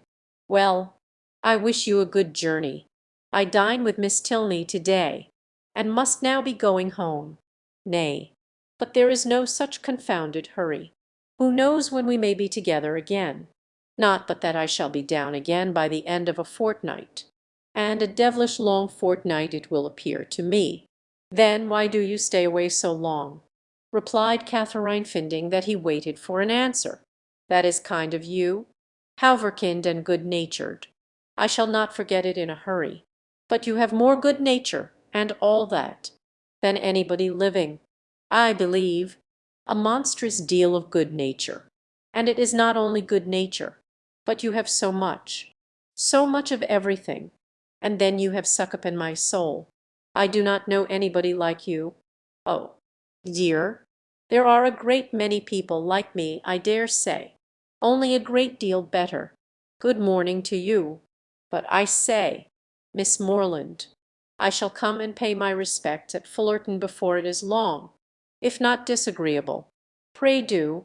My father and mother will be very glad to see you, and I hope, Miss Morland, you will not be sorry to see me? Oh, dear, not at all. There are very few people I am sorry to see. Company is always cheerful. That is just my way of thinking. Give me but a little cheerful company. Let me only have the company of the people I love. Let me only be where I like and with whom I like, and the devil take the rest. Say I, and I am heartily glad to hear you say the same. But I have a notion, Miss Morland, you and I think pretty much alike upon most matters. Perhaps we may, but it is more than I ever thought of. And as to most matters, to say the truth, there are not many that I know my own mind about. By Jove, no more do I. It is not my way to bother my brains with what does not concern me. My notion of things is simple enough. Let me only have the girl I like, say I, with a comfortable house over my head, and what care I for all the rest? Fortune is nothing. I am sure of a good income of my own, and if she had not a penny, why, so much the better. Very true. I think like you there. If there is a good fortune on one side, there can be no occasion for any on the other, no matter which has it. So that there is enough. I hate the idea of one great fortune looking out for another. And to marry for money I think the wickedest thing in existence. Good day. We shall be very glad to see you at Fullerton, whenever it is convenient. And away she went. It was not in the power of all his gallantry to detain her longer, with such news to communicate, and such a visit to prepare for.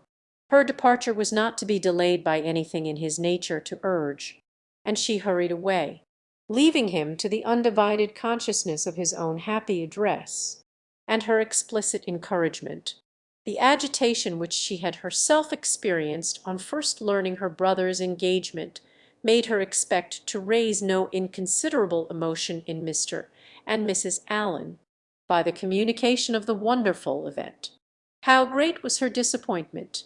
The important affair, which many words of preparation ushered in, had been foreseen by them both ever since her brother's arrival, and all that they felt on the occasion was comprehended in a wish for the young people's happiness, with a remark, on the gentleman's side, in favour of Isabella's beauty, and on the lady's, of her great good luck.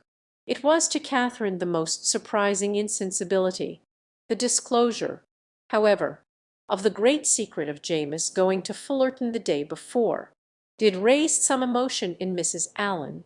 She could not listen to that with perfect calmness, but repeatedly regretted the necessity of its concealment, wished she could have known his intention, wished she could have seen him before he went, as she should certainly have troubled him with her best regards to his father and mother, and her kind compliments to all the Skinners. Chapter 16. Catherine's expectations of pleasure from her visit in Milsom Street, and accordingly, though she was most politely received by General Tilney, and kindly welcomed by his daughter, though Henry was at home, and no one else of the party, she found, on her return, without spending many hours in the examination of her feelings, that she had gone to her appointment preparing for happiness which it had not afforded. Instead of finding herself improved in acquaintance with Miss Tilney from the intercourse of the day, She seemed hardly so intimate with her as before, instead of seeing Henry Tilney to greater advantage than ever in the ease of a family party.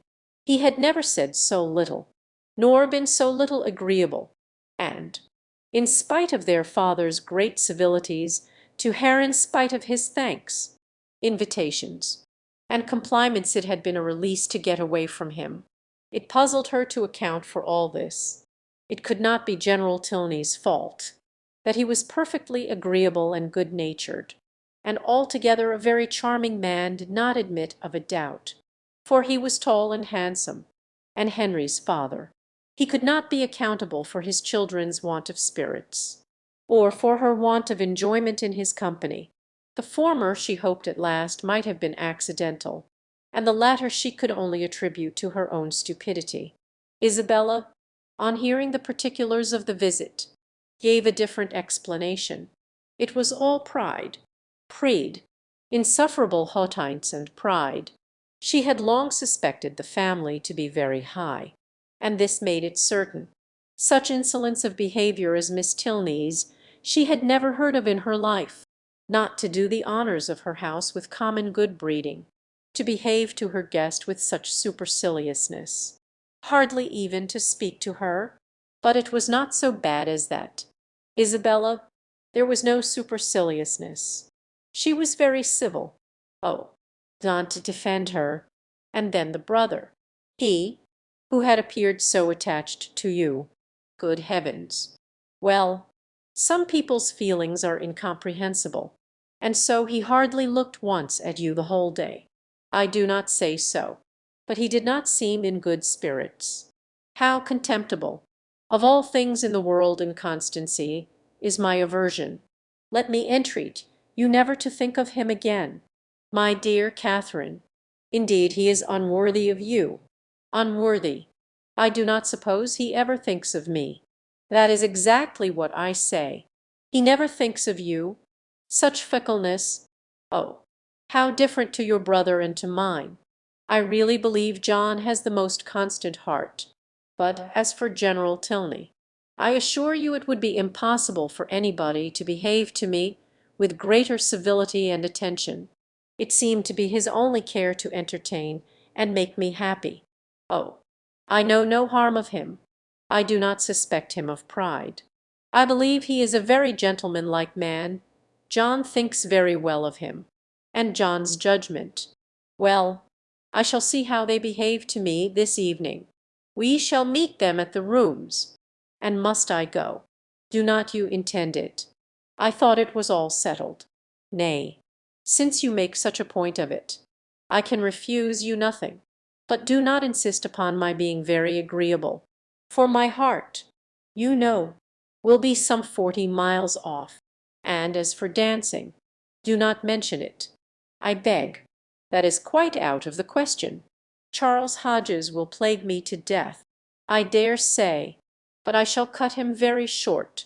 10 to 1, but he guesses the reason, and that is exactly what I want to avoid. So I shall insist on his keeping his conjecture to himself.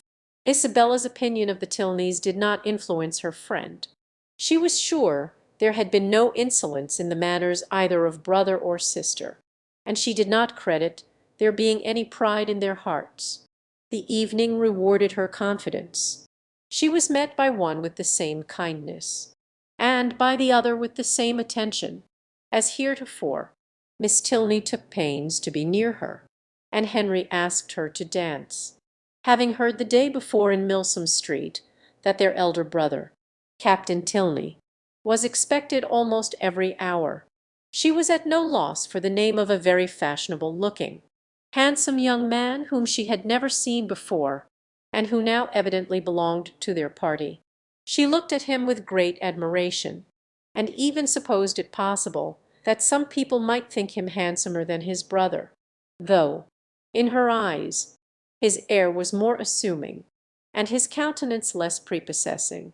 His taste and manners were beyond a doubt decidedly inferior, for, within her hearing, he not only protested against every thought of dancing himself, but even laughed openly at Henry for finding it possible, From the latter circumstance it may be presumed that, whatever might be our heroine's opinion of him, his admiration of her was not of a very dangerous kind, not likely to produce animosities between the brothers, nor persecutions to the lady.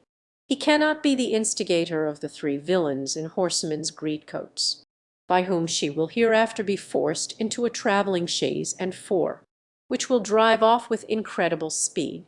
Catherine, meanwhile, undisturbed by presentiments of such an evil, or of any evil at all, except that of having but a short set to dance down, enjoyed her usual happiness with Henry Tilney, listening with sparkling eyes to everything he said, and, in finding him irresistible, becoming so herself.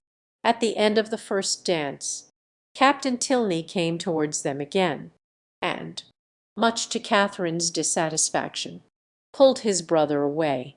They retired whispering together, and, though her delicate sensibility did not take immediate alarm, and lay it down as fact, that Captain Tilney must have heard some malevolent misrepresentation of her, which he now hastened to communicate to his brother, in the hope of separating them forever, she could not have her partner conveyed from her sight without very uneasy sensations.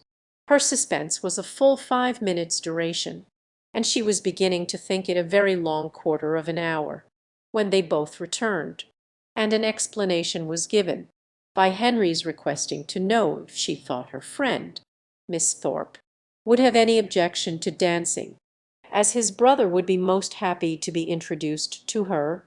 Catherine, without hesitation, replied that she was very sure Miss Thorpe did not mean to dance at all. The cruel reply was passed on to the other, and he immediately walked away. "Your brother will not mind it, I know," said she, "because I heard him say before that he hated dancing, but it was very good-natured in him to think of it. I suppose he saw Isabella sitting down, and fancied she might wish for a partner, but he is quite mistaken, for she would not dance upon any account in the world." Henry smiled, and said, "How very little trouble it can give you to understand the motive of other people's actions." "Why, what do you mean?" "With you, it is not. How is such a one likely to be influenced? What is the inducement most likely to act upon such a person's feelings? Age, situation, and probable habits of life considered, but how should I be influenced? What would be my inducement in acting so and so? I do not understand you.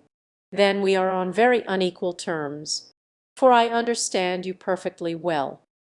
Me, yes. I cannot speak well enough to be unintelligible. Bravo! An excellent satire on modern language. But pray tell me what you mean. Shall I indeed?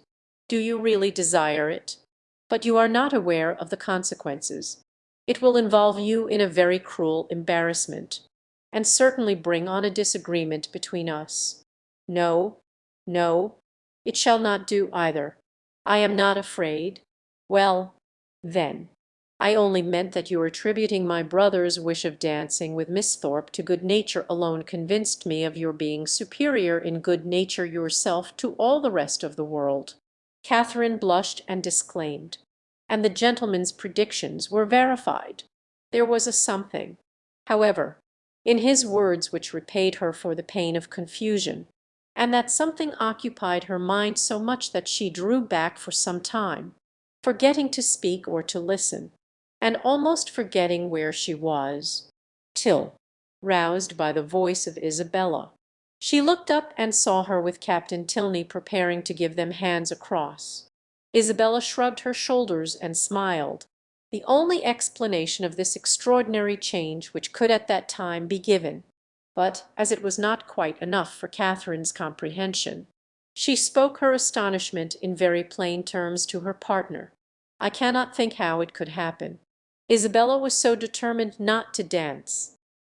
"And did Isabella never change her mind before?" "Oh, but, Beckesinde, your brother, after what you told him from me, how could he think of going to ask her? I cannot take surprise to myself on that head. You bid me be surprised on your friend's account. and therefore I am. But as for my brother, his conduct in the business, I must own, has been no more than I believed him perfectly equal to. The fairness of your friend was an open attraction. Her firmness, you know, could only be understood by yourself. You are laughing, but, I assure you, Isabella is very firm in general. It is as much as should be said of anyone. To be always firm must be to be often obstinate, when properly to relax is the trial of judgment. And, without reference to my brother, I really think Miss Thorpe has by no means chosen ill in fixing on the present hour. The friends were not able to get together for any confidential discourse till all the dancing was over. But then, as they walked about the room arm in arm, Isabella thus explained herself: "I do not wonder at your surprise, and I am really fatigued to death. He is such a rattle, amusing enough, if my mind had been disengaged, but I would have given the world to sit still." "Then why did not you?" "Oh, my dear, it would have looked so particular, and you know how I abhor doing that. I refused him as long as I possibly could, but he would take no denial. You have no idea how he pressed me. I begged him to excuse me and get some other partner, but no, not he, after aspiring to my hand. There was nobody else in the room he could bear to think of. And it was not that he wanted merely to dance. He wanted to be with me. Oh, such nonsense! I told him he had taken a very unlikely way to prevail upon me, for, of all things in the world, I hated fine speeches and compliments. And so then I found there would be no peace if I did not stand up. Besides, I thought Mrs. Hughes, who introduced him, might take it ill if I did not. And your dear brother, I am sure he would have been miserable if I had sat down the whole evening. I am so glad it is over. My spirits are quite jaded with listening to his nonsense. And then, being such a smart young fellow, I saw every eye was upon us. He is very handsome indeed. Handsome. Yes, I suppose he may. I dare say people would admire him in general, but he is not at all in my style of beauty. I hate a florid complexion and dark eyes in a man, however. He is very well, amazingly conceited, I am sure. I took him down several times, you know, in my way. When the young ladies next met, they had a far more interesting subject to discuss. James Morland's second letter was then received, and the kind intentions of his father fully explained. A living, of which Mr. Morland was himself patron and incumbent, of about £400 yearly value, was to be resigned to his son as soon as he should be old enough to take it. No trifling deduction from the family income, no niggardly assignment to one of 10 children.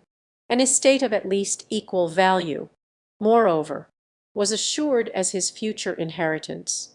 James expressed himself on the occasion with becoming gratitude, and the necessity of waiting between 2 and 3 years before they could marry, being, however unwelcome, no more than he had expected, was borne by him without discontent.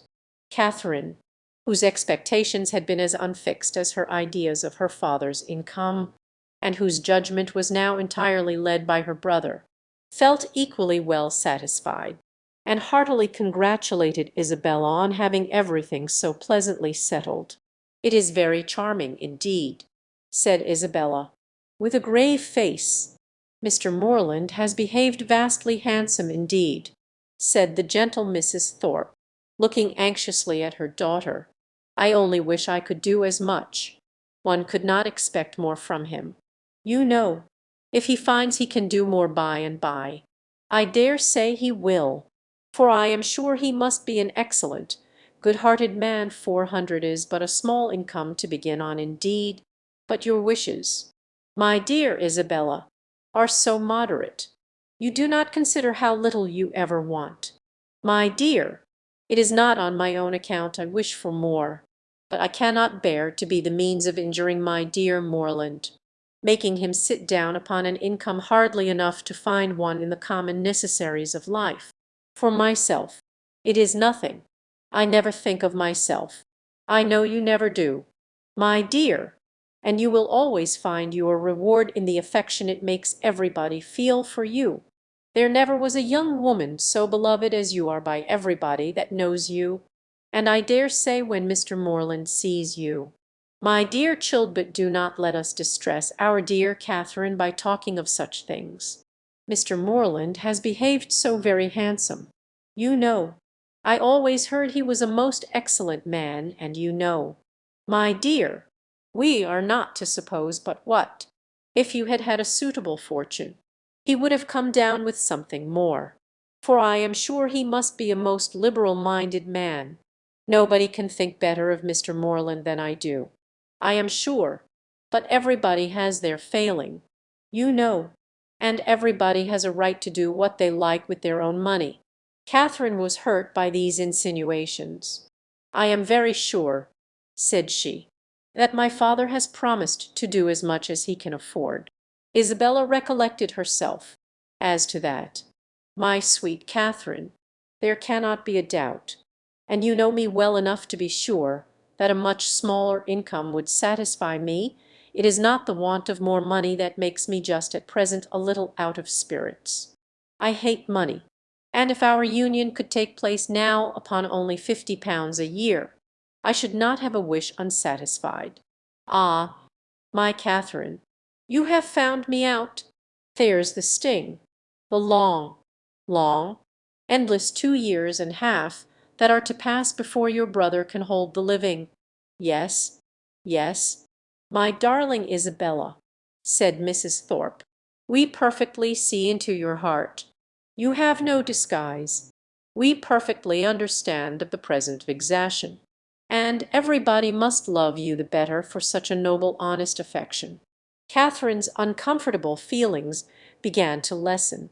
She endeavoured to believe that the delay of the marriage was the only source of Isabella's regret, and when she saw her at their next interview as cheerful and amiable as ever, endeavoured to forget that she had for a minute thought otherwise. James soon followed his letter, and was received with the most gratifying kindness. Chapter 17. The Allens had now entered on the 6th week of their stay in Bath, and whether it should be the last was for some time a question, to which Catherine listened with a beating heart. To have her acquaintance with the Tilneys in so soon was an evil which nothing could counterbalance. Her whole happiness seemed at stake, while the affair was in suspense, and everything secured when it was determined that the lodgings should be taken for another fortnight. What this additional fortnight was to produce to her beyond the pleasure of sometimes seeing Henry Tilney made but a small part of Catherine's speculation. Once or twice, indeed, since James's engagement had taught her what could be done. She had got so far as to indulge in a secret perhaps, but in general the felicity of being with him for the present bounded her views. The present was now comprised in another 3 weeks, and her happiness being certain for that period, the rest of her life was at such a distance as to excite but little interest.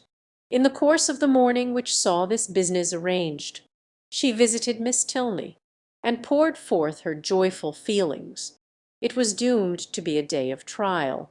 No sooner had she expressed her delight in Mr. Allen's lengthened stay than Miss Tilney told her here was a blow. The past suspense of the morning had been ease and quiet. Catherine's countenance fell, and in a voice of most sincere concern she echoed Miss Tilney's concluding words. By the end of another week, yes, my father can seldom be prevailed on to give the waters what I think a fair trial. He has been disappointed of some friend's arrival whom he expected to meet here, and as he is now pretty well, is in a hurry to get home. I am very sorry for it, said Catherine dejectedly. If I had known this before, perhaps, said Miss Tilney in an embarrassed manner, you would be so good it would make me very happy if the entrance of her father put a stop to the civility, which Catherine was beginning to hope might introduce a desire of their corresponding, after addressing her with his usual politeness. He turned to his daughter and said, "Well, Eleanor, may I congratulate you on being successful in your application to your fair friend. I was just beginning to make the request, sir, as you came in. Well, proceeds by all means. I know how much your heart is in it. My daughter, Miss Morland," he continued, without leaving his daughter time to speak, "has been forming a very bold wish. We leave Bath, as she has perhaps told you, on Saturday se'nnight. A letter from my steward tells me that my presence is wanted at home, and being disappointed in my hope of seeing the Marquis of Longtown and General Courtenay here, some of my very old friends, there is nothing to detain me longer in Bath, and could we carry our selfish point with you, we should leave it without a single regret. Can you, in short, be prevailed on to quit this scene of public triumph and oblige your friend Eleanor with your company in Gloucestershire? I am almost ashamed to make the request, though its presumption would certainly appear greater to every creature in Bath than yourself. Modesty such as yours, but not for the world would I pain it by open praise, if you can be induced to honour us with a visit. You will make us happy beyond expression. 'Tis true, we can offer you nothing like the gaieties of this lively place. We can tempt you neither by amusement nor splendour, for our mode of living, as you see, is plain and unpretending. Yet no endeavours shall be wanting on our side to make Northanger Abbey not wholly disagreeable. Northanger Abbey, these were thrilling words, and wound up Catherine's feelings to the highest point of ecstasy. Her grateful and gratified heart could hardly restrain its expressions within the language of tolerable calmness. To receive so flattering an invitation, to have her company so warmly solicited, everything honourable and soothing, every present enjoyment, and every future hope was contained in it, and her acceptance, with only the saving clause of Papa and Mamma's approbation, was eagerly given. "I will write home directly," said she, "and if they do not object, as I dare say they will not." General Tilney was not less sanguine, having already waited on her excellent friends in Pulteney Street, and obtained their sanction of his wishes. "Since they can consent to part with you," said he, "we may expect philosophy from all the world." Miss Tilney was earnest, though gentle, in her secondary civilities, and the affair became in a few minutes as nearly settled as this necessary reference to Fullerton would allow. The circumstances of the morning had led Catherine's feelings through the varieties of suspense, security, and disappointment, but they were now safely lodged in perfect bliss, and with spirits elated to rapture, with Henry at her heart, and Northanger Abbey on her lips, she hurried home to write her letter. Mr. and Mrs. Morland, relying on the discretion of the friends to whom they had already entrusted their daughter, felt no doubt of the propriety of an acquaintance which had been formed under their eye, and sent therefore by return of post their ready consent to her visit in Gloucestershire. This indulgence, though not more than Catherine had hoped for, completed her conviction of being favoured beyond every other human creature, in friends and fortune, circumstance and chance. Everything seemed to cooperate for her advantage. By the kindness of her first friends, the Allens, she had been introduced into scenes where pleasures of every kind had met her. Her feelings, her preferences, had each known the happiness of a return wherever she felt attachment. She had been able to create it. The affection of Isabella was to be secured to her in a sister. The Tilneys, they, by whom, above all, she desired to be favourably thought of, outstripped even her wishes in the flattering measures by which their intimacy was to be continued. She was to be their chosen visitor.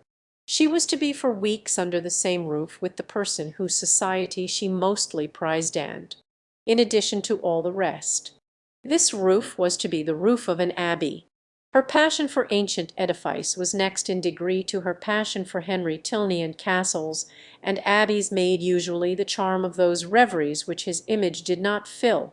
to see and explore either the ramparts and keep of the one, or the cloisters of the other, had been for many weeks a darling wish, though to be more than the visitor of an hour had seemed too nearly impossible for desire.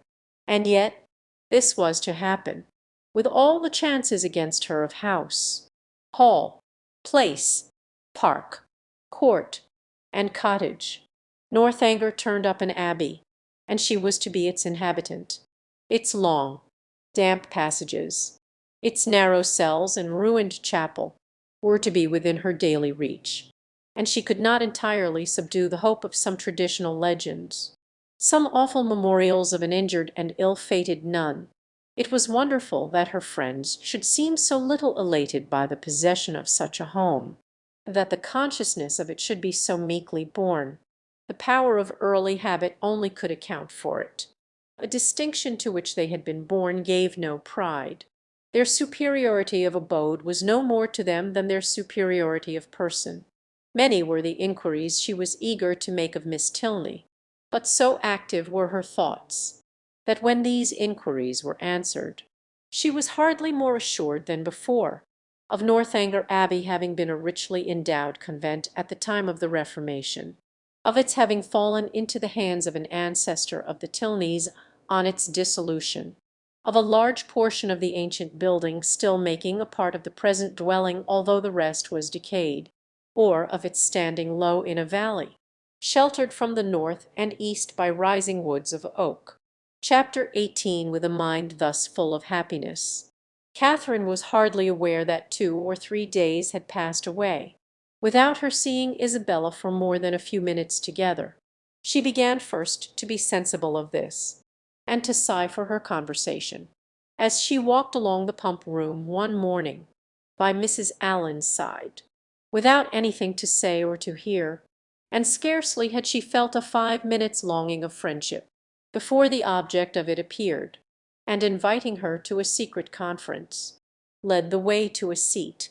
"This is my favourite place," said she as they sat down on a bench between the doors, which commanded a tolerable view of everybody entering at either. "It is so out of the way."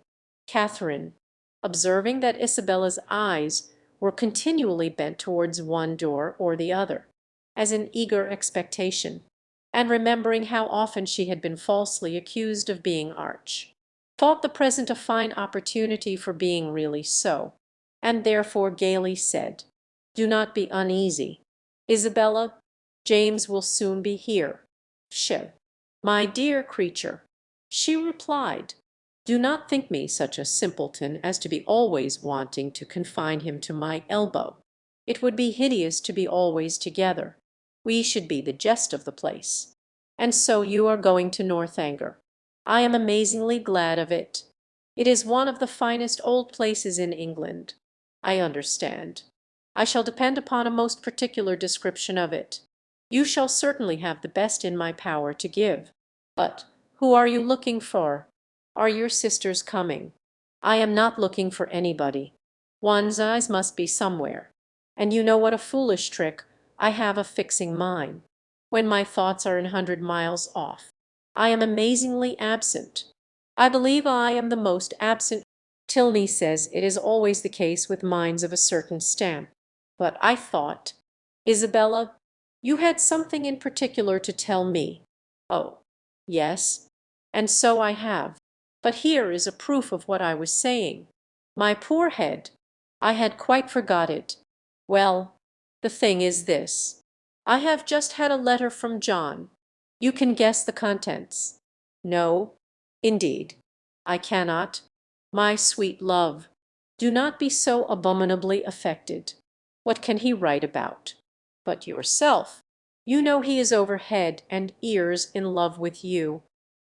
With me, dear Isabella. Nay, my sweetest Catherine, this is being quite absurd. Modesty, and all that, is very well in its way, but really a little common honesty is sometimes quite as becoming. I have no idea of being so overstrained. It is fishing for compliments. His attentions were such as a child must have noticed, and it was but half an hour before he left Bath. He says so in this letter. says that he as good as made you an offer, and that you received his advances in the kindest way. And now he wants me to urge his suit, and say all manner of pretty things to you. So it is in vain to affect ignorance." Catherine, with all the earnestness of truth, expressed her astonishment at such a charge, protesting her innocence of every thought of Mr. Thorpe's being in love with her, and the consequent impossibility of her having ever intended to encourage him. As to any attentions on his side, I do declare, upon my honour, I never was sensible of them for a moment except just his asking me to dance the first day of his coming, and as to making me an offer, or anything like it, there must be some unaccountable mistake. I could not have misunderstood a thing of that kind, you know, and, as I ever wish to be believed, I solemnly protest that no syllable of such a nature ever passed between us the last half hour before he went away. It must be all and completely a mistake, for I did not see him once that whole morning. But that you certainly did, for you spent the whole morning in Edgar's buildings. It was the day your father's consent came, and I am pretty sure that you and John were alone in the parlour some time before you left the house. Are you? Well, if you say it, it was so. I dare say, but for the life of me I cannot recollect it. I do remember now being with you, and seeing him as well as the rest, but that we were ever alone for 5 minutes over, it is not worth arguing about. For whatever might pass on his side, you must be convinced, by my having no recollection of it, that I never thought, nor expected, nor wished for anything of the kind from him. I am excessively concerned that he should have any regard for me, but indeed it has been quite unintentional on my side. I never had the smallest idea of it. Pray undeceive him as soon as you can, and tell him I beg his pardon that he do not know what I ought to say, but make him understand what I mean, in the properest way. I would not speak disrespectfully of a brother of yours, Isabella, I am sure, but you know very well that if I could think of one man more than another, he is not the person." Isabella was silent. "My dear friend, you must not be angry with me. I cannot suppose your brother cares so very much about me, and, you know, we shall still be sisters. Yes, yes," with a blush, "there are more ways than one of our being sisters. But where am I wandering to? Well, my dear Catherine, the case seems to be that you are determined against poor John. Is not it so? I certainly cannot return his affection, and as certainly never meant to encourage it. Since that is the case, I am sure I shall not tease you any further. John desired me to speak to you on the subject, and therefore I have. But I confess, as soon as I read his letter, I thought it a very foolish, imprudent business, and not likely to promote the good of either. For what were you to live upon, supposing you came together? You have both of you something, to be sure, but it is not a trifle that will support a family nowadays. And after all that romancers may say, there is no doing without money. I only wonder John could think of it. He could not have received my last. You do acquit me, then, of anything wrong. You are convinced that I never meant to deceive your brother, never suspected him of liking me till this moment. Oh, as to that, answered Isabella laughingly, I do not pretend to determine what your thoughts and designs in time past may have been. All that is best known to yourself. A little harmless flirtation or so will occur, and one is often drawn on to give more encouragement than one wishes to stand by. But you may be assured that I am the last person in the world to judge you severely.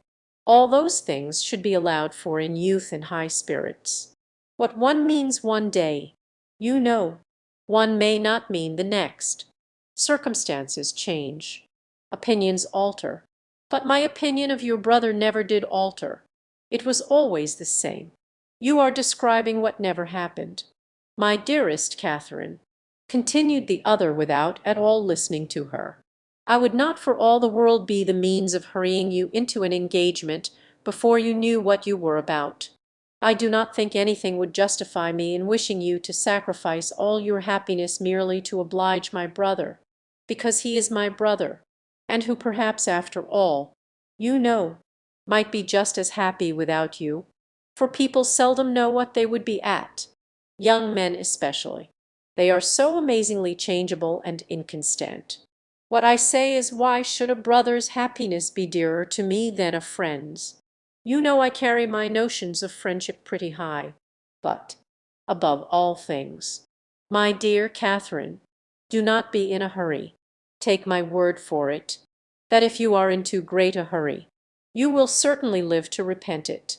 Tilney says there is nothing people are so often deceived in as the state of their own affections, and I believe he is very right. Ah, here he comes.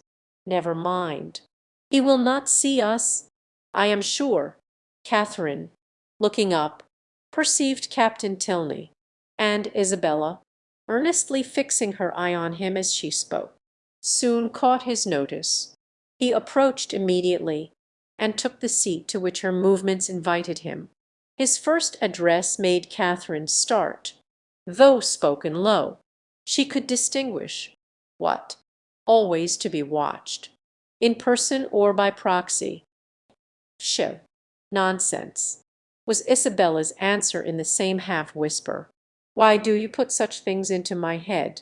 If I could believe it, me spirit, you know, is pretty independent. I wish your heart were independent. That would be enough for me. My heart? Indeed, what can you have to do with hearts? You men have none of you any hearts.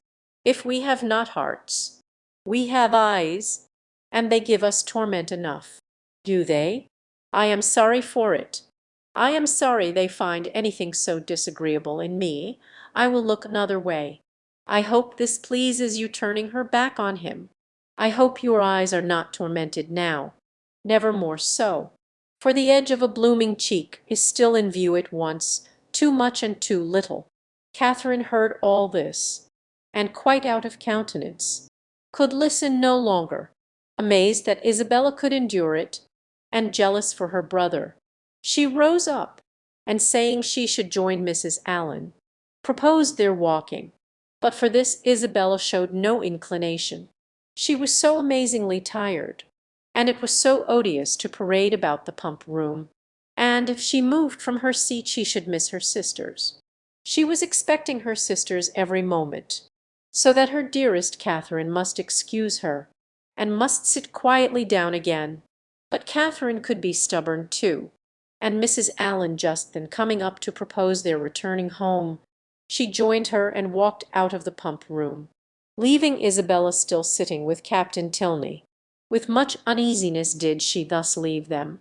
It seemed to her that Captain Tilney was falling in love with Isabella, and Isabella unconsciously encouraging him. Unconsciously it must be, for Isabella's attachment to James was as certain and well acknowledged as her engagement. To doubt her truth or good intentions was impossible. And yet, during the whole of their conversation her manner had been odd. She wished Isabella had talked more like her usual self, and not so much about money, and had not looked so well pleased at the sight of Captain Tilney. How strange that she should not perceive his admiration! Catherine longed to give her a hint of it, to put her on her guard, and prevent all the pain which her too lively behaviour might otherwise create both for him and her brother. The compliment of John Thorpe's affection did not make amends for this thoughtlessness in his sister. She was almost as far from believing as from wishing it to be sincere, for she had not forgotten that he could mistake, and his assertion of the offer and of her encouragement convinced her that his mistakes could sometimes be very egregious. In vanity, therefore, she gained but little. Her chief profit was in wonder. That he should think it worth his while to fancy himself in love with her was a matter of lively astonishment. Isabella talked of his attentions. She had never been sensible of any, but Isabella had said many things which she hoped had been spoken in haste, and would never be said again, and upon this she was glad to rest altogether for present ease and comfort. Chapter 19. A few days passed away, and Catherine, though not allowing herself to suspect her friend, could not help watching her closely. The result of her observations was not agreeable. Isabella seemed an altered creature when she saw her. Indeed, surrounded only by their immediate friends in Edgar's Buildings or Pulteney Street, her change of manners was so trifling that, had it gone no farther, it might have passed unnoticed. A something of languid indifference, or of that boasted absence of mind which Catherine had never heard of before, would occasionally come across her, but had nothing worse appeared, that might only have spread a new grace and inspired a warmer interest. But when Catherine saw her in public, admitting Captain Tilney's attentions as readily as they were offered, and allowing him almost an equal share with James in her notice and smiles, the alteration became too positive to be passed over. What could be meant by such unsteady conduct, what her friend could be at, was beyond her comprehension. Isabella could not be aware of the pain she was inflicting, but it was a degree of wilful thoughtlessness which Catherine could not but resent. James was the sufferer. She saw him grave and uneasy, and however careless of his present comfort the woman might be who had given him her heart, to her it was always an object. For poor Captain Tilney, too, she was greatly concerned, though his looks did not please her. His name was a passport to her good-will, and she thought with sincere compassion of his approaching disappointment. For, in spite of what she had believed herself to overhear in the pump-room, his behaviour was so incompatible with a knowledge of Isabella's engagement that she could not, upon reflection, imagine him aware of it. He might be jealous of her brother as a rival, but, if more had seemed implied, the fault must have been in her misapprehension. She wished, by a gentle remonstrance, to remind Isabella of her situation, and make her aware of this double unkindness. But for remonstrance, either opportunity or comprehension was always against her, if able to suggest a hint. Isabella could never understand it. In this distress, the intended departure of the Tilney family became her chief. Their journey into Gloucestershire was to take place within a few days, and Captain Tilney's removal would at least restore peace to every heart but his own. But Captain Tilney had at present no intention of removing. He was not to be of the party to Northanger. He was to continue at Bath. When Catherine knew this, her resolution was directly made. She spoke to Henry Tilney on the subject, regretting his brother's evident partiality for Miss Thorpe, and entreating him to make known her prior engagement. "My brother does know it," was Henry's answer. "Does he? Then why does he stay here?" He made no reply, and was beginning to talk of something else. But she eagerly continued, "Why do not you persuade him to go away? The longer he stays, the worse it will be for him at last. Pray advise him, for his own sake, and for everybody's sake, to leave Bath directly. Absence will in time make him comfortable again, but he can have no hope here, and it is only staying to be miserable." Henry smiled and said, "I am sure my brother would not wish to do that." "Then you will persuade him to go away." "Persuasion is not at command. But pardon me if I cannot even endeavour to persuade him. I have myself told him that Miss Thorpe is engaged. He knows what he is about, and must be his own master." "No, he does not know what he is about," cried Catherine. "He does not know the pain he is giving my brother. Not that James has ever told me so, but I am sure he is very uncomfortable." "And are you sure it is my brother's doing?" "Yes, very sure." "Is it my brother's attentions to Miss Thorpe, or Miss Thorpe's admission of them, that gives the pain? Is not it the same thing?" "I think Mr. Morland would acknowledge a difference. No man is offended by another man's admiration of the woman he loves. It is the woman only who can make it a torment." Catherine blushed for her friend, and said, "Isabella is wrong, but I am sure she cannot mean to torment, for she is very much attached to my brother." She has been in love with him ever since they first met, and while my father's consent was uncertain, she fretted herself almost into a fever. You know she must be attached to him. I understand. She is in love with James, and flirts with Frederick. Oh, no, not flirts. A woman in love with one man cannot flirt with another. It is probable that she will neither love so well, nor flirt so well, as she might do either singly. The gentlemen must each give up a little. After a short pause, Catherine resumed with, "Then you do not believe Isabella so very much attached to my brother? I can have no opinion on that subject. But what can your brother mean? If he knows her engagement, what can he mean by his behaviour? You are a very close questioner." "Am I? I only ask what I want to be told." "But do you only ask what I can be expected to tell?" "Yes, I think so. For you must know your brother's heart." "My brother's heart, as you term it, on the present occasion, I assure you I can only guess at." "Well, well, nay, if it is to be guesswork, let us all guess for ourselves. To be guided by second-hand conjecture is pitiful. The premises are before you. My brother is a lively and perhaps sometimes a thoughtless young man, and he has known her engagement almost as long as he has known her." "Well," said Catherine, after some moments' consideration, "you may be able to guess at your brother's intentions from all this, but I am sure I cannot. But is not your father uncomfortable about it? Does not he want Captain Tilney to go away? Sure, if your father were to speak to him, he would go." "My dear Miss Morland," said Henry, in this amiable solicitude for your brother's comfort, "may you not be a little mistaken? Are you not carried a little too far? Would he thank you, either on his own account or Miss Thorpe's, for supposing that her affection, or at least her good behaviour, is only to be secured by her seeing nothing of Captain Tilney? Is he safe only in solitude? Or is her heart constant to him only when unsolicited by any one else? He cannot think this, and you may be sure that he would not have you think it. I will not say, do not be uneasy, because I know that you are so, at this moment, but be as little uneasy as you can. You have no doubt of the mutual attachment of your brother and your friend. Depend upon it, therefore, that real jealousy never can exist between them. Depend upon it that no disagreement between them can be of any duration. Their hearts are open to each other, as neither heart can be to you.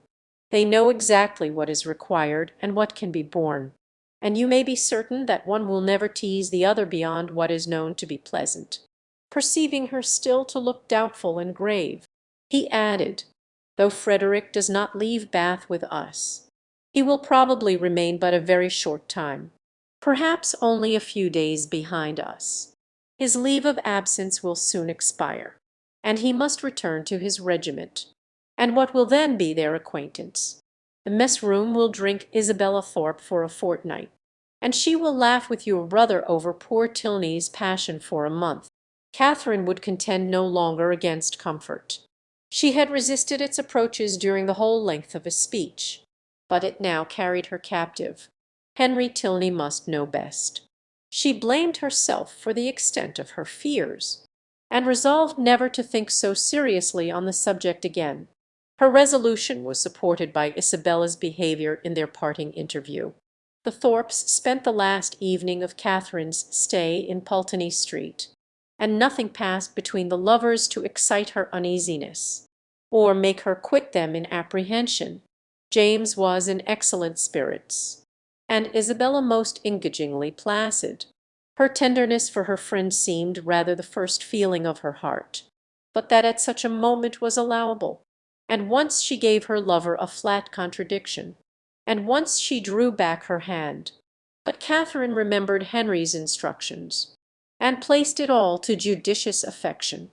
The embraces, tears, and promises of the parting fair ones may be fancied. Chapter 20. Mr. and Mrs. Allen were sorry to lose their young friend. whose good humour and cheerfulness had made her a valuable companion, and in the promotion of whose enjoyment their own had been gently increased. Her happiness in going with Miss Tilney, however, prevented their wishing it otherwise, and, as they were to remain only one more week in Bath themselves, her quitting them now would not long be felt. Mr. Allen attended her to Milsom Street, where she was to breakfast, and saw her seated with the kindest welcome among her new friends. But so great was her agitation in finding herself, and so fearful was she of not doing exactly what was right, and of not being able to preserve their good opinion, that, in the embarrassment of the first 5 minutes, she could almost have wished to return with him to Pulteney Street. Miss Tilney's manners and Henry's smile soon did away some of her unpleasant feelings, but still she was far from being at ease, nor could the incessant attentions of the General himself entirely reassure her. Nay, perverse as it seemed, she doubted whether she might not have felt less, had she been less attended to.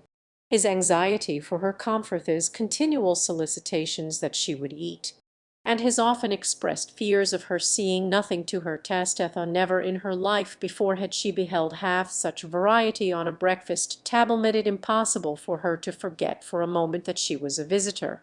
She felt utterly unworthy of such respect, and knew not how to reply to it.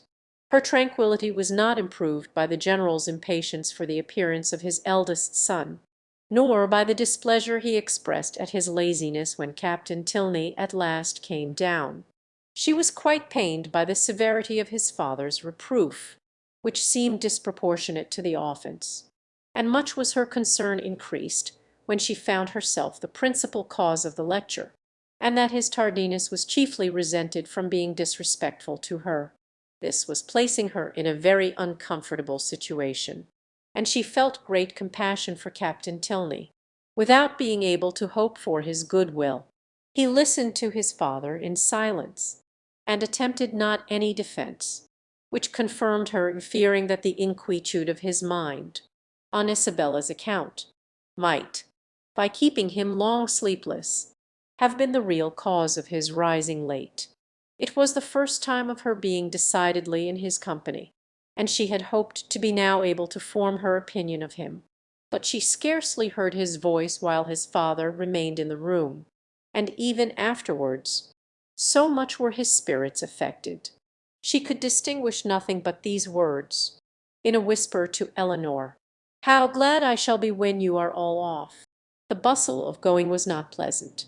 The clock struck 10 while the trunks were carrying down, and the General had fixed to be out of Milsom Street by that hour. His greatcoat, instead of being brought for him to put on directly, was spread out in the curricle in which he was to accompany his son. The middle seat of the chaise was not drawn out, though there were 3 people to go in it, and his daughter's maid had so crowded it with parcels that Miss Morland would not have room to sit, and so much was he influenced by this apprehension when he handed her in, that she had some difficulty in saving her own new writing desk from being thrown out into the street. At last, however, the door was closed upon the 3 females, and they set off at the sober pace in which the handsome, highly fed 4 horses of a gentleman usually perform a journey of 30 miles. Such was the distance of Northanger from Bath, to be now divided into 2 equal stages. Catherine's spirits revived as they drove from the door, for with Miss Tilney she felt no restraint, and, with the interest of a road entirely new to her, of an abbey before, and a curricle behind, she caught the last view of Bath without any regret, and met with every milestone before she expected it. The tediousness of a 2 hours' wait at Petty France, in which there was nothing to be done but to eat without being hungry, and loiter about without anything to see, next followed her admiration of the style in which they travelled, of the fashionable chaise and 4 postilions handsomely liveried, rising so regularly in their stirrups, and numerous outriders properly mounted, sunk a little under this consequent inconvenience. Had their party been perfectly agreeable, the delay would have been nothing, But General Tilney, though so charming a man, seemed always a check upon his children's spirits, and scarcely anything was said but by himself, the observation of which, with his discontent at whatever the inn afforded, and his angry impatience at the waiters, made Catherine grow every moment more in awe of him, and appeared to lengthen the 2 hours into 4. At last, however, the order of release was given, and much was Catherine then surprised by the General's proposal of her taking his place in his son's curricle for the rest of the journey. The day was fine, and he was anxious for her seeing as much of the country as possible. The remembrance of Mr. Allen's opinion respecting young men's open carriages made her blush at the mention of such a plan, and her first thought was to decline it, but her second was of greater deference for General Tilney's judgment. He could not propose anything improper for her, and, in the course of a few minutes, she found herself with Henry in the curricle, as happy a being as ever existed. A very short trial convinced her that a curricle was the prettiest equipage in the world, the chaise and four wheeled off with some grandeur, to be sure, but it was a heavy and troublesome business, and she could not easily forget its having stopped 2 hours at Petty France. Half the time would have been enough for the curricle, and so nimbly were the light horses disposed to move, that, had not the General chosen to have his own carriage lead the way, they could have passed it with ease in half a minute. But the merit of the curricle did not all belong to the horses. Henry drove so well so quickly without making any disturbance, without parading to her, or swearing at them, so different from the only gentleman coachman whom it was in her power to compare him with, and then his hat sat so well, and the innumerable capes of his greatcoat looked so becomingly important. To be driven by him, next to being dancing with him, was certainly the greatest happiness in the world, in addition to every other delight. She had now that of listening to her own praise, of being thanked at least, on his sister's account, for her kindness in thus becoming her visitor, of hearing it ranked as real friendship, and described as creating real gratitude. His sister, he said, was uncomfortably circumstanced, had no female companion, and, in the frequent absence of her father, was sometimes without any companion at all. "But how can that be?" said Catherine. "Are not you with her? Northanger is not more than half my home. I have an establishment at my own house in Woodston, which is nearly 20 miles from my father's, and some of my time is necessarily spent there. How sorry you must be for that! I am always sorry to leave Eleanor.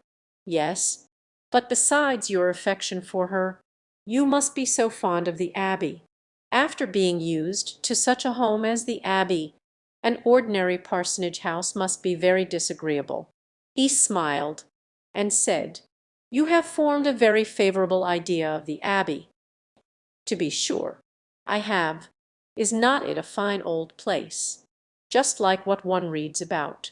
And are you prepared to encounter all the horrors that a building such as what one reads about may produce? Have you a stout heart, nerves fit for sliding panels and tapestry?"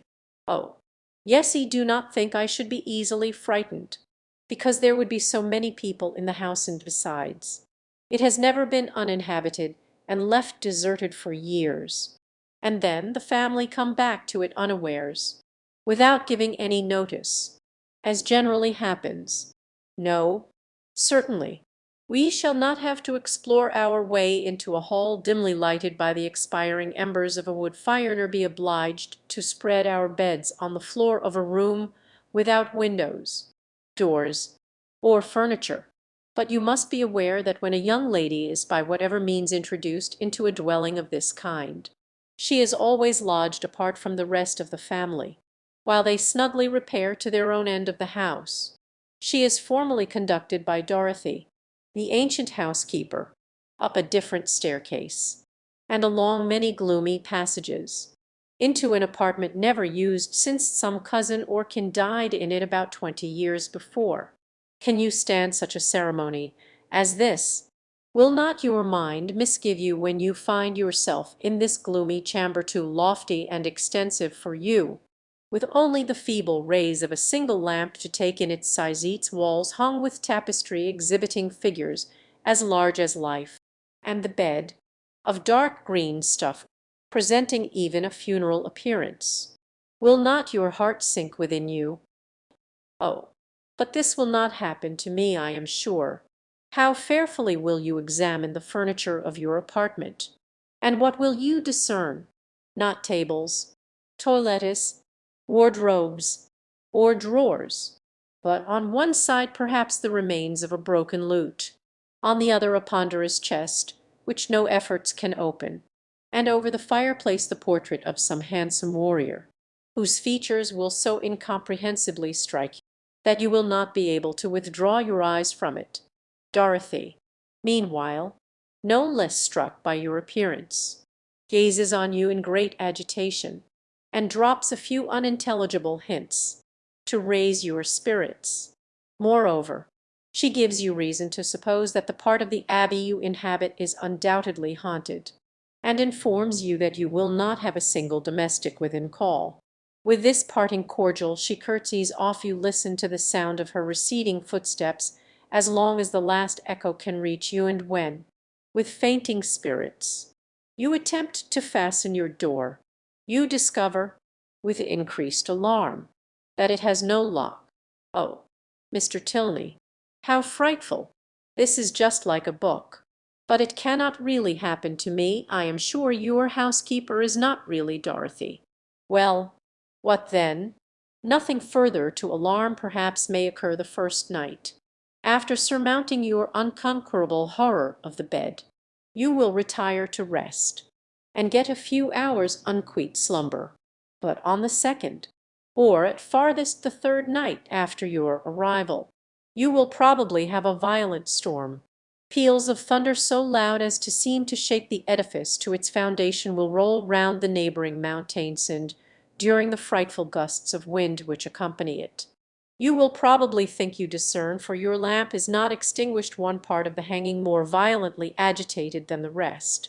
Unable, of course, to repress your curiosity in so favourable a moment for indulging it, you will instantly arise, and throwing your dressing gown around you, proceeds to examine this mystery.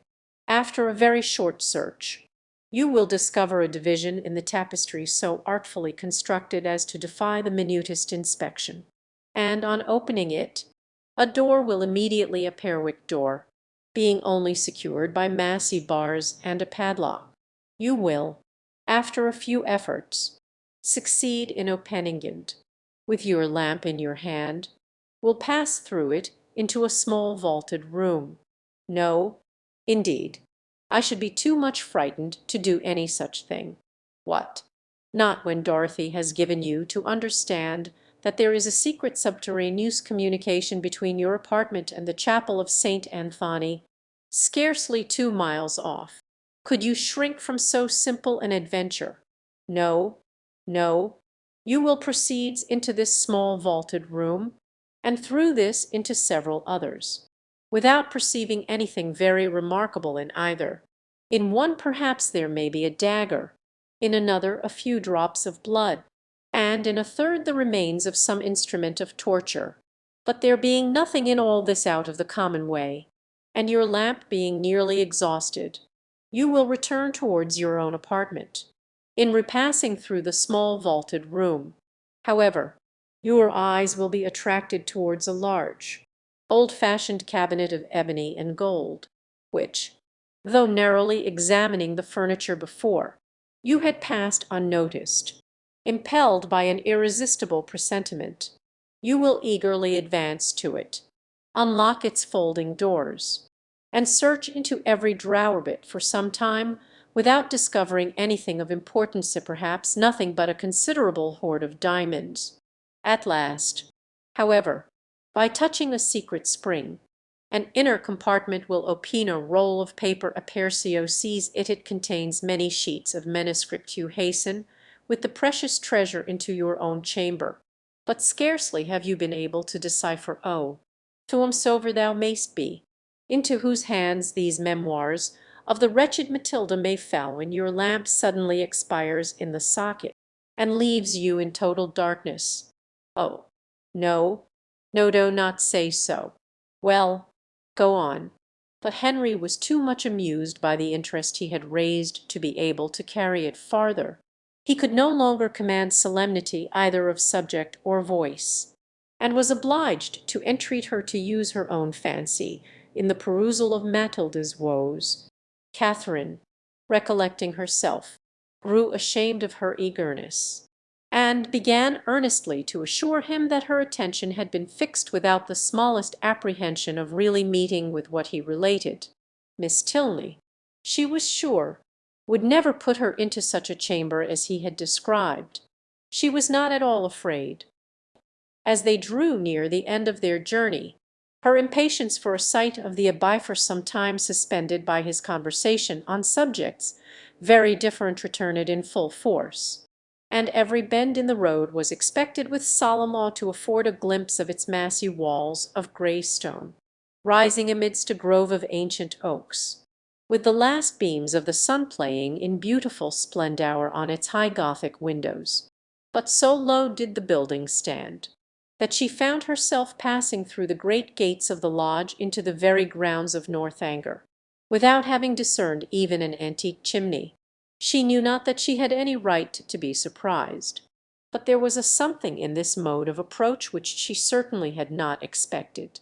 To pass between lodges of a modern appearance, to find herself with such ease in the very precincts of the Abbey, and driven so rapidly along a smooth, level road of fine gravel, without obstacle, alarm, or solemnity of any kind, struck her as odd and inconsistent. She was not long at leisure, however, for such considerations.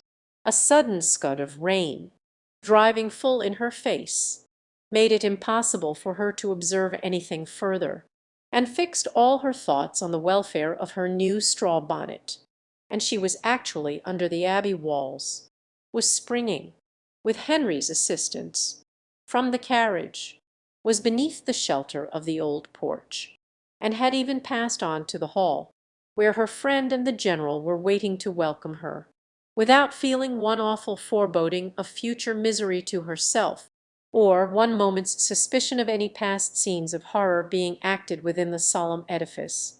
The breeze had not seemed to waft the sighs of the murdered to her. It had wafted nothing worse than a thick mizzling rain, and having given a good shake to her habit, she was ready to be shown into the common drawing-room, and capable of considering where she was. An abbey. Yes, it was delightful to be really in an abbey, but she doubted, as she looked round the room, whether anything within her observation would have given her the consciousness. The furniture was in all the profusion and elegance of modern taste. The fireplace, where she had expected the ample width and ponderous carving of former times, was contracted to a Rumford, with slabs of plain though handsome marble, and ornaments over it of the prettiest English china. The windows, to which she looked with peculiar dependence, from having heard the general talk of his preserving them in their Gothic form with reverential care, were yet less what her fancy had portrayed.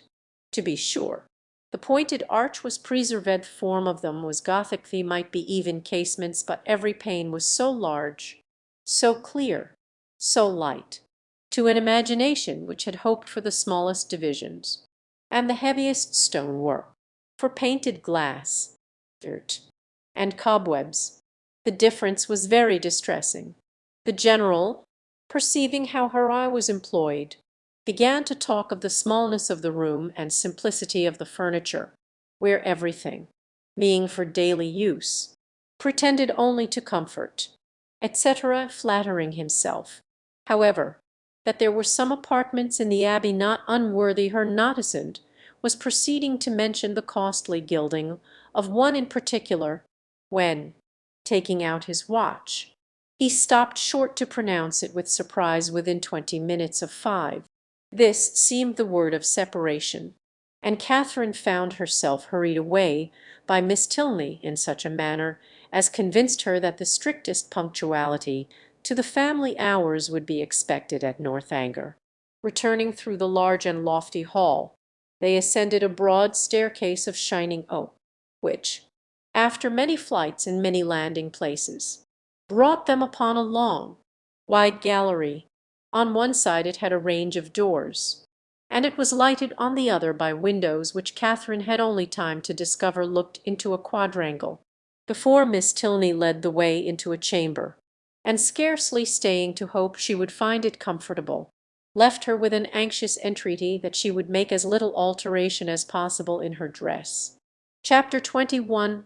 A moment's glance was enough to satisfy Catherine that her apartment was very unlike the one which Henry had endeavoured to alarm her by the description of.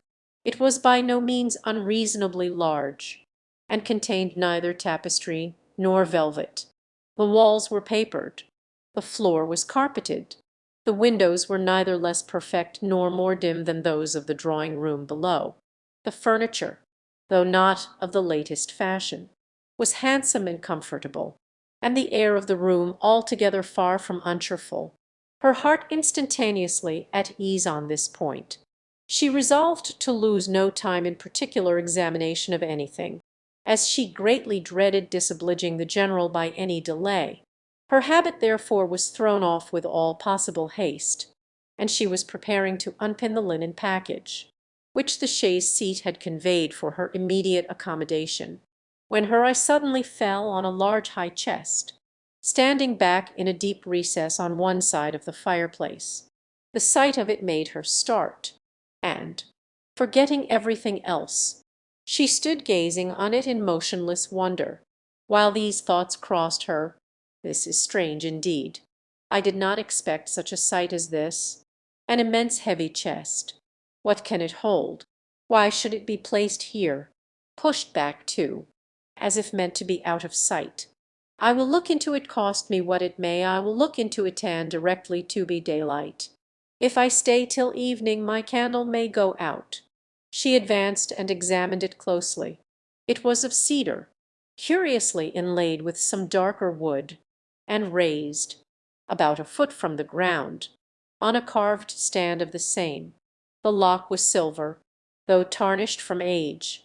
At each end were the imperfect remains of handles also of silver, broken perhaps prematurely by some strange violence, and on the centre of the lid was a mysterious cipher, in the same metal. Catherine bent over it intently, but without being able to distinguish anything with certainty. She could not, in whatever direction she took it, believe the last letter to be a T, and yet that it should be anything else in that house was a circumstance to raise no common degree of astonishment, if not originally theirs. By what strange events could it have fallen into the Tilney family? Her fearful curiosity was every moment growing greater, and seizing, with trembling hands, the hasp of the lock, she resolved at all hazards to satisfy herself at least as to its contents. With difficulty, for something seemed to resist her efforts, she raised the lid a few inches, but at that moment a sudden knocking at the door of the room made her, starting, quit her hold, and the lid closed with alarming violence. This ill-timed intruder was Miss Tilney's maid, sent by her mistress to be of use to Miss Morland, and though Catherine immediately dismissed her, it recalled her to the sense of what she ought to be doing, and forced her, in spite of her anxious desire to penetrate this mystery, to proceed in her dressing without further delay. Her progress was not quick, for her thoughts and her eyes were still bent on the object so well calculated to interest and alarm, and though she dared not waste a moment upon a second attempt, she could not remain many paces from the chest. At length, however, having slipped one arm into her gown, her toilet seemed so nearly finished that the impatience of her curiosity might safely be indulged. One moment surely might be spared, and so desperate should be the exertion of her strength, that, unless secured by supernatural means, the lid in one moment should be thrown back. With this spirit she sprang forward, and her confidence did not deceive her. Her resolute and gave to her astonished eyes the view of a white cotton counterpane, properly folded, reposing at one end of the chest in undisputed possession. She was gazing on it with the first blush of surprise when Miss Tilney, anxious for her friend's being ready, entered the room, and to the rising shame of having harboured for some minutes an absurd expectation, was then added the shame of being caught in so idle a search. "That is a curious old chest, is not it?" said Miss Tilney, as Catherine hastily closed it and turned away to the glass. "It is impossible to say how many generations it has been here. How it came to be first put in this room I know not, but I have not had it moved, because I thought it might sometimes be of use in holding hats and bonnets. The worst of it is that its weight makes it difficult to open.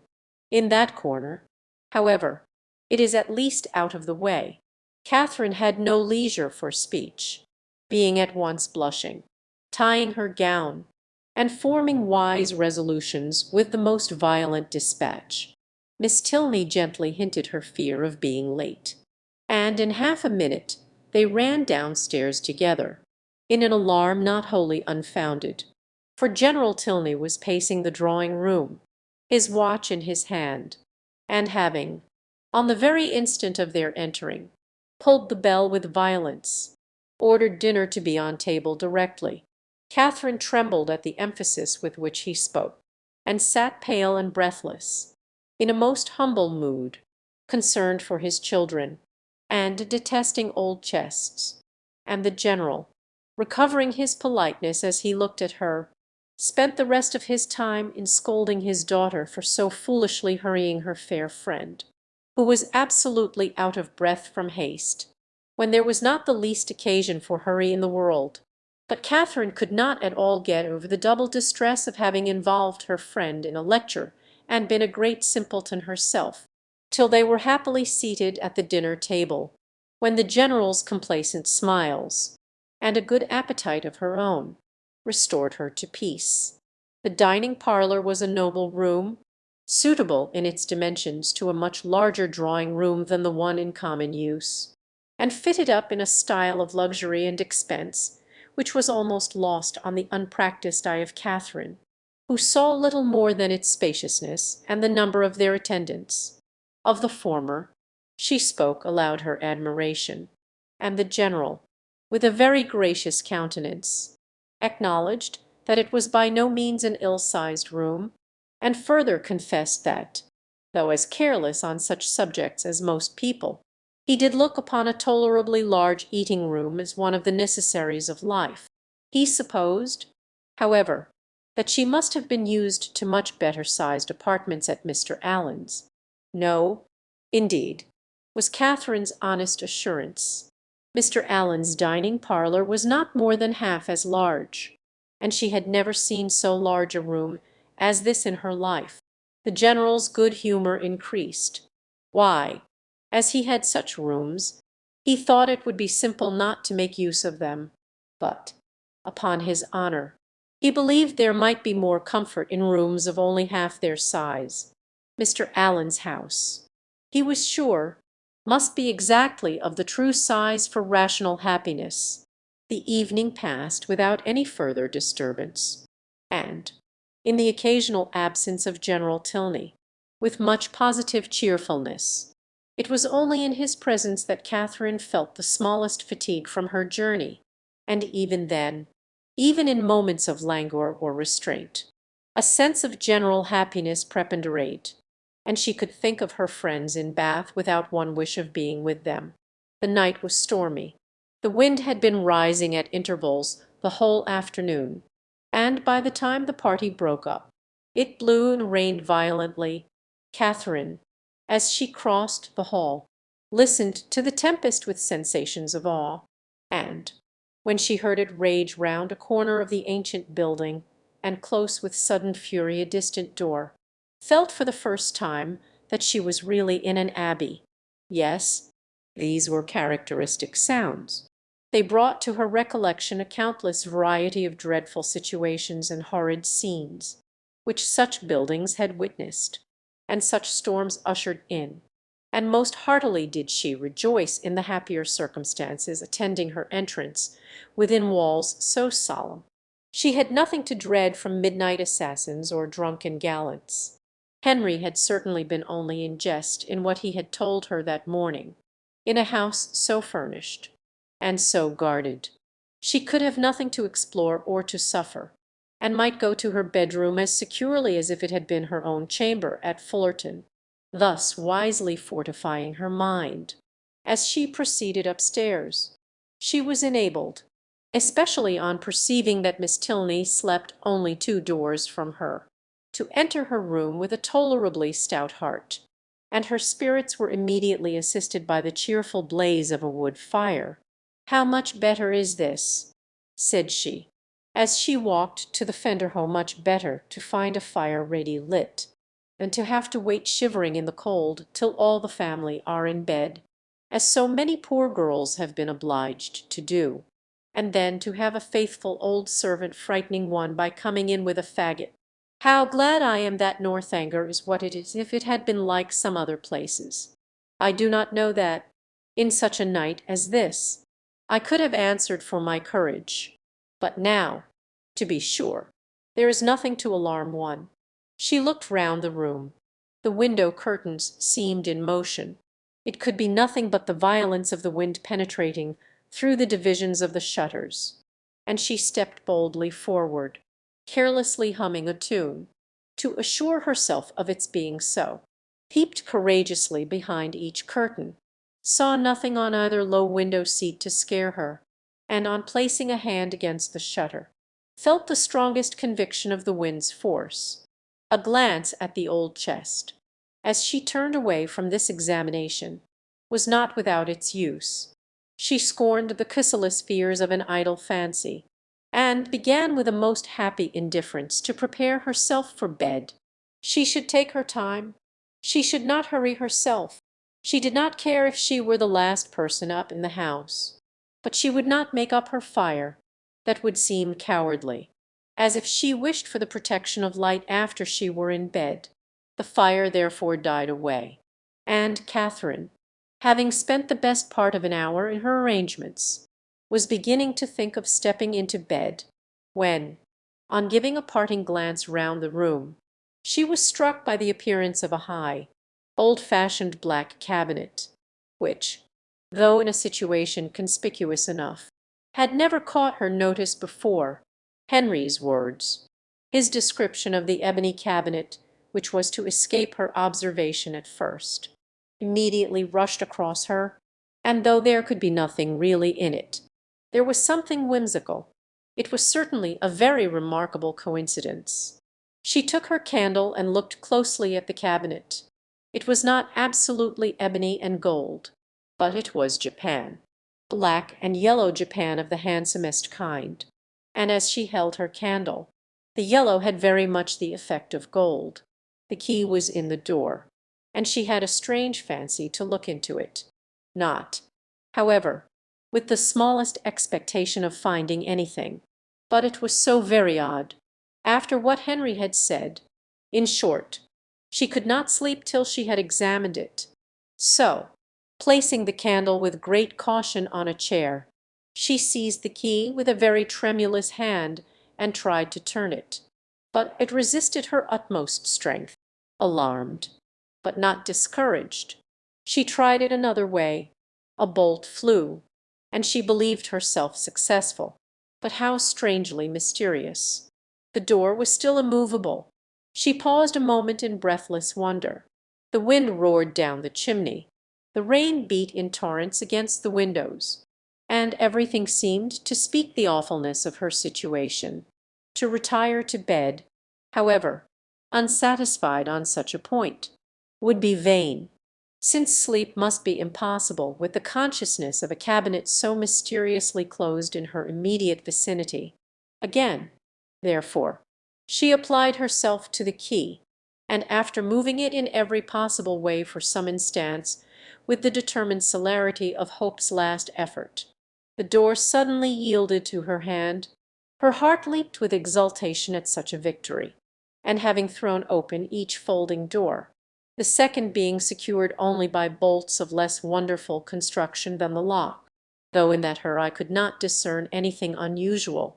A double range of small drawers appeared in view, with some larger drawers above and below them, and in the centre a small door, closed also with a lock and key, secured in all probability a cavity of importance. Catherine's heart beat quick, but her courage did not fail her. With a cheek flushed by hope, and an eye straining with curiosity, her fingers grasped the handle of a drawer and drew it forth. It was entirely empty. With less alarm and greater eagerness she seized a second, a third, a fourth. Each was equally empty. Not one was left unsearched, and in not one was anything found. Well read in the art of concealing a treasure. The possibility of false linings to the drawers did not escape her, and she felt round each with anxious acuteness in vain.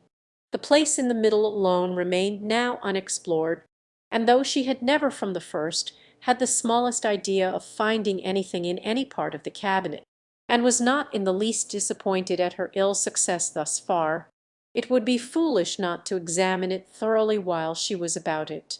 It was some time, however, before she could unfasten the door, the same difficulty occurring in the management of this inner lock as of the outer.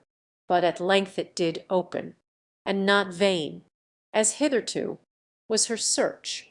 Her quick eyes directly fell on a roll of paper pushed back into the further part of the cavity, apparently for concealment, and her feelings at that moment were indescribable.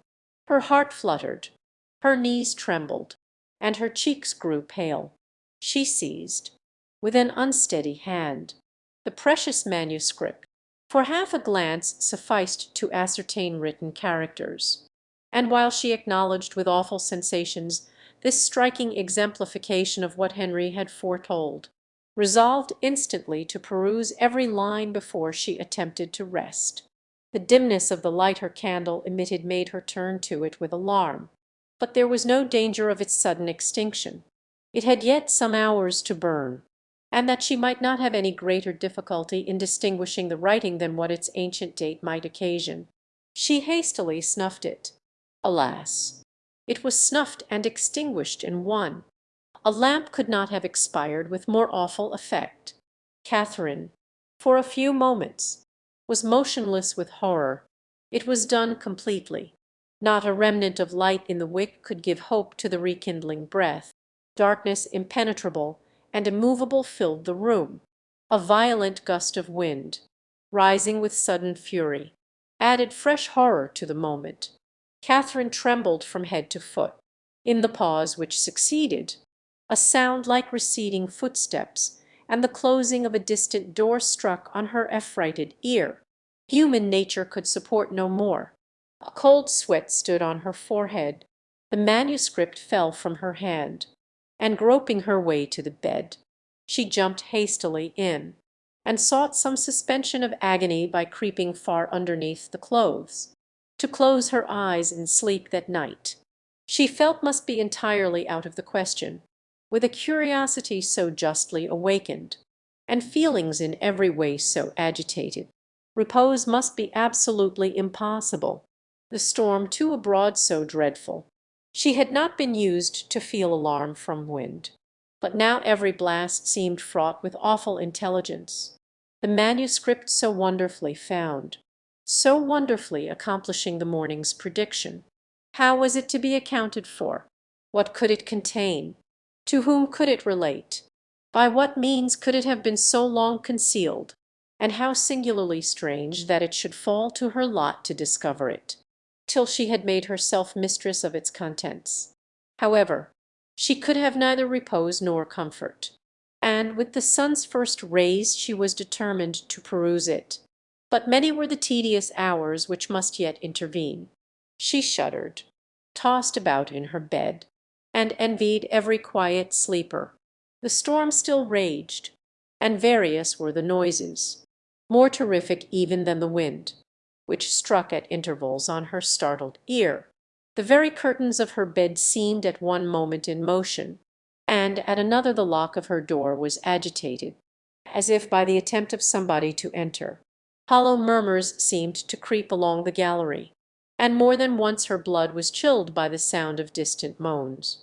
Hour after hour passed away, and the wearied Catherine had heard three proclaimed by all the clocks in the house before the tempest subsided or she unknowingly fell fast asleep. Chapter 22. The housemaid's folding back her window shutters at 8 o'clock the next day was the sound which first roused Catherine, and she opened her eyes, wondering that they could ever have been closed, on objects of cheerfulness. Her fire was already burning, and a bright morning had succeeded the tempest of the night. Instantaneously, with the consciousness of existence, returned her recollection of the manuscript, and springing from the bed in the very moment of the maid's going away, she eagerly collected every scattered sheet which had burst from the roll on its falling to the ground, and flew back to enjoy the luxury of their perusal on her pillow. She now plainly saw that she must not expect a manuscript of equal length with the generality of what she had shuddered over in books, for the roll, seeming to consist entirely of small disjointed sheets, was altogether but of trifling size, and much less than she had supposed it to be at first. Her greedy eye glanced rapidly over a page. She started at its import. Could it be possible, or did not her senses play her false? An inventory of linen, in coarse and modern characters, seemed all that was before her, if the evidence of sight might be trusted. She held a washing bill in her hand. She seized another sheet, and saw the same articles with little variation. A third, a fourth, and a fifth presented nothing new. Shirts, stockings, cravats, and waistcoats faced her in each. Two others, penned by the same hand, marked an expenditure scarcely more interesting, in letters, hair powder, shoestring, and breeches ball, and the larger sheet, which had enclosed the rest, seemed by its first cramp line to poultice Chestnut Murray Ferrier's bill. Such was the collection of papers left, perhaps, as she could then suppose, by the negligence of a servant in the place whence she had taken them, which had filled her with expectation and alarm, and robbed her of half her night's rest. She felt humbled to the dust. Could not the adventure of the chest have taught her wisdom? A corner of it, catching her eye as she lay, seemed to rise up in judgment against her. Nothing could now be clearer than the absurdity of her recent fancies. To suppose that a manuscript of many generations back could have remained undiscovered in a room such as that, so modern, so habitable, or that she should be the first to possess the skill of unlocking a cabinet, the key of which was open to all. How could she have so imposed on herself? Heaven forbid that Henry Tilney should ever know her folly, and it was in a great measure his own doing, for had not the cabinet appeared so exactly to agree with his description of her adventures, she should never have felt the smallest curiosity about it. This was the only comfort that occurred. Impatient to get rid of those hateful evidences of her folly, those detestable papers then scattered over the bed, she rose directly, and folding them up as nearly as possible in the same shape as before, returned them to the same spot within the cabinet, with a very hearty wish that no untoward accident might ever bring them forward again, to disgrace her even with herself, while the locks should have been so difficult to open, however, was still something remarkable, for she could now manage them with perfect ease. In this there was surely something mysterious, and she indulged in the flattering suggestion for half a minute, till the possibility of the doors having been at first unlocked, and of being herself its fastener, darted into her head, and cost her another blush. She got away as soon as she could from a room in which her conduct produced such unpleasant reflections, and found her way with all speed to the breakfast parlour, as it had been pointed out to her by Miss Tilney the evening before. Henry was alone in it, and his immediate hope of her having been undisturbed by the tempest, with an arch reference to the character of the building they inhabited, was rather distressing. For the world would she not have her weakness suspected, and yet, unequal to an absolute falsehood, was constrained to acknowledge that the wind had kept her awake a little. "But we have a charming morning after it," she added, desiring to get rid of the subject, "and storms and sleeplessness are nothing when they are over. What beautiful hyacinths! I have just learnt to love a hyacinth." "And how might you learn?" "By accident or argument. Your sister taught me, I cannot tell how. Mrs. Allen used to take pains, year after year, to make me like them, but I never could, till I saw them the other day in Milsom Street. I am naturally indifferent about flowers. But now you love a hyacinth. So much the better. You have gained a new source of enjoyment. And it is well to have as many holds upon happiness as possible. Besides, a taste for flowers is always desirable in your sex, as a means of getting you out of doors, and tempting you to more frequent exercise than you would otherwise take. And though the love of a hyacinth may be rather domestic, who can tell, the sentiment once raised, but you may in time come to love a rose. But I do not want any such pursuit to get me out of doors. The pleasure of walking and breathing fresh air is enough for me, and in fine weather I am out more than half my time. Mamma says I am never within. At any rate, however, I am pleased that you have learnt to love a hyacinth. The mere habit of learning to love is the thing, and a teachableness of disposition in a young lady is a great blessing. Has my sister a pleasant mode of instruction?" Catherine was saved the embarrassment of attempting an answer by the entrance of the General, whose smiling compliments announced a happy state of mind, but whose gentle hint of sympathetic early rising did not advance her composure. The elegance of the breakfast set forced itself on Catherine's notice when they were seated at table, and, luckily, it had been the General's choice. He was enchanted by her approbation of his taste, confessed it to be neat and simple, thought it right to encourage the manufacture of his country, and for his part, to his uncritical palate, the tea was as well flavoured from the clay of Staffordshire as from that of Dresden or Sauve. But this was quite an old set, purchased 2 years ago. The manufacture was much improved since that time. He had seen some beautiful specimens when last in town, and had he not been perfectly without vanity of that kind, might have been tempted to order a new set. He trusted, however, that an opportunity might ere long occur of selecting an ethonat for himself. Catherine was probably the only one of the party who did not understand him. Shortly after breakfast Henry left them for Woodston, where business required and would keep him 2 or 3 days. They all attended in the hall to see him mount his horse, and immediately on re-entering the breakfast-room, Catherine walked to a window in the hope of catching another glimpse of his figure. "This is a somewhat heavy call upon your brother's fortitude," observed the General to Eleanor. "Woodston will make but a sombre appearance to-day. Is it a pretty place?" asked Catherine. "What say you?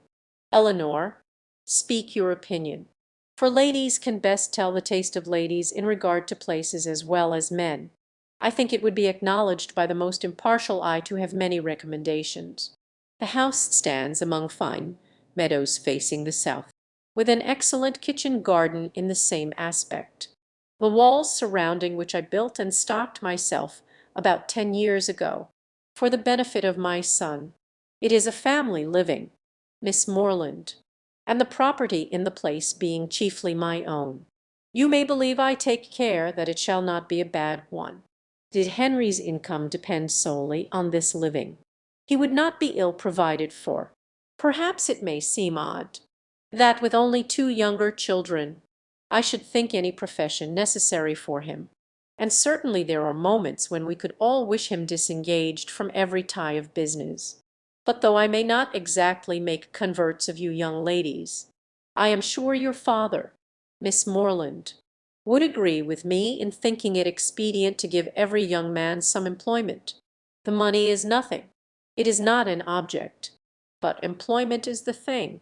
Even Frederick, my eldest son, you see, who will perhaps inherit as considerable a landed property as any private man in the county, has his profession.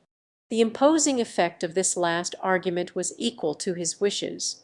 The silence of the lady proved it to be unanswerable. Something had been said the evening before of her being shown over the house, and he now offered himself as her conductor.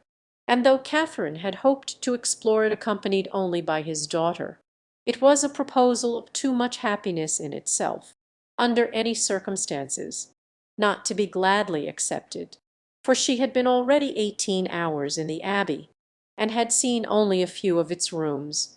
The netting box, just leisurely drawn forth, was closed with joyful haste, and she was ready to attend him in a moment.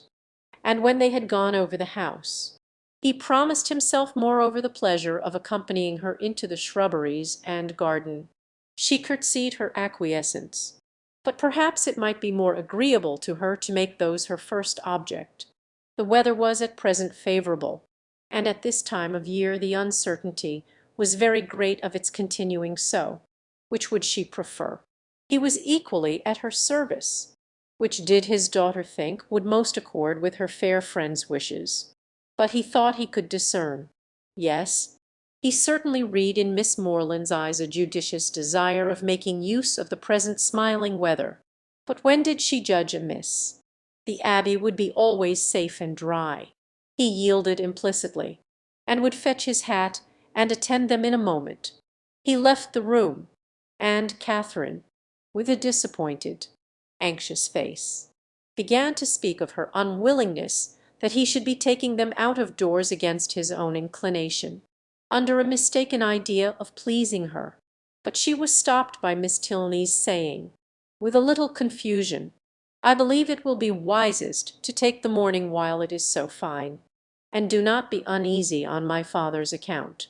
He always walks out at this time of day." Catherine did not exactly know how this was to be understood. Why was Miss Tilney embarrassed? Could there be any unwillingness on the General's side to show her over the Abbey? The proposal was his own, and was not it odd that he should always take his walks so early? Neither her father nor Mr. Allen did so. It was certainly very provoking.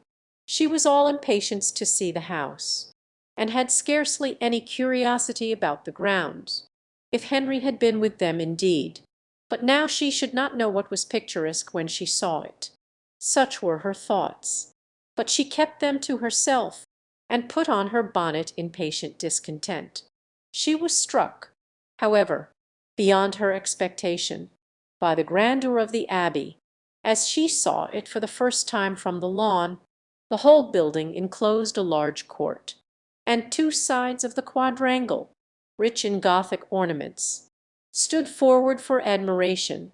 The remainder was shut off by knolls of old trees, or luxuriant plantations, and the steep woody hills rising behind, to give it shelter, were beautiful even in the leafless month of March.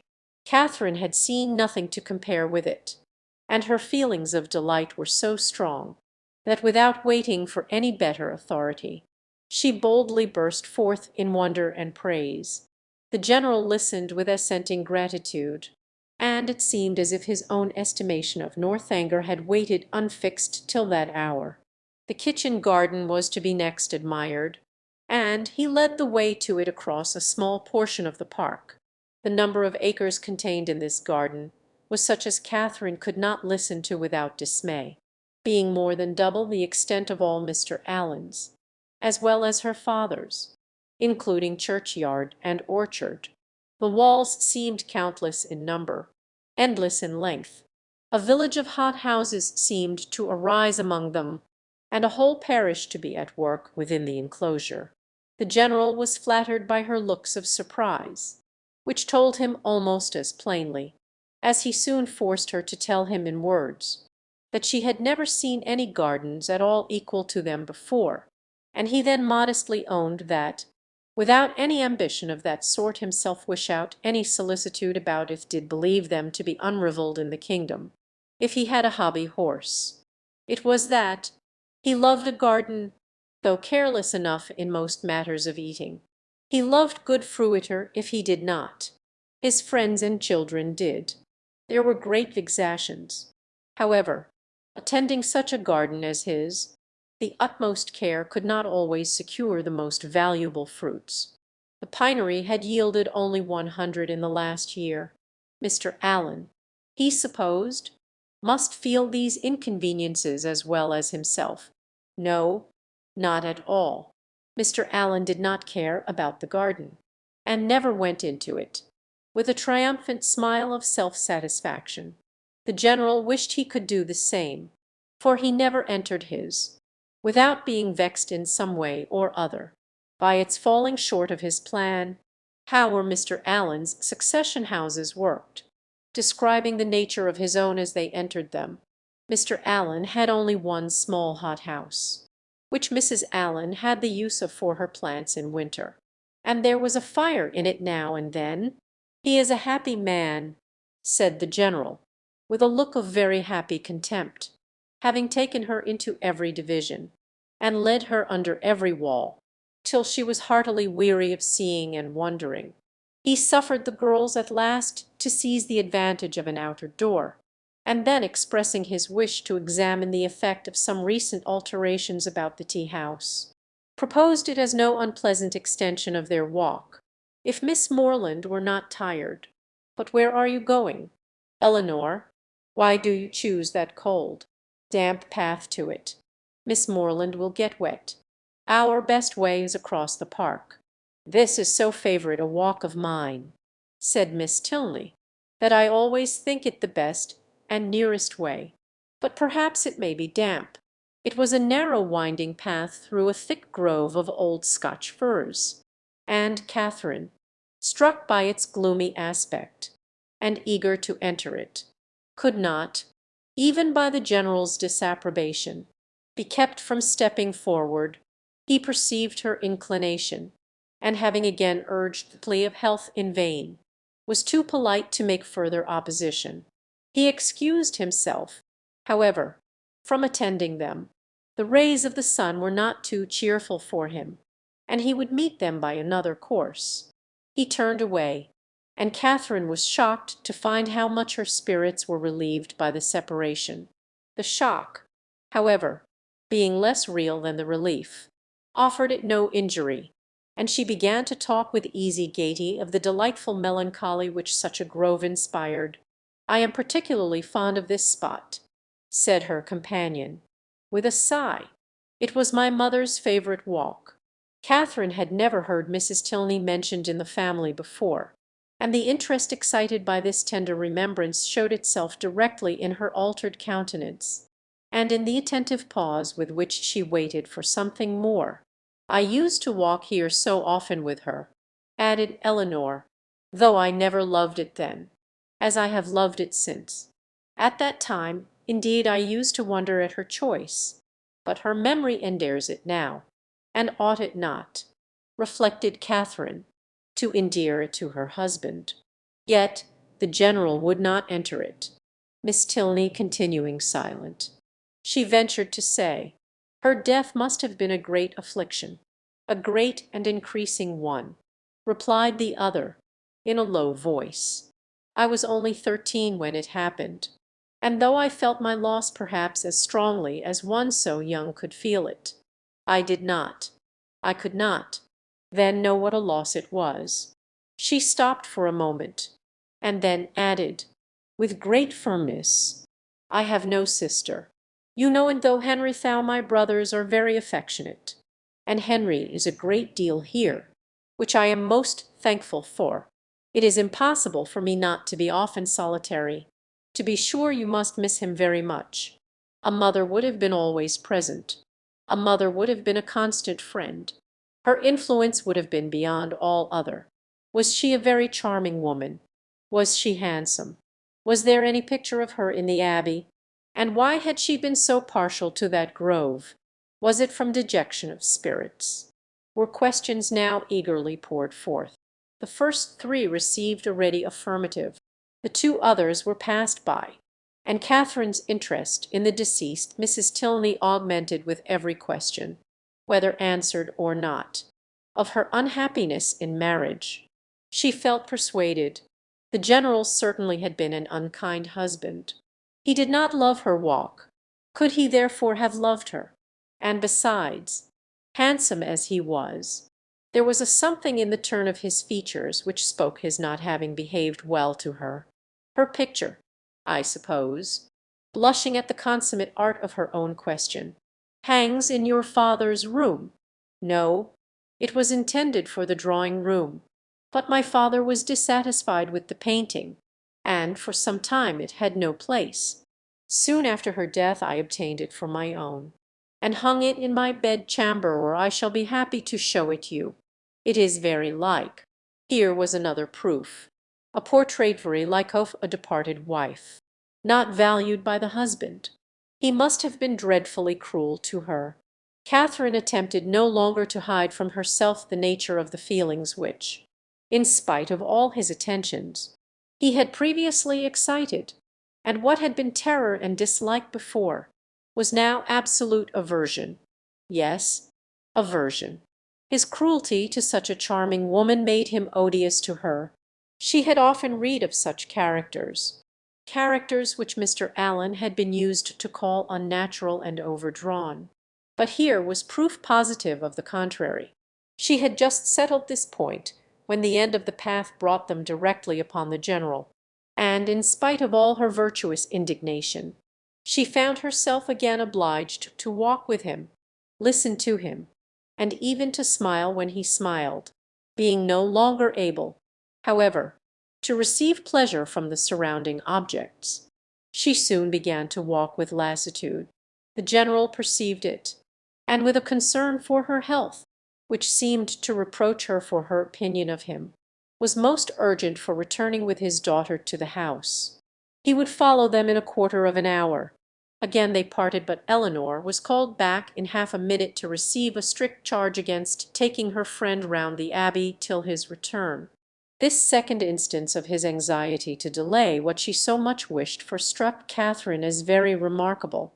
Chapter 23. An hour passed away before the General came in, spent, on the part of his young guest, in no very favourable consideration of his character. This lengthened absence, these solitary rambles, did not speak a mind at ease, or a conscience void of reproach. At length he appeared, and, whatever might have been the gloom of his meditations, he could still smile with them. Miss Tilney, understanding in part her friend's curiosity to see the house, soon revived the subject, and her father being, contrary to Catherine's expectations, unprovided with any pretence for further delay, beyond that of stopping 5 minutes to order refreshments to be in the room by their return, was at last ready to escort them. They set forward, and, with a grandeur of air, a dignified step, which caught the eye, but could not shake the doubts of the well-read Catherine, he led the way across the hall, through the common drawing-room and one useless antechamber, into a room magnificent both in size and furniture, a real drawing-room, used only with company of consequence. It was very noble, very grand, very charming, was all that Catherine had to say. For her indiscriminating eye scarcely discerned the colour of the satin, and all minuteness of praise, all praise that had much meaning, was supplied by the General. The cost lines or elegance of any rooms fitting up could be nothing to her. She cared for no furniture of a more modern date than the 15th century. When the General had satisfied his own curiosity in a close examination of every well-known ornament, they proceeded into the library, an apartment, in its way, of equal magnificence, exhibiting a collection of books, on which an humble man might have looked with pride. Catherine heard, admired, and wondered with more genuine feeling than befforgathered all that she could from this storehouse of knowledge, by running over the titles of half a shelf, and was ready to proceeds. But suites of apartments did not spring up with her wishes. Large as was the building, she had already visited the greatest part, though, on being told that, with the addition of the kitchen, The 6 or 7 rooms she had now seen surrounded 3 sides of the court. She could scarcely believe it, or overcome the suspicion of there being many chambers secreted. It was some relief, however, that they were to return to the rooms in common use, by passing through a few of less importance, looking into the court, which, with occasional passages, not wholly unintricate, connected the different sides, and she was further soothed in her progress by being told that she was treading what had once been a cloister, having traces of cells pointed out, and observing several doors that were neither opened nor explained to her be finding herself successively in a billiard room, and in the general's private apartment, without comprehending their connection, or being able to turn aright when she left them, and lastly, by passing through a dark little room, owning Henry's authority, and strewed with his litter of books, guns, and greatcoats, from the dining room, of which, though already seen, and always to be seen at 5 o'clock, the general could not forego the pleasure of pacing out the length, for the more certain information of Miss Morland, as to what she neither doubted nor cared for, they proceeded by quick communication to the kitchen, ancient kitchen of the convent, rich in the massy walls and smoke of former days, and in the stoves and hot closets of the present. The general's improving hand had not loitered here. Every modern invention to facilitate the labour of the cooks had been adopted within this, their spacious theatre, and, when the genius of others had failed, his own had often produced the perfection wanted. His endowments of this spot alone might at any time have placed him high among the benefactors of the convent. With the walls of the kitchen ended all the antiquity of the abbey, the 4th side of the quadrangle having, on account of its decaying state, been removed by the general's father, and the present erected in its place. All that was venerable ceased here. The new building was not only new, but declared itself to be so, intended only for offices, and enclosed behind by stable yards. No uniformity of architecture had been thought necessary. Catherine could have raved at the hand which had swept away what must have been beyond the value of all the rest, for the purposes of mere domestic economy, and would willingly have been spared the mortification of a walk through scenes so fallen, had the general allowed it.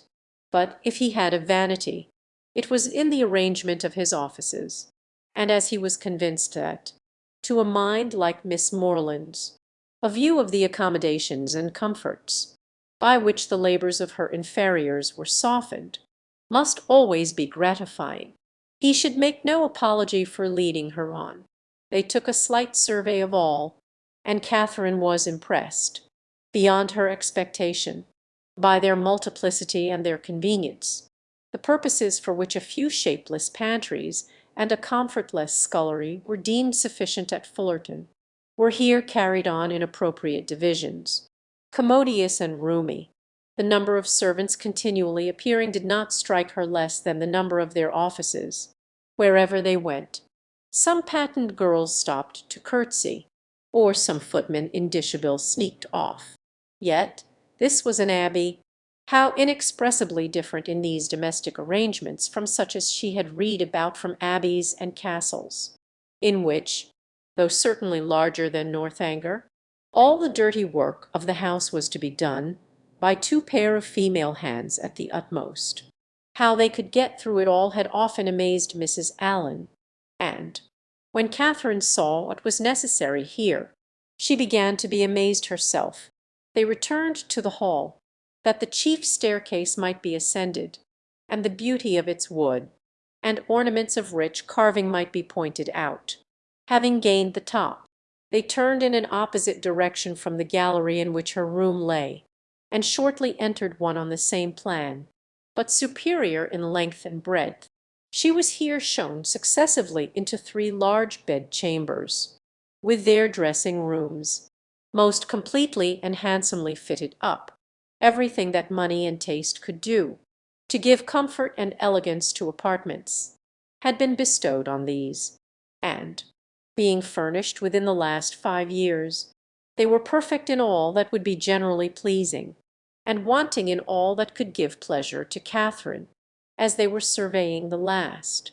The General, after slightly naming a few of the distinguished characters by whom they had at times been honoured, turned with a smiling countenance to Catherine, and ventured to hope that henceforward some of their earliest tenants might be our friends from Fullerton.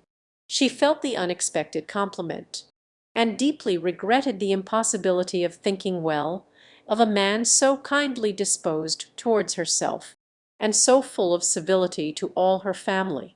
The gallery was terminated by folding doors, which Miss Tilney, advancing, had thrown open, and passed through, and seemed on the point of doing the same by the first door to the left, in another long reach of gallery, when the General, coming forwards, called her hastily, and, as Catherine thought, rather angrily back, demanding whither she were going, and what was there more to be seen? Had not Miss Morland already seen all that could be worth her notice? And did she not suppose her friend might be glad of some refreshment after so much exercise?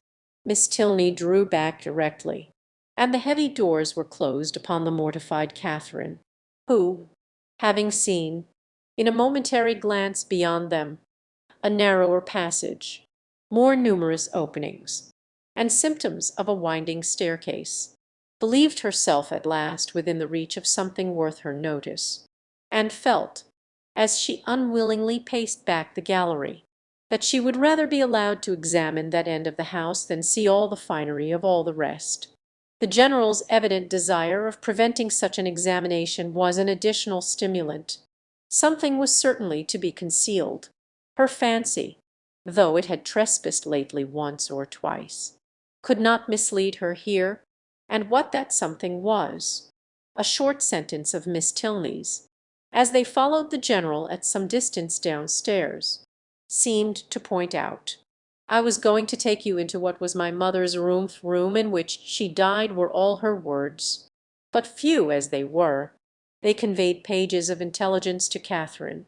It was no wonder that the General should shrink from the sight of such objects as that room must contain, a room in all probability never entered by him since the dreadful scene had passed, which released his suffering wife, and left him to the stings of conscience. She ventured, when next alone with Eleanor, to express her wish of being permitted to see it, as well as all the rest of that side of the house, and Eleanor promised to attend her there, whenever they should have a convenient hour. Catherine understood her. The General must be watched from home before that room could be entered. "It remains as it was, I suppose," said she, in a tone of feeling. "Yes, entirely. And how long ago may it be that your mother died?" "She has been dead these 9 years." And 9 years, Catherine knew, was a trifle of time, compared with what generally elapsed after the death of an injured wife, before her room was put to rights. "You were with her, I suppose, to the last?" "No," said Miss Tilney, sighing. "I was unfortunately from home. Her illness was sudden and short, and before I arrived it was all over." Catherine's blood ran cold with the horrid suggestions which naturally sprang from these words. Could it be possible? Could Henry's father, and yet how many were the examples to justify even the blackest suspicions? And when she saw him in the evening, while she worked with her friend, slowly pacing the drawing-room for an hour together in silent thoughtfulness, with downcast eyes and contracted brow, she felt secure from all possibility of wronging him. It was the air and attitude of a Montaigne. What could more plainly speak the gloomy workings of a mind not wholly dead to every sense of humanity, in its fearful review of past scenes of guilt? Unhappy man! And the anxiousness of her spirits directed her eyes towards his figure so repeatedly, as to catch Miss Tilney's notice. "My father," she whispered, "often walks about the room in this way. It is nothing unusual." "So much the worse," thought Catherine. Such ill-timed exercise was of a piece with the strange unseasonableness of his morning walks, and boded nothing good. After an evening, the little variety and seeming length of which made her peculiarly sensible of Henry's importance among them, she was heartily glad to be dismissed, though it was a look from the general not designed for her observation which sent his daughter to the bell, when the butler would have lit his master's candle. However, he was forbidden. The latter was not going to retire. "I have many pamphlets to finish," said he to Catherine, "before I can close my eyes, and perhaps may be poring over the affairs of the nation for hours after you are asleep. Can either of us be more meetly employed? My eyes will be blinding for the good of others, and yours preparing by rest for future mischief." But neither the business alleged, nor the magnificent compliment, could win Catherine from thinking that some very different object must occasion so serious a delay of proper repose, to be kept up for hours, after the family were in bed, by stupid pamphlets, was not very likely. There must be some deeper cause. Something was to be done which could be done only while the household slept, and the probability that Mrs. Tilney yet lived, shut up for causes unknown, and receiving from the pitiless hands of her husband a nightly supply of coarse food, was the conclusion which necessarily followed. Shocking as was the idea, it was at least better than a death unfairly hastened, as, in the natural course of things, she must ere long be released. The suddenness of her reputed illness, the absence of her daughter, and probably of her other children, at the time favoured the supposition of her imprisonment. Its originality perhaps, or wanton cruelty was yet to be unravelled. In revolving these matters, while she undressed, it suddenly struck her as not unlikely that she might that morning have passed near the very spot of this unfortunate woman's confinement might have been within a few paces of the cell in which she languished out her days. For what part of the Abbey could be more fitted for the purpose than that which yet bore the traces of monastic division? In the high arched passage, paved with stone, which already she had trodden with peculiar awe, she well remembered the doors of which the general had given no account. To what might not those doors lead? In support of the plausibility of this conjecture, it further occurred to her that the forbidden gallery, in which lay the apartments of the unfortunate Mrs. Tilney, must be, as certainly as her memory could guide her, exactly over this suspected range of cells, and the staircase by the side of those apartments of which she had caught a transient glimpse, communicating by some secret means with those cells, might well have favoured the barbarous proceedings of her husband. Down that staircase she had perhaps been conveyed in a state of well-prepared insensibility. Catherine sometimes started at the boldness of her own surmises, and sometimes hoped or feared that she had gone too far, but they were supported by such appearances as made their dismissal impossible. The side of the quadrangle in which she supposed the guilty scene to be acting, being, according to her belief, just opposite her own, it struck her that, if judiciously watched, some rays of light from the general's lamp might glimmer through the lower windows as he passed to the prison of his wife, and, twice before she stepped into bed, she stole gently from her room to the corresponding window in the gallery, to see if it appeared. But all abroad was dark, and it must yet be too early. The various ascending noises convinced her that the servants must still be up. Till midnight she supposed it would be in vain to watch. But then, when the clock had struck 12, and all was quiet, she would, if not quite appalled by darkness, steal out and look once more. The clock struck 12, and Catherine had been half an hour asleep. Chapter 24 the next day afforded no opportunity for the proposed examination of the mysterious apartments. It was Sunday, and the whole time between morning and afternoon service was required by the general in exercise abroad or eating cold meat at home. And great as was Catherine's curiosity, her courage was not equal to a wish of exploring them after dinner. either by the fading light of the sky between 6 and 7 o'clock, or by the yet more partial though stronger illumination of a treacherous lamp. The day was unmarked, therefore, by anything to interest her imagination beyond the sight of a very elegant monument to the memory of Mrs. Tilney, which immediately fronted the family pew, by that her eye was instantly caught and long retained, and the perusal of the highly strained epitaph, in which every virtue was ascribed to her by the inconsolable husband, who must have been in some way or other her destroyer, affected her even to tears. That the general, having erected such a monument, should be able to face it, was not perhaps very strange, and yet that he could sit so boldly collected within its view, maintain so elevated an air, look so fearlessly around, nay, that he should even enter the church, seemed wonderful to Catherine. Not, however, that many instances of beings equally hardened in guilt might not be produced. She could remember dozens who had persevered in every possible vice, going on from crime to crime, murdering whomsoever they chose, without any feeling of humanity or remorse, till a violent death or a religious retirement closed their black career. The erection of the monument itself could not in the smallest degree affect her doubts of Mrs. Tilney's actual decease, were she even to descend into the family vault where her ashes were supposed to slumber, were she to behold the coffin in which they were said to be enclosed. What could it avail in such a case? Catherine had read too much not to be perfectly aware of the ease with which a waxen figure might be introduced, and a supposititious funeral carried on. The succeeding morning promised something better.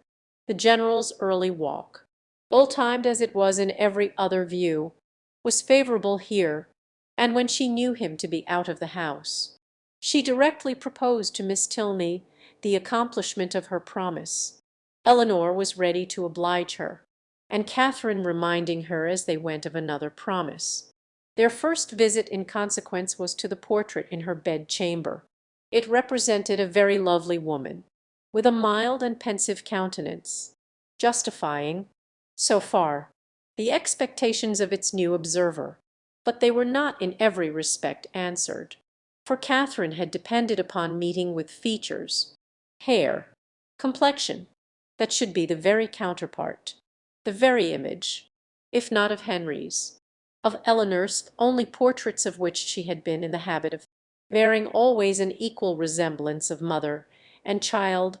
A face once taken was taken for generations, but here she was obliged to look and consider and study for a likeness. She contemplated it, however, in spite of this drawback, with much emotion, and, but for a yet stronger interest, would have left it unwillingly. Her agitation as they entered the great gallery was too much for any endeavour at discourse. She could only look at her companion.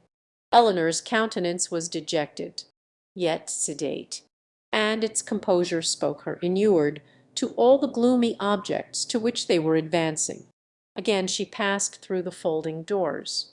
Again her hand was upon the important lock, and Catherine, hardly able to breathe, was turning to close the former with fearful caution, when the figure, the dreaded figure of the general himself at the further end of the gallery, stood before her. The name of Eleanor at the same moment, in his loudest tone, resounded through the building, giving to his daughter the first intimation of his presence, and to Catherine terror upon terror. An attempt at concealment had been her first instinctive movement on perceiving him. Yet she could scarcely hope to have escaped his eye, and when her friend, who with an apologizing look darted hastily by her, had joined and disappeared with him, she ran for safety to her own room, and, locking herself in, believed that she should never have courage to go down again. She remained there at least an hour, in the greatest agitation, deeply commiserating the state of her poor friend, and expecting a summons herself from the angry general to attend him in his own apartment. No summons, however, arrived, and at last On seeing a carriage drive up to the Abbey, she was emboldened to descend and meet him under the protection of visitors. The breakfast room was gay with company, and she was named to them by the general as the friend of his daughter, in a complimentary style, which so well concealed his resentful ire, as to make her feel secure at least of life for the present. And Eleanor, with a command of countenance which did honour to her concern for his character, taking an early occasion of saying to her, "My father only wanted me to answer a note," she began to hope that she had either been unseen by the general, or that from some consideration of policy she should be allowed to suppose herself so. Upon this trust she dared still to remain in his presence, after the company left them, and nothing occurred to disturb it. In the course of this morning's reflections, she came to a resolution of making her next attempt on the forbidden door alone. It would be much better in every respect that Eleanor should know nothing of the matter, to involve her in the danger of a second detection, to court her into an apartment which, mustering her heart, could not be the office of a friend. The general's utmost anger could not be to herself what it might be to a daughter, and, besides, she thought the examination itself would be more satisfactory if made without any companion. It would be impossible to explain to Eleanor the suspicions, from which the other had, in all likelihood, been hitherto happily exempt, nor could she therefore, in her presence, search for those proofs of the general's cruelty, which however they might yet have escaped discovery, she felt confident of somewhere drawing forth, in the shape of some fragmented journal, continued to the last gasp. Of the way to the apartment she was now perfectly mistress, and as she wished to get it over before Henry's return, who was expected on the morrow, there was no time to be lost. The day was bright, her courage high. At 4 o'clock the sun was now 2 hours above the horizon, and it would be only her retiring to dress half an hour earlier than usual. It was done, and Catherine found herself alone in the gallery before the clocks had ceased to strike. It was no time for thought. She hurried on, slipped with the least possible noise through the folding doors, and without stopping to look or breathe, rushed forward to the one in question. The lock yielded to her hand, and, luckily, with no sullen sound that could alarm a human being, on tiptoe she entered. The room was before her, but it was some minutes before she could advance another step. She beheld what fixed her to the spot and agitated every feature. She saw a large, well-proportioned apartment, and handsome dimity bed, arranged as unoccupied with an housemaid's care, a bright bath stove, mahogany wardrobes, and neatly painted chairs, on which the warm beams of a western sun gaily poured through two sash windows. Catherine had expected to have her feelings worked, and worked they were. Astonishment and doubt first seized them, and a shortly succeeding ray of common sense added some bitter emotions of shame. She could not be mistaken as to the room, but how grossly mistaken in everything else, in Miss Tilney's meaning, in her own calculation. This apartment, to which she had given a date so ancient, a position so awful, proved to be one end of what the general's father had built. There were two other doors in the chamber, leading probably into dressing closets, but she had no inclination to open either. Would the veil in which Mrs. Tilney had last walked, or the volume in which she had last read, remain to tell what nothing else was allowed to whisper? No, whatever might have been the general's crimes, he had certainly too much wit to let them sue for detection. She was sick of exploring, and desired but to be safe in her own room, with her own heart only privy to its folly. And she was on the point of retreating as softly as she had entered, when the sound of footsteps, she could hardly tell where, made her pause and tremble. To be found there, even by a servant, would be unpleasant, but by the general, and he seemed always at hand when least wanted, much worse. She listened. Sound had ceased, and resolving not to lose a moment, She passed through and closed the door. At that instant a door underneath was hastily opened. Some one seemed with swift steps to ascend the stairs, by the head of which she had yet to pass before she could gain the gallery. She had no power to move. With a feeling of terror not very definable, she fixed her eyes on the staircase, and in a few moments it gave Henry to her view. "Mr. Tilney!" she exclaimed in a voice of more than common astonishment. He looked astonished too. "Good God!" she continued, not attending to his address. "How came you here? How came you up that staircase? How came I up that staircase?" He replied, greatly surprised, "Because it is my nearest way from the stable yard to my own chamber. And why should I not come up it?" Catherine recollected herself, blushed deeply, and could say no more. He seemed to be looking in her countenance for that explanation which her lips did not afford. She moved on towards the gallery. "And may I not, in my turn," said he, as he pushed back the folding doors, "ask how you came here? This passage is at least as extraordinary a road from the breakfast parlour to your apartment, as that staircase can be from the stables to mine. I have been," said Catherine, looking down, "to see your mother's room." "My mother's room? Is there anything extraordinary to be seen there?" "No, nothing at all. I thought you did not mean to come back till to-morrow." "I did not expect to be able to return sooner. When I went away, but 3 hours ago, I had the pleasure of finding nothing to detain me. You look pale. I am afraid I alarmed you by running so fast up those stairs. Perhaps you did not know you were not aware of their leading from the offices in common use." "No, I was not. You have had a very fine day for your ride." "Very. And does Eleanor leave you to find your way into all the rooms in the house by yourself?" "Oh, no. She showed me over the greatest part on Saturday, and we were coming here to these rooms, but Enlidrapping, her voicier father, was with us." "And that prevented you?"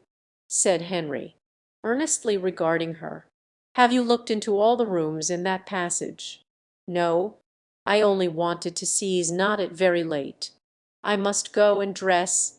It is only 4:15, showing his watch, and you are not now in Bath.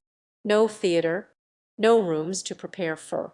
Half an hour at Northanger must be enough." She could not contradict it, and therefore suffered herself to be detained, though her dread of further questions made her, for the first time in their acquaintance, wish to leave him. They walked slowly up the gallery.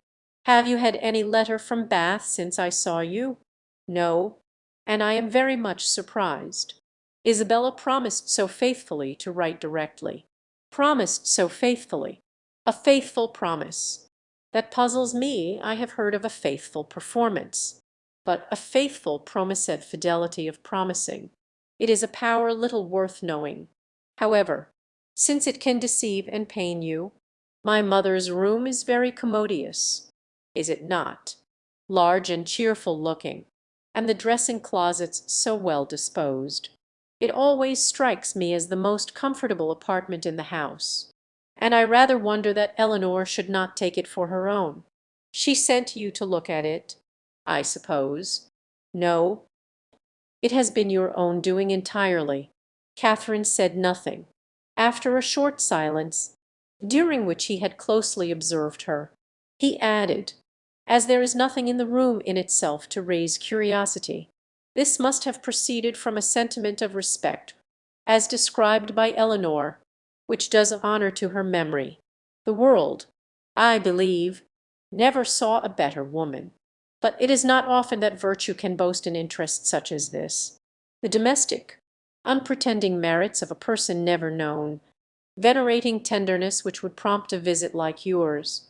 Eleanor, I suppose, has talked of her a great deal."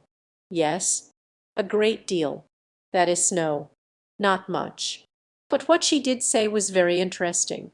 Her dying so suddenly, slowly, and with hesitation it was spoken, and Union of you being at home, and your father, I thought perhaps had not been very fond of her, and from these circumstances he replied his quick "I" fixed on hers.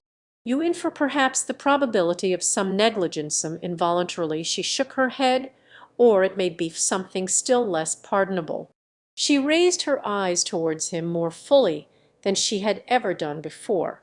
"My mother's illness," he continued, "the seizure which ended in her death, was sudden. The malady itself, one from which she had often suffered, a bilious feverit's cause therefore constitutional. On the third day, in short, as soon as she could be prevailed on, a physician attended her, a very respectable man, and one in whom she had always placed great confidence. Upon his opinion of her danger, 2 others were called in the next day, and remained in almost constant attendance for 24 hours. On the 5th day she died. During the progress of her disorder, Frederick and I, we were both at home, saw her repeatedly, and from our own observation can bear witness to her having received every possible attention which could spring from the affection of those about her, or which her situation in life could command. Poor Eleanor was absent, and at such a distance as to return only to see her mother in her coffin. "But your father," said Catherine, "was he afflicted?" "For a time, greatly so. You have erred in supposing him not attached to her. He loved her, I am persuaded, as well as it was possible for him to have not all, you know, the same tenderness of disposition, and I will not pretend to say that while she lived. She might not often have had much to bear, but though his temper injured her, his judgment never did.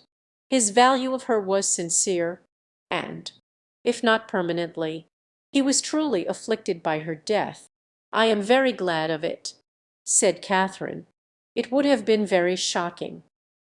If I understand you rightly, you had formed a surmise of such horror as I have hardly words told Miss Morland. Consider the dreadful nature of the suspicions you have entertained. What have you been judging from? Remember the country and the age in which we live. Remember that we are English, that we are Christians. Consult your own understanding, your own sense of the probable, your own observation of what is passing around you. Does our education prepare us for such atrocities? Do our laws connive at them? Could they be perpetrated without being known, in a country like this, where social and literary intercourse is on such a footing, where every man is surrounded by a neighborhood of voluntary spies, and where roads and newspapers lay everything open?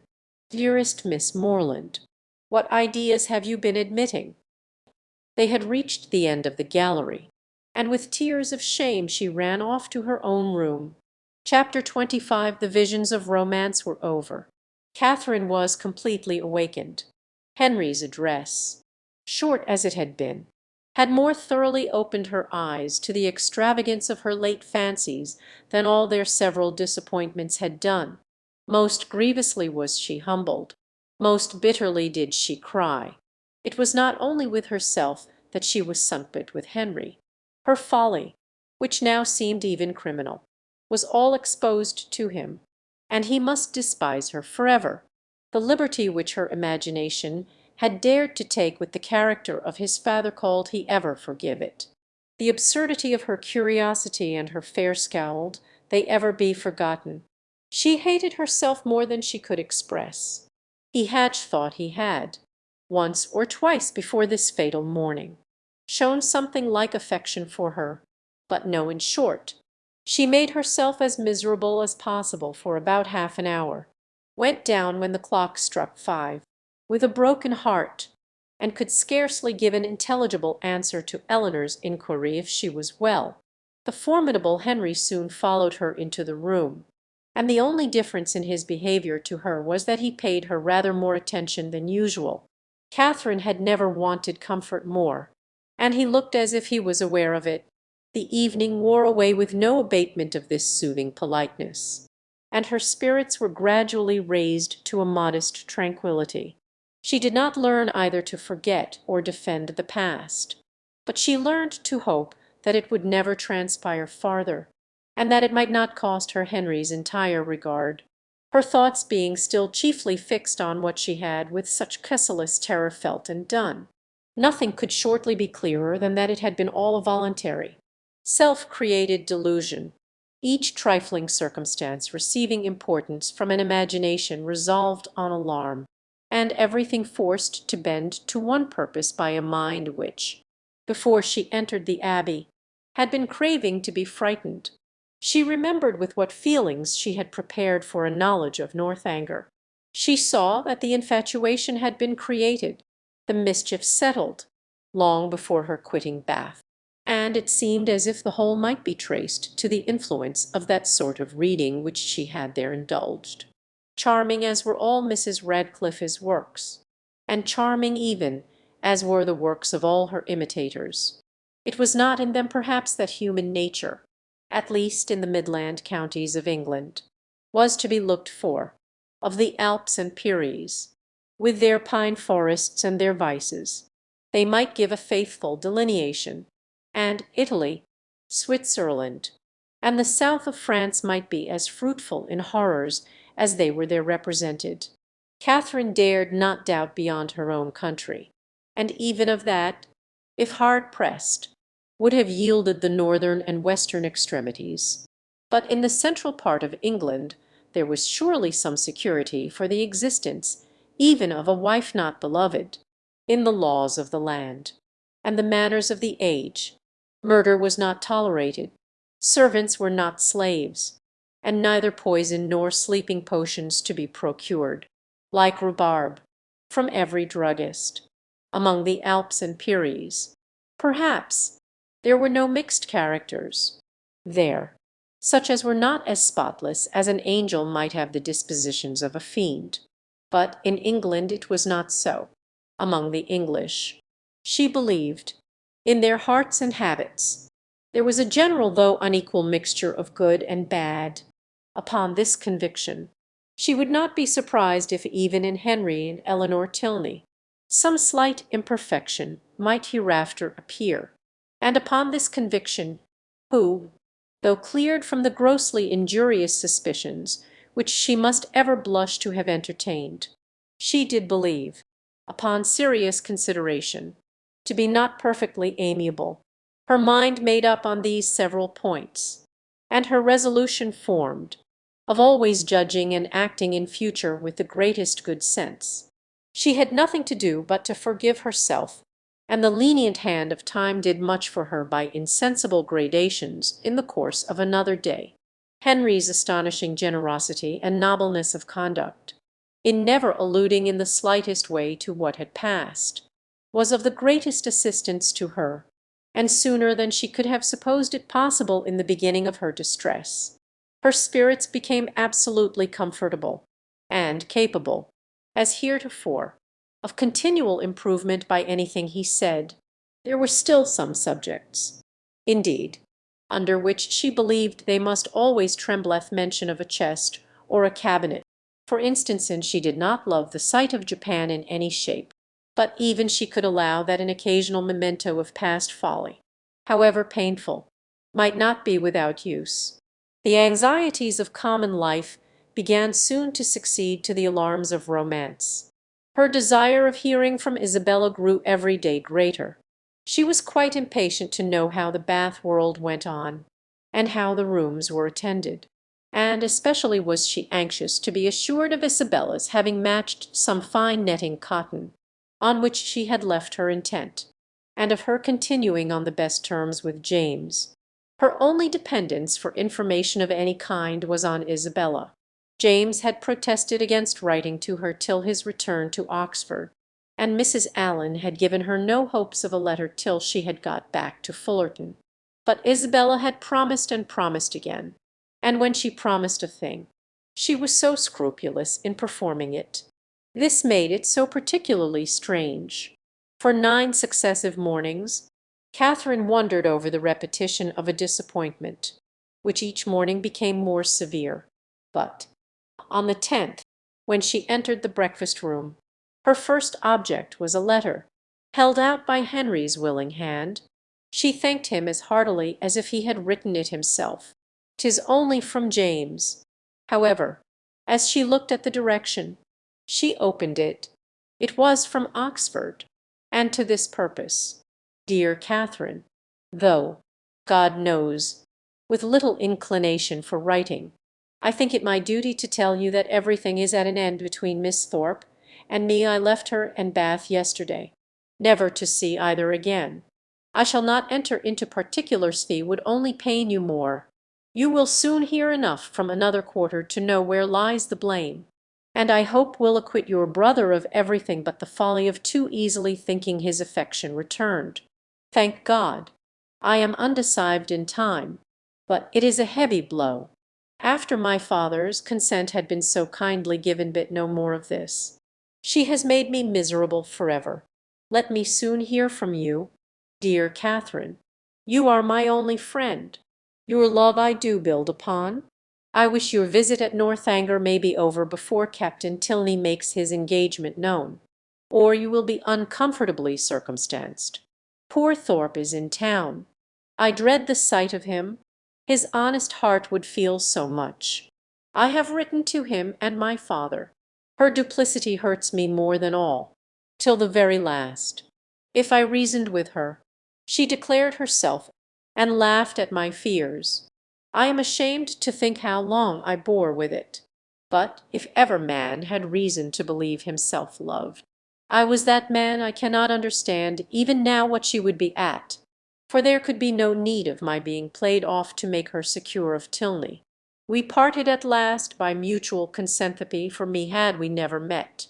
I can never expect to know such another woman. Dearest Catherine, beware how you give your heart. Believe me, and see." Catherine had not read 3 lines before her sudden change of countenance, and short exclamations of sorrowing wonder declared her to be receiving unpleasant news, and Henry, earnestly watching her through the whole letter, saw plainly that it ended no better than it began. He was prevented, however, from even looking his surprise by his father's entrance. They went to breakfast directly, but Catherine could hardly eat anything. Tears filled her eyes, and even ran down her cheeks as she sat. The letter was one moment in her hand, then in her lap, and then in her pocket, and she looked as if she knew not what she did. The General, between his cocoa and his newspaper, had luckily no leisure for noticing her, but to the other two her distress was equally visible. As soon as she dared leave the table she hurried away to her own room, but the housemaids were busy in it, and she was obliged to come down again. She turned into the drawing-room for privacy, but Henry and Eleanor had likewise retreated thither, and were at that moment deep in consultation about her.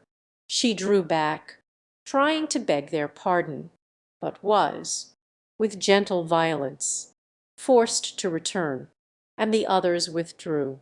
After Eleanor had affectionately expressed a wish of being of use or comfort to her, after half an hour's free indulgence of grief and reflection, Catherine felt equal to encountering her friends. But whether she should make her distress known to them was another consideration. Perhaps, if particularly questioned, she might just give an idigest distantly hint at it, but not more, to expose a friend. Such a friend as Isabella had been to Heron then, their own brother so closely concerned in it. She believed she must waive the subject altogether. Henry and Eleanor were by themselves in the breakfast-room, and each, as she entered it, looked at her anxiously. Catherine took her place at the table, and, after a short silence, Eleanor said, "No bad news from Fullerton, I hope. Mr. and Mrs. Morland, your brothers and sisters, I hope they are none of them ill." "No, I thank you," sighing as she spoke. "They are all very well. My letter was from my brother at Oxford." Nothing further was said for a few minutes, and then, speaking through her tears, she added, "I do not think I shall ever wish for a letter again." "I am sorry," said Henry, closing the book he had just opened. "If I had suspected the letter of containing anything unwelcome, I should have given it with very different feelings.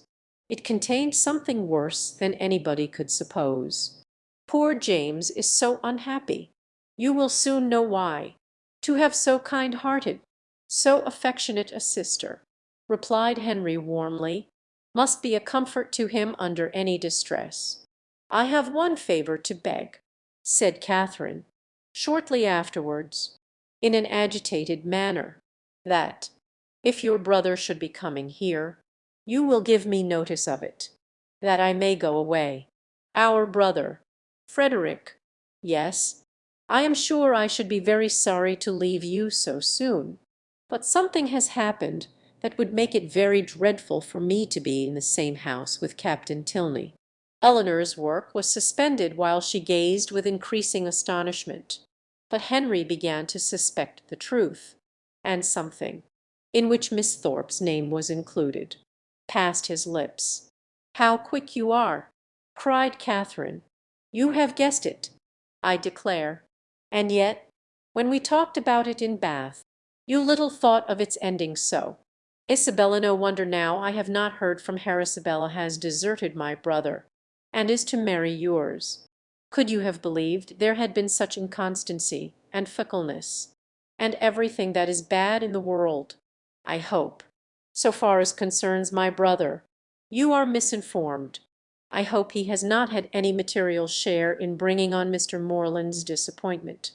His marrying Miss Thorpe is not probable. I think you must be deceived so far. I am very sorry for Mr. Morland, sorry that any one you love should be unhappy.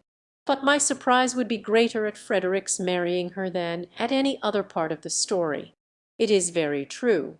However, you shall read James's letter yourself.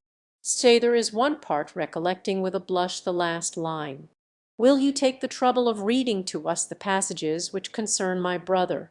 No, read it yourself, cried Catherine, whose second thoughts were clearer. I do not know what I was thinking of blushing again that she had blushed before. James only means to give me good advice. He gladly received the letter, and, having read it through with close attention, returned it saying, "Well, if it is to be so, I can only say that I am sorry for it. Frederick will not be the first man who has chosen a wife with less sense than his family expected.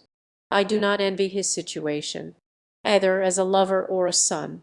Miss Tilney," at Catherine's invitation, "now read the letter likewise," and, having expressed also her concern and surprise, began to inquire into Miss Thorpe's connections and fortune.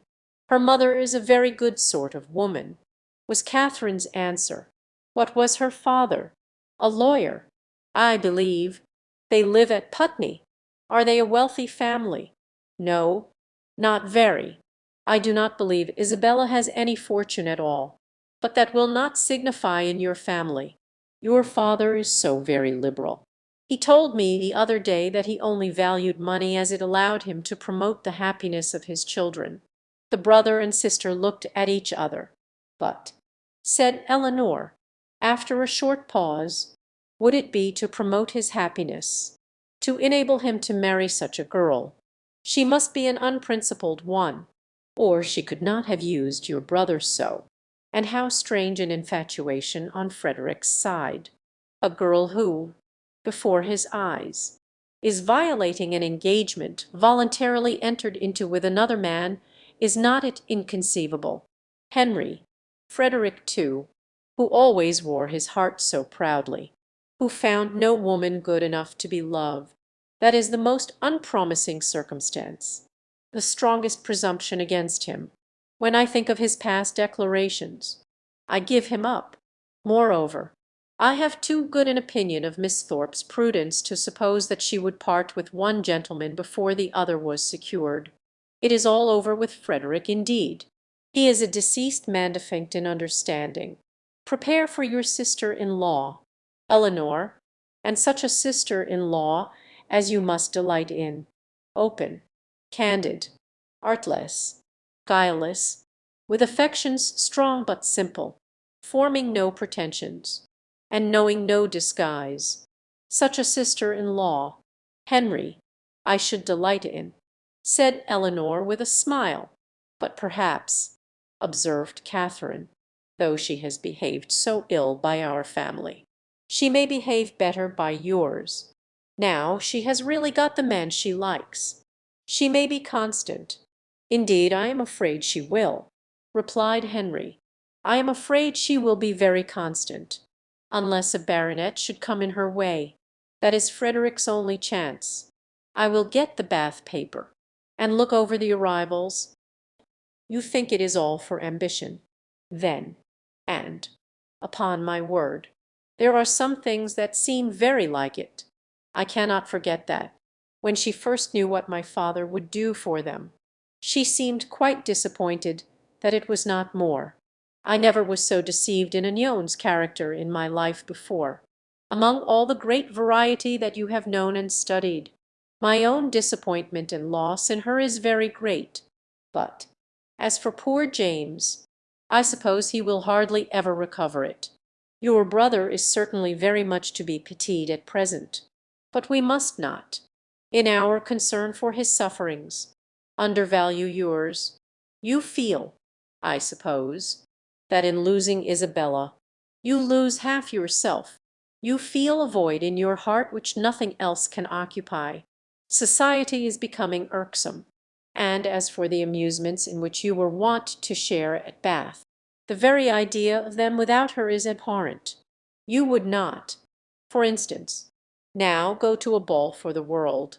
You feel that you have no longer any friend to whom you can speak with unreserve, on whose regard you can place dependence, or whose counsel, in any difficulty, you could rely on. You feel all this." "No," said Catherine, after a few moments' reflection, "I do not to say the truth, though I am hurt and grieved, that I cannot still love her, that I am never to hear from her, perhaps never to see her again. I do not feel so very much afflicted as one would have thought.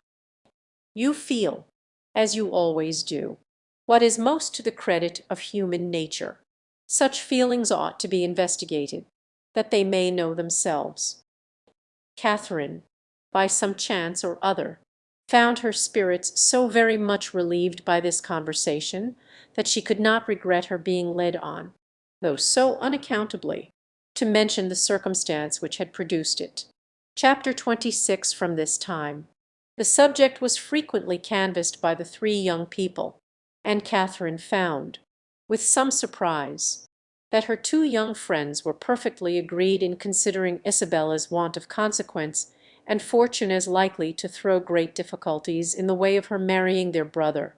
Their persuasion that the general would, upon this ground alone, independent of the objection that might be raised against her character, oppose the connection, turned her feelings moreover with some alarm towards herself. She was as insignificant, and perhaps as portionless, as Isabella, and if the heir of the Tilney property had not grandeur and wealth enough in himself, at what point of interest were the demands of his younger brother to rest?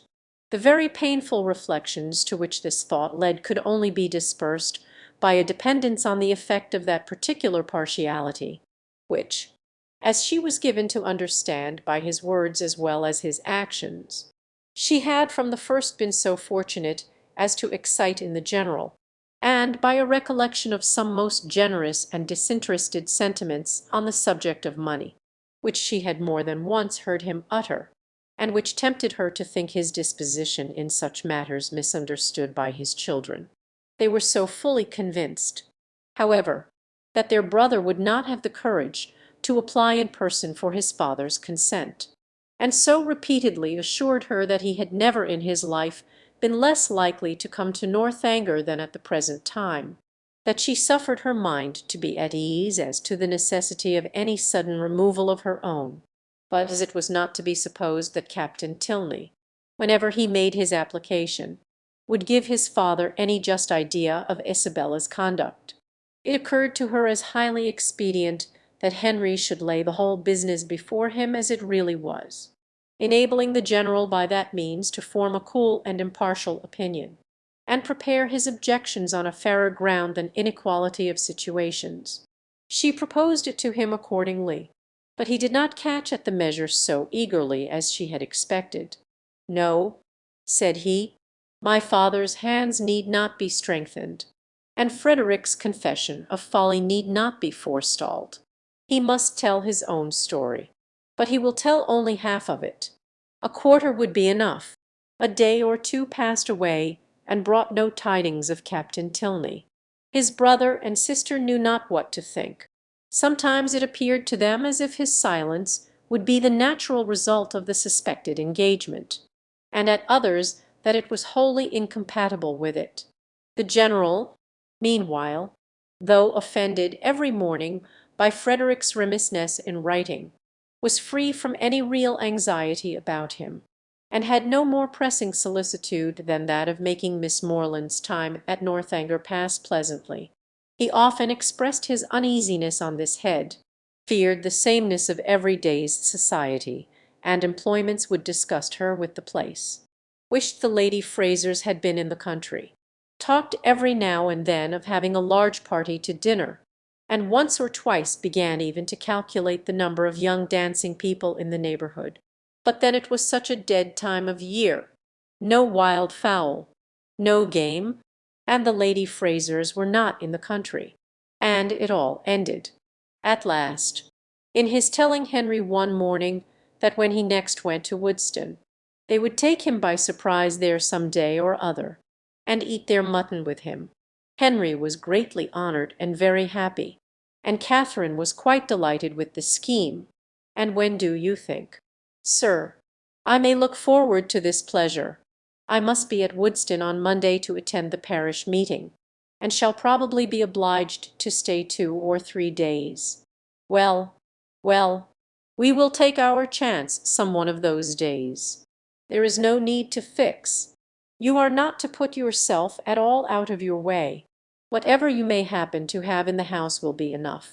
I think I can answer for the young ladies making allowance for a bachelor's table. Let me see. Monday will be a busy day with you. We will not come on Monday, and Tuesday will be a busy one with me. I expect my surveyor from Brockham with his report in the morning, and afterwards I cannot in decency fail attending the club. I really could not face my acquaintance if I stayed away now, for, as I am known to be in the country, it would be taken exceedingly amiss. And it is a rule with me, Miss Morland, never to give offence to any of my neighbours, if a small sacrifice of time and attention can prevent it. They are a set of very worthy men. They have half a buck from Northanger twice a year, and I dine with them whenever I can. Tuesday, therefore, we may say is out of the question, but on Wednesday, I think, Henry, you may expect us, and we shall be with you early, that we may have time to look about us. 2 hours and 3/4 will carry us to Woodston, I suppose. We shall be in the carriage by 10, so about a quarter before 1 on Wednesday. You may look for us. A ball itself could not have been more welcome to Catherine than this little excursion. So strong was her desire to be acquainted with Woodston, and her heart was still bounding with joy when Henry, about an hour afterwards, came booted and great-coat into the room where she and Eleanor were sitting, and said, "I am come, young ladies," in a very moralizing strain, "to observe that our pleasures in this world are always to be paid for, and that we often purchase them at a great disadvantage, giving ready-moneyed actual happiness for a draught on the future that may not be honoured. Witness myself, at this present hour, because I am to hope for the satisfaction of seeing you at Woodston on Wednesday, which bad weather, or 20 other causes, may prevent. I must go away directly. 2 days before I intended it. Go away," said Catherine, with a very long face. "And why? Why, how can you ask the question? Because no time is to be lost in frightening my old housekeeper out of her wits. Because I must go and prepare a dinner for you, to be sure. Oh, not seriously.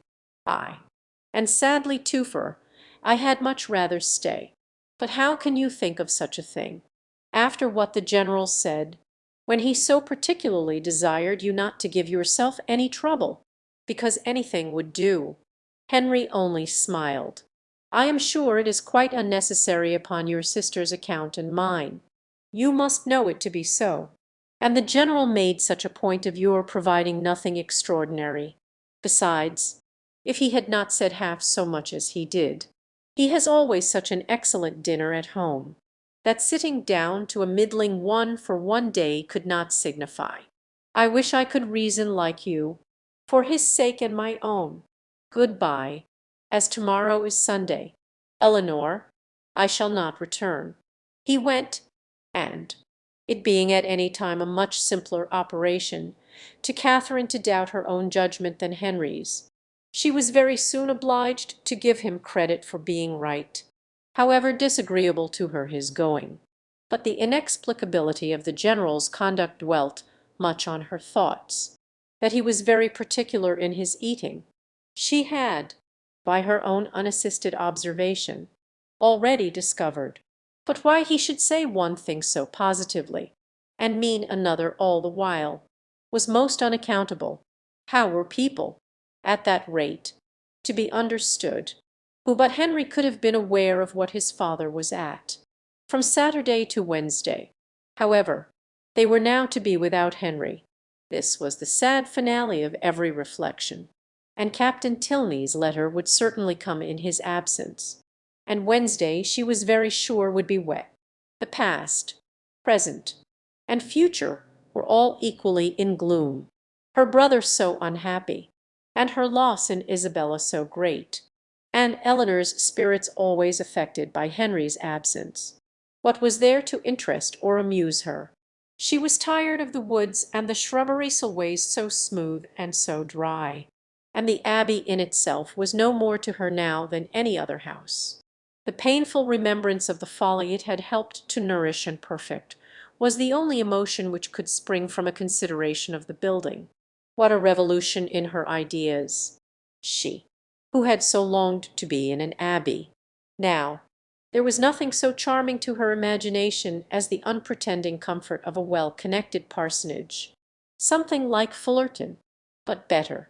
Fullerton had its faults, but Woodston probably had none. If Wednesday should ever come, it did come, and exactly when it might be reasonably looked for.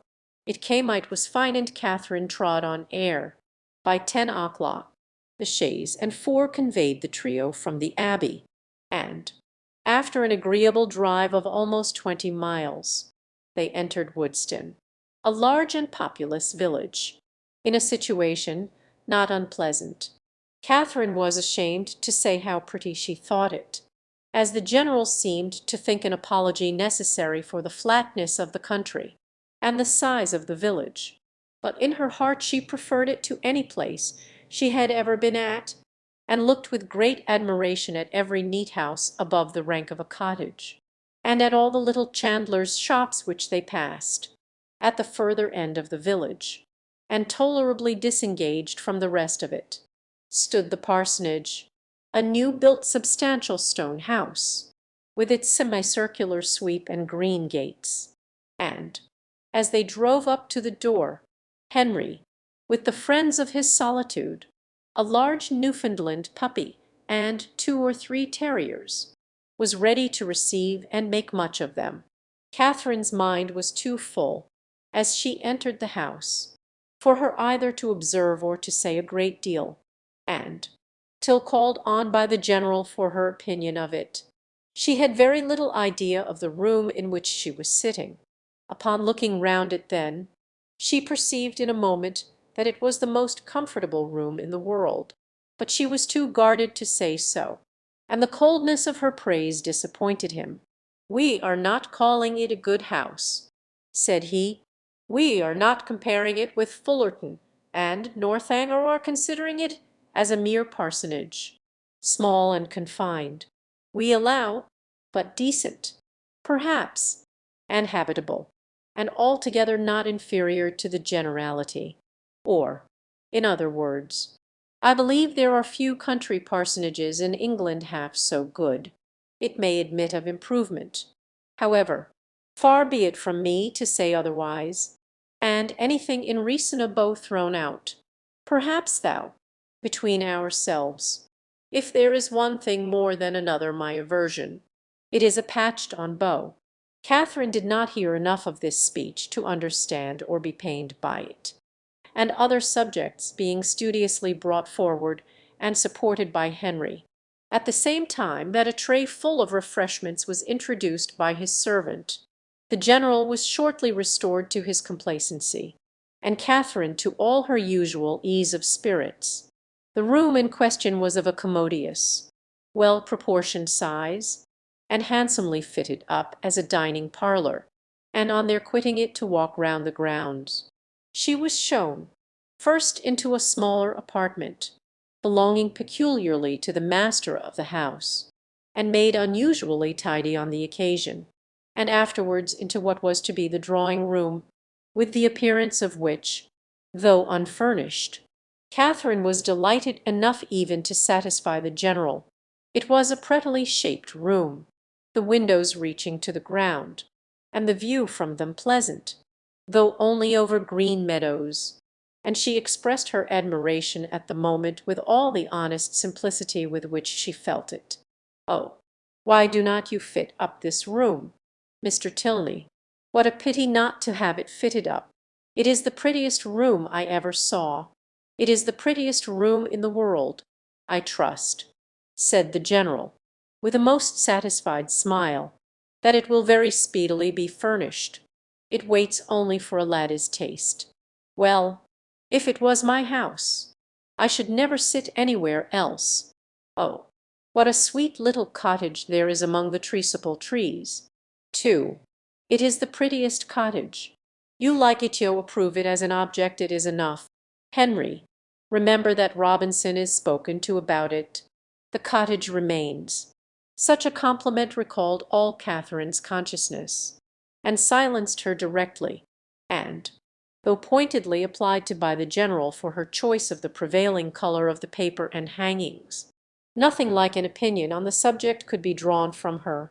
The influence of fresh objects and fresh air, however, was of great use in dissipating these embarrassing associations, and, having reached the ornamental part of the premises, consisting of a walk round two sides of a meadow, on which Henry's genius had begun to act about half a year ago, she was sufficiently recovered to think it prettier than any pleasure ground she had ever been in before, though there was not a shrub in it higher than the green bench in the corner, a saunter into other meadows, and through part of the village, with a visit to the stables to examine some improvements, and a charming game of play with a litter of puppies just able to roll about, brought them to 4 o'clock, when Catherine scarcely thought it could be 3.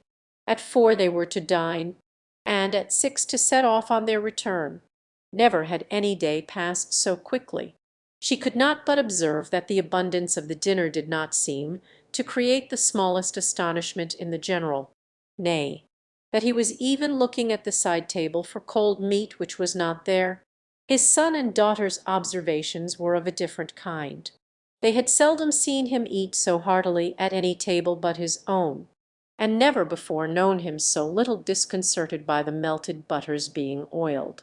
At 6 o'clock, the general having taken his coffee, the carriage again received them, and so gratifying had been the tenor of his conduct throughout the whole visit, so well assured was her mind on the subject of his expectations, that, could she have felt equally confident of the wishes of his son, Catherine would have quitted Woodston with little anxiety as to the how or the when she might return to it. Chapter 27 The next morning brought the following very unexpected letter from Isabella. Bath, April. My dearest Catherine, I received your 2 kind letters with the greatest delight, and have 1,000 apologies to make for not answering them sooner. I really am quite ashamed of my idleness, but in this horrid place one can find time for nothing. I have had my pen in my hand to begin a letter to you almost every day since you left Bath, but have always been prevented by some silly trifler or other. Pray write to me soon, and direct to my own home. Thank God! We leave this vile place to-morrow. Since you went away, I have had no pleasure in its dust is beyond anything, and everybody one cares for is gone. I believe if I could see you I should not mind the rest, for you are dearer to me than anybody can conceive. I am quite uneasy about your dear brother, not having heard from him since he went to Oxford, and am fearful of some misunderstanding. Your kind offices will set all right. He is the only man I ever did or could love, and I trust you will convince him of it. The spring fashions are partly down, and the hats the most frightful you can imagine. I hope you spend your time pleasantly, but am afraid you never think of me. I will not say all that I could of the family you are with, because I would not be ungenerous, or set you against those you esteem. But it is very difficult to know whom to trust, and young men never know their minds 2 days together. I rejoice to say that the young man whom, of all others, I particularly abhor, has left Bath. You will know, from this description, I must mean Captain Tilney, who, as you may remember, was amazingly disposed to follow and tease me before you went away. Afterwards he got worse, and became quite my shadow. Many girls might have been taken in, for never were such attentions. But I knew the fickle sex too well. He went away to his regiment 2 days ago, and I trust I shall never be plagued with him again. He is the greatest coxcomb I ever saw, and amazingly disagreeable. The last 2 days he was always by the side of Charlotte Davis. I pitied his taste, but took no notice of him. The last time we met was in Bath Street, and I turned directly into a shop that he might not speak to me. I would not even look at him. He went into the pump room afterwards, but I would not have followed him for all the world. Such a contrast between him and your brother. Pray send me some news of the latter. I am quite unhappy about him. He seemed so uncomfortable when he went away, with a cold, or something that affected his spirits. I would write to him myself, but have mislaid his direction, and, as I hinted above, am afraid he took something in my conduct amiss. Pray explain everything to his satisfaction, or, if he still harbours any doubt, a line from himself to me or a call at Putney when next in town might set all to rights.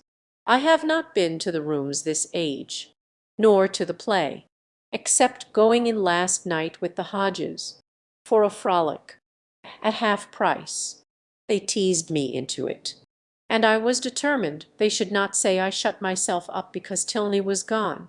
We happened to sit by the Mitchells, and they pretended to be quite surprised to see me out. I knew their spite. At one time they could not be civil to me, but now they are all friendship. But I am not such a fool as to be taken in by them. You know I have a pretty good spirit of my own, and Mitchell had tried to put on a turban like mine, as I wore it the week before at the concert, but made wretched work of it. It happened to become my odd face, I believe. At least Tilney told me so at the time, and said every eye was upon me, but he is the last man whose word I would take. I wear nothing but purple now. I know I look hideous in it, but no matter, it is your dear brother's favourite colour. Lose no time. My dearest, sweetest Catherine, in writing to him and to me, who ever am, etc. Such a strain of shallow artifice could not impose even upon Catherine. Its inconsistencies, contradictions, and falsehood struck her from the very first.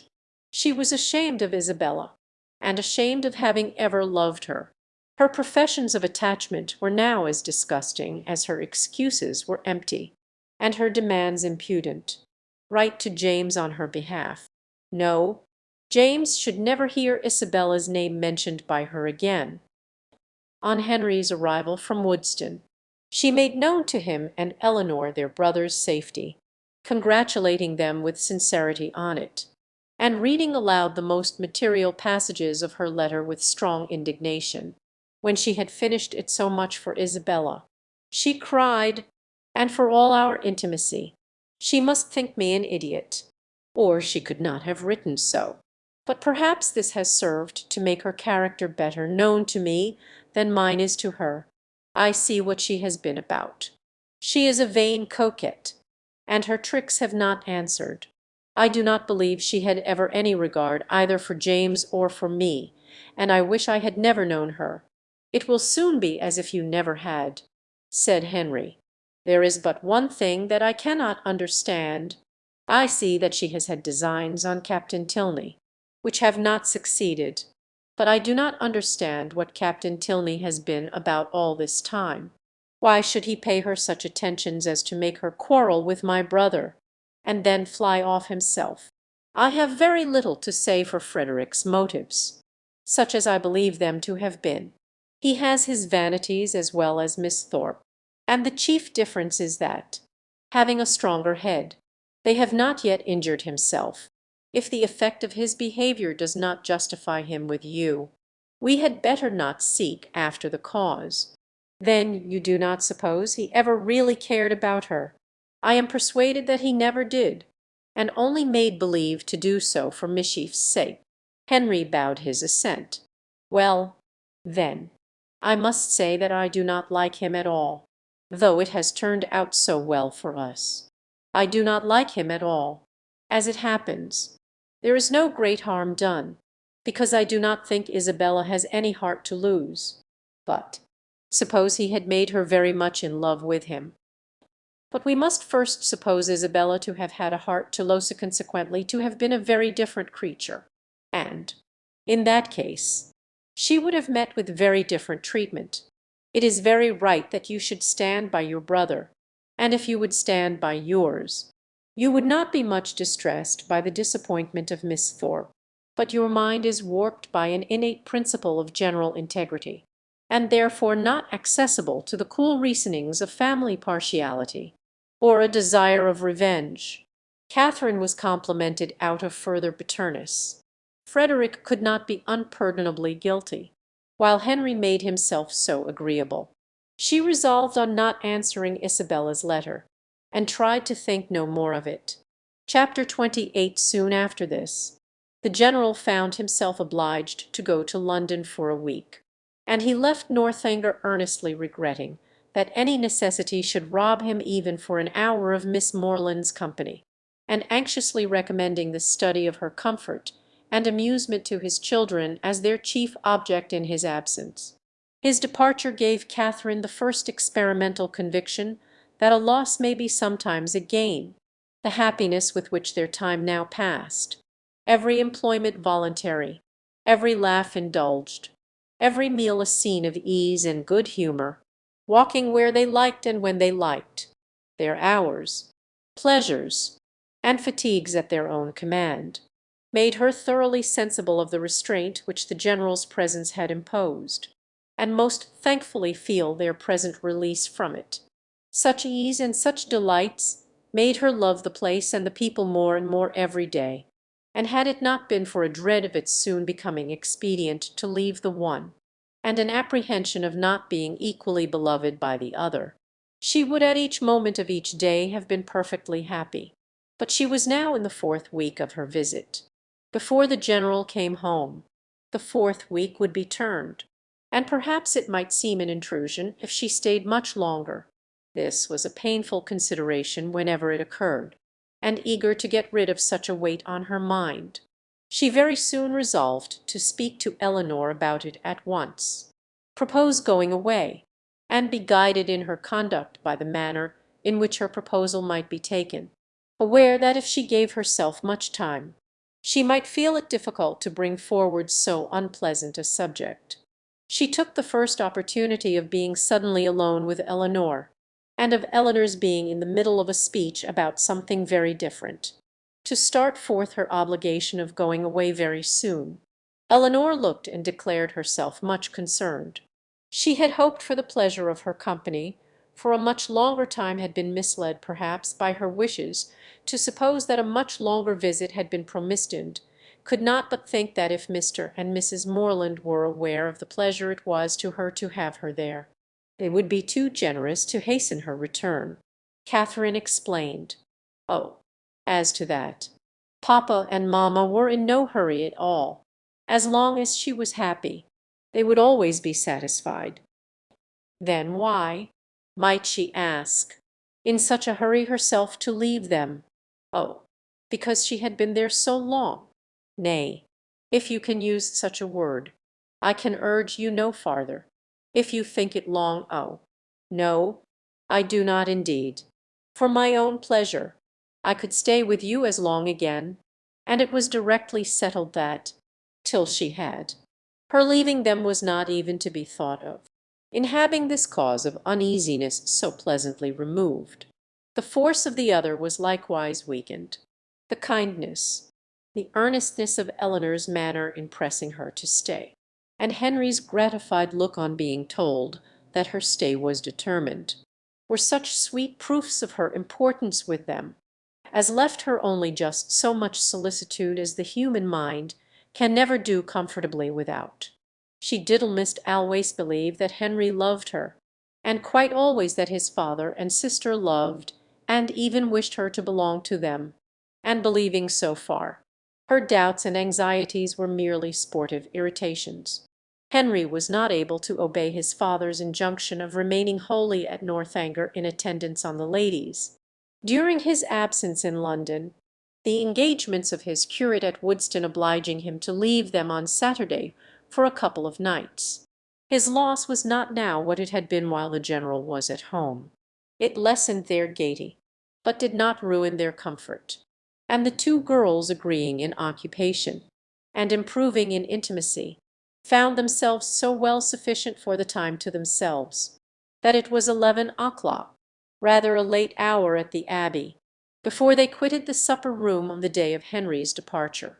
They had just reached the head of the stairs when it seemed, as far as the thickness of the walls would allow them to judge, that a carriage was driving up to the door, and the next moment confirmed the idea by the loud noise of the house bell, after the first perturbation of surprise had passed away. In a good heaven, what can be the matter? It was quickly decided by Eleanor to be her eldest brother, whose arrival was often as sudden, if not quite so unseasonable, and accordingly she hurried down to welcome him. Catherine walked on to her chamber, making up her mind as well as she could to a further acquaintance with Captain Tilney, and comforting herself under the unpleasant impression his conduct had given her, and the persuasion of his being by far too fine a gentleman to approve of her, that at least they should not meet under such circumstances as would make their meeting materially painful. She trusted he would never speak of Miss Thorpe, and indeed, as he must by this time be ashamed of the part he had acted, there could be no danger of it, and as long as all mention of Bath scenes were avoided, she thought she could behave to him very civilly. In such considerations time passed away, and it was certainly in his favour that Eleanor should be so glad to see him, and have so much to say, for half an hour was almost gone since his arrival, and Eleanor did not come up. At that moment Catherine thought she heard her step in the gallery, and listened for its continuance, but all was silent. Scarcely, however, had she convicted her fancy of error, when the noise of something moving close to her door made her start. It seemed as if some one was touching the very doorway, and in another moment a slight motion of the lock proved that some hand must be on it. She trembled a little at the idea of Agnon's approaching so cautiously, but resolving not to be again overcome by trivial appearances of alarm, or misled by a raised imagination, she stepped quietly forward, and opened the door. Eleanor, and only Eleanor, stood there. Catherine's spirits, however, were tranquillized but for an instant, for Eleanor's cheeks were pale, and her manner greatly agitated. Though evidently intending to come in, it seemed an effort to enter the room, and a still greater to speak when there. Catherine, supposing some uneasiness on Captain Tilney's account, could only express her concern by silent attention, obliged her to be seated, rubbed her temples with lavender water, and hung over her with affectionate solicitude. "My dear Catherine, you must not indeed," were Elinor's first connected words. "I am quite well. This kindness distracts me, cannot bear it come to you on such an errand. Errand? To me. How shall I tell you? Oh, how shall I tell you?" A new idea now darted into Catherine's mind, and turning as pale as her friend, she exclaimed, "'Tis a messenger from Woodston. You are mistaken." "Indeed," returned Elinor, looking at her most compassionately, "it is no one from Woodston. It is my father himself." Her voice faltered, and her eyes returned to the ground as she mentioned his name. His unlooked-for return was enough in itself to make Catherine's heart sink, and for a few moments she hardly supposed there were anything worse to be told. She said nothing, and Elinor, endeavouring to collect herself and speak with firmness, but with eyes still cast down, soon went on, "You are too good, I am sure, to think the worse of me for the part I am obliged to perform. I am indeed a most unwilling messenger, after what has so lately passed, so lately been settled between us so joyfully, how thankfully on my side. As to your continuing here as I hoped for many weeks longer, how can I tell you that your kindness is not to be accepted, and that the happiness your company has hitherto given us is to be repaid? But I must not trust myself with words. My dear Catherine, we are to part. My father has recollected an engagement that takes our whole family away on Monday. We are going to Lord Longtown's, near Hereford, for a fortnight. Explanation and apology are equally impossible. I cannot attempt either."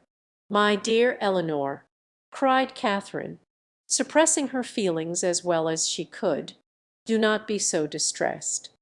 A second engagement must give way to a first. I am very sorry we are to part so soon, and so suddenly too, but I am not offended. Indeed, I am not.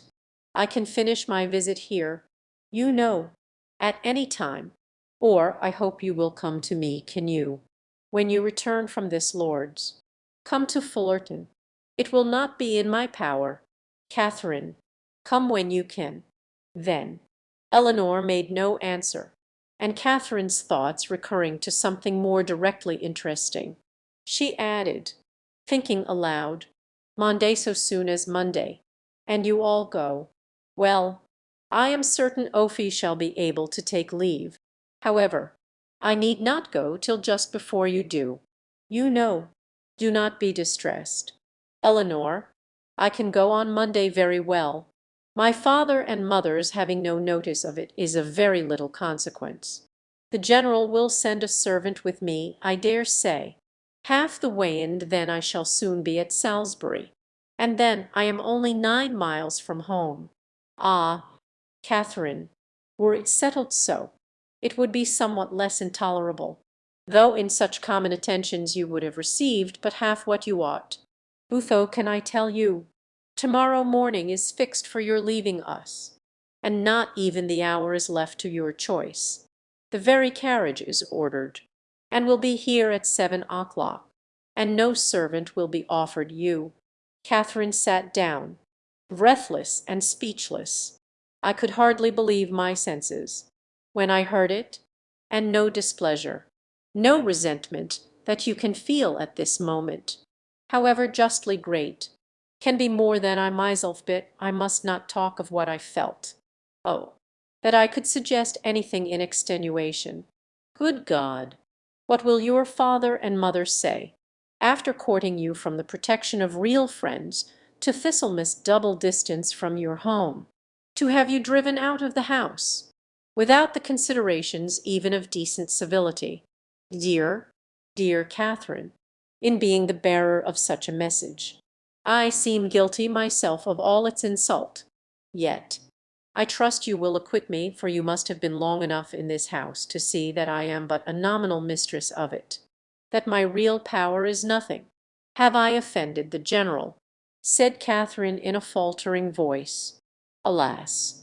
For my feelings as a daughter, all that I know, all that I answer for, is that you can have given him no just cause of offence. He certainly is greatly, very greatly discomposed. I have seldom seen him more so.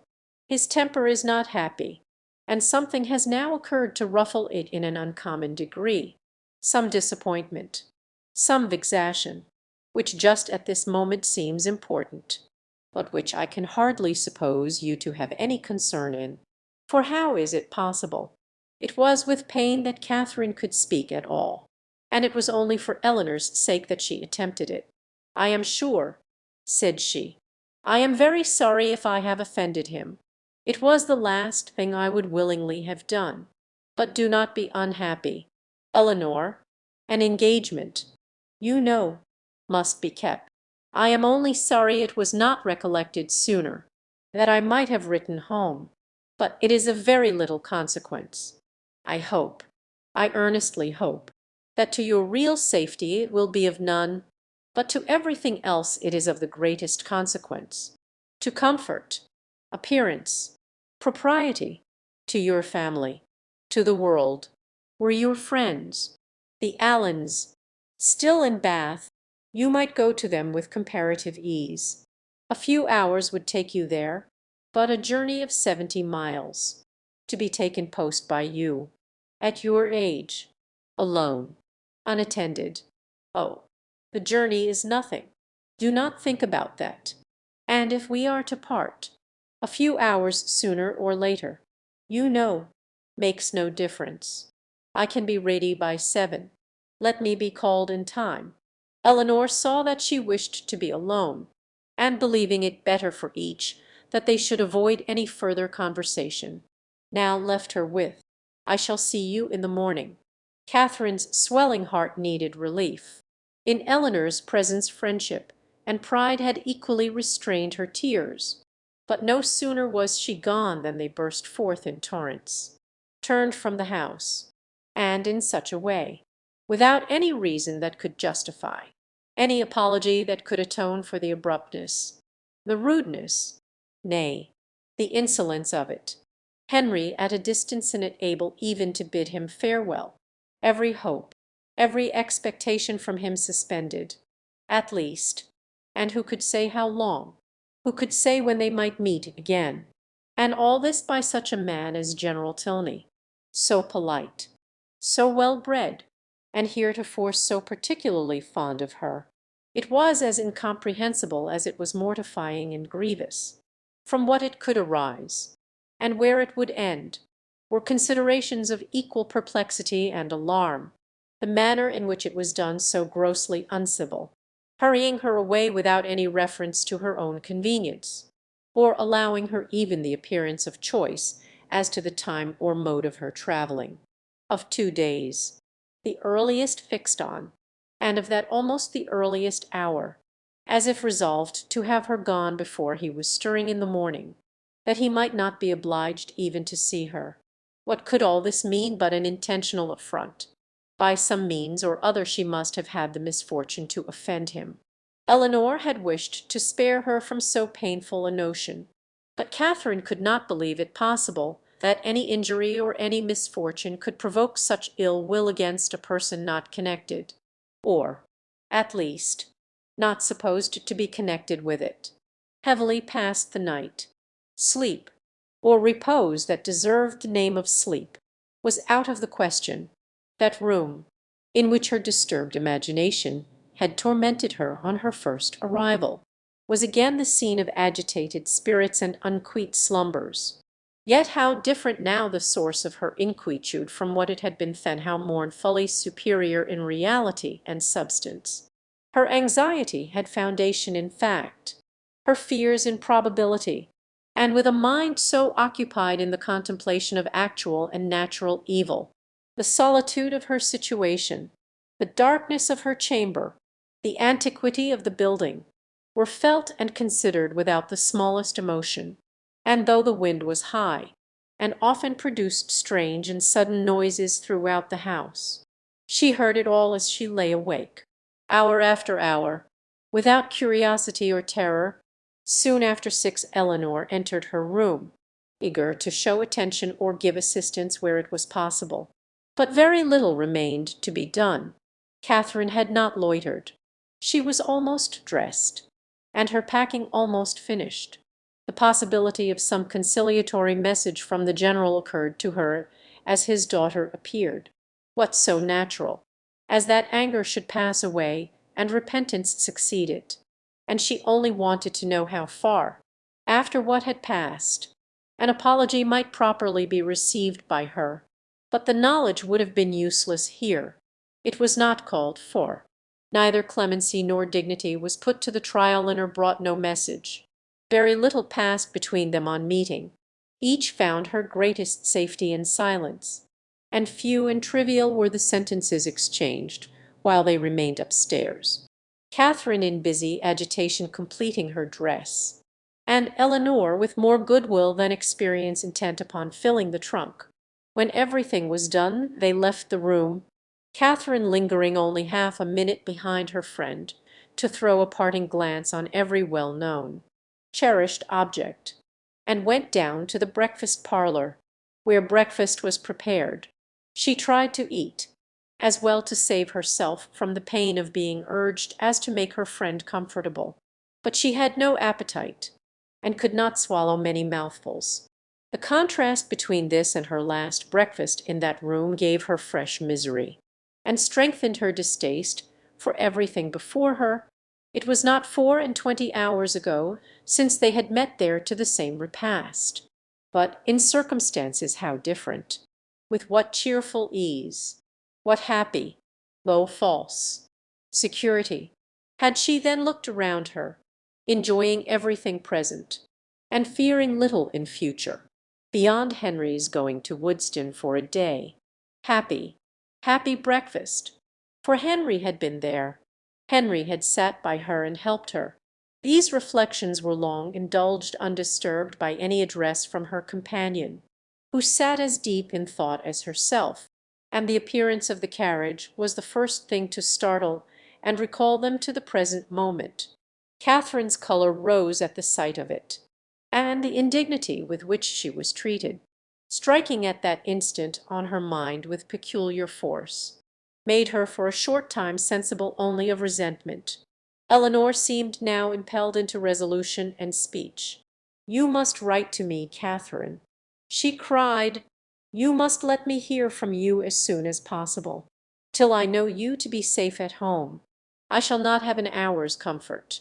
For one letter, at all risks, all hazards, I must entreat. Let me have the satisfaction of knowing that you are safe at Fullerton, and have found your family well, and then, till I can ask for your correspondence as I ought to do, I will not expect more. Direct to me at Lord Longtown's, and I must ask it, under cover to Alice. No, Eleanor, if you are not allowed to receive a letter from me, I am sure I had better not write. There can be no doubt of my getting home safe." Eleanor only replied, "I cannot wonder at your feelings. I will not importune you. I will trust to your own kindness of heart when I am at a distance from you." But this, with the look of sorrow accompanying it, was enough to melt Catherine's pride in a moment, and she instantly said, "Oh, Eleanor, I will write to you indeed." There was yet another point which Miss Tilney was anxious to settle, though somewhat embarrassed in speaking of. It had occurred to her that after so long an absence from home, Catherine might not be provided with money enough, and, upon suggesting it to her with most affectionate offers of accommodation, it proved to be exactly the case. Catherine had never thought on the subject till that moment, but, upon examining her purse, was convinced that but for this kindness of her friend, she might have been turned from the house without even the means of getting home, and the distress in which she must have been thereby involved filling the minds of both. Scarcely another word was said by either during the time of their remaining together. Short, however, was that time. The carriage was soon announced to be ready, and Catherine, instantly rising, A long and affectionate embrace supplied the place of language in bidding each other adieu, and, as they entered the hall, unable to leave the house without some mention of one whose name had not yet been spoken by either, she paused a moment, and with quivering lips just made it intelligible that she left her kind remembrance for her absent friend.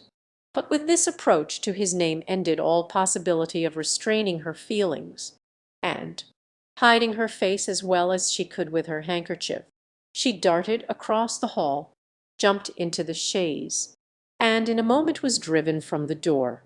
Chapter 29. Catherine was too wretched to be fearful. The journey in itself had no terrors for her, and she began it without either dreading its length or feeling its solitariness. Leaning back in one corner of the carriage, in a violent burst of tears, she was conveyed some miles beyond the walls of the Abbey before she raised her head, and the highest point of ground within the park was almost closed from her view before she was capable of turning her eyes towards it.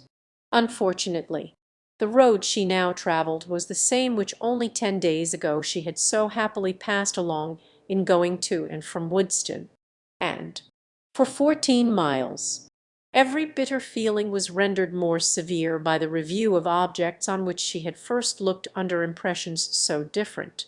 Every mile, as it brought her nearer Woodstock, added to her sufferings, and when within the distance of 5, she passed the turning which led to it, and thought of Henry, so near, yet so unconscious. Her grief and agitation were excessive. The day which she had spent at that place had been one of the happiest of her life. It was there, it was on that day, that the General had made use of such expressions with regard to Henry and herself, had so spoken and so looked as to give her the most positive conviction of his actually wishing their marriage. Yes, only 10 days ago had he elated her by his pointed regard, had he even confused her by his too significant reference. And now what had she done, or what had she omitted to do, to merit such a change? The only offence against him of which she could accuse herself had been such as was scarcely possible to reach his knowledge. Henry and her own heart only were privy to the shocking suspicions which she had so idly entertained, and equally safe did she believe her secret with each. Decidedly, at least, Henry could not have betrayed her.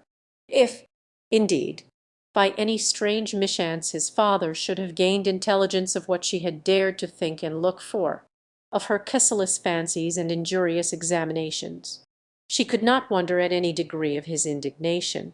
If aware of her having viewed him as a murderer, she could not wonder at his even turning her from his house. But a justification so full of torture to herself, she trusted, would not be in his power, anxious as were all her conjectures on this point. It was not, however, the one on which she dwelt most. There was a thought yet nearer, a more prevailing, more impetuous concern.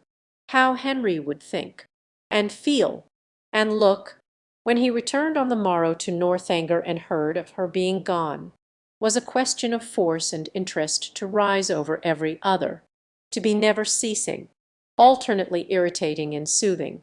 It sometimes suggested the dread of his calm acquiescence, and at others was answered by the sweetest confidence in his regret and resentment. To the General, of course, he would not dare to speak, but to Eleanor what might he not say to Eleanor about her, in this unceasing recurrence of doubts and inquiries, on any one article of which her mind was incapable of more than momentary repose? The hours passed away, and her journey advanced much faster than she looked for. The pressing anxieties of thought, which prevented her from noticing anything before her, when once beyond the neighbourhood of Woodstock, saved her at the same time from watching her progress, and though no object on the road could engage a moment's attention, she found no stage of it tedious. From this she was preserved too by another cause, by feeling no eagerness for her journey's conclusion, for to return in such a manner to Fullerton was almost to destroy the pleasure of a meeting with those she loved best, even after an absence such as Herson 11 weeks' absence. What had she to say that would not humble herself and pain her family, that would not increase her own grief by the confession of it, extend in useless resentment, and perhaps involve the innocent with the guilty in undistinguishing ill will? She could never do justice to Henry and Eleanor's merit. She felt it too strongly for expression. And should a dislike be taken against them, should they be thought of unfavourably, on their father's account, it would cut her to the heart. With these feelings, she rather dreaded than sought for the first view of that well-known spire which would announce her within 20 miles of home. Salisbury she had known to be her point on leaving Northanger, but after the first stage she had been indebted to the postmasters for the names of the places which were then to conduct her to it. So great had been her ignorance of her route. She met with nothing, however, to distress or frighten her. Her youth, civil manners, and liberal pay procured her all the attention that a traveller like herself could require, and stopping only to change horses, she travelled on for about 11 hours without accident or alarm, and between 6 and 7 o'clock in the evening found herself entering Fullerton, a heroine returning, at the close of her career, to her native village, in all the triumph of recovered reputation, and all the dignity of a countess, with a long train of noble relations in their several phaetons, and 3 waiting maids in a travelling chaise and 4. Behind her is an event on which the pen of the contriver may well delight to dwell. It gives credit to every conclusion, and the author must share in the glory she so liberally bestows. But my affair is widely different. I bring back my heroine to her home in solitude and disgrace, and no sweet elation of spirits can lead me into minutinous. A heroine in a hack post-chaise is such a blow upon sentiment as no attempt at grandeur or pathos can withstand. Swiftly, therefore, shall her post-boy drive through the village, amid the gaze of Sunday groups, and speedy shall be her descent from it. But whatever might be the distress of Catherine's mind, as she thus advanced towards the parsonage, and whatever the humiliation of her biographer in relating it, she was preparing enjoyment of no everyday nature for those to whom she went. First, in the appearance of her carriage, and secondly, in herself, the chaise of a traveller being a rare sight in Fullerton. The whole family were immediately at the window, and to have it stop at the sweep gate was a pleasure to brighten every eye and occupy every fancy, a pleasure quite unlooked for by all but the 2 youngest children, a boy and girl of 6 and 4 years old, who expected a brother or sister in every carriage. Happy the glance that first distinguished Catherine, happy the voice that proclaimed the discovery. But whether such happiness were the lawful property of George or Harriet could never be exactly understood. Her father, mother, Sarah, George, and Harriet, all assembled at the door to welcome her with affectionate eagerness, was a sight to awaken the best feelings of Catherine's heart, and in the embrace of each, as she stepped from the carriage, she found herself soothed beyond anything that she had believed possible. So surrounded, so caressed, she was even happy.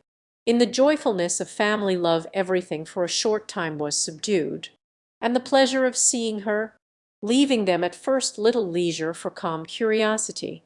They were all seated round the tea-table, which Mrs. Morland had hurried for the comfort of the poor traveller, whose pale and jaded looks soon caught her notice, before any inquiry so direct as to demand a positive answer was addressed to her. Reluctantly, and with much hesitation, did she then begin what might perhaps, at the end of half an hour, be termed, by the courtesy of her hearers, an explanation. But scarcely, within that time, could they at all discover the cause, or collect the particulars of her sudden return. They were far from being an irritable race, far from any quickness in catching, or bitterness in resenting, affronts. But here, when the whole was unfolded, was an insult not to be overlooked, nor, for the first half hour, to be easily pardoned, without suffering any romantic alarm. In the consideration of their daughter's long and lonely journey, Mr. and Mrs. Morland could not but feel that it might have been productive of much unpleasantness to her, that it was what they could never have voluntarily suffered, and that, in forcing her on such a measure, General Tilney had acted neither honourably nor feeling-line either as a gentleman nor as a parent. Why he had done it, what could have provoked him to such a breach of hospitality, and so suddenly turned all his partial regard for their daughter into actual ill will, was a matter which they were at least as far from divining as Catherine herself, but it did not oppress them by any means so long, and, after a due course of useless conjecture, that it was a strange business, and that he must be a very strange man, grew enough for all their indignation and wonder, though Sarah indeed still indulged in the sweets of incomprehensibility, exclaiming and conjecturing with youthful ardour, "My dear, you give yourself a great deal of needless trouble," said her mother at last. "Depend upon it, it is something not at all worth understanding.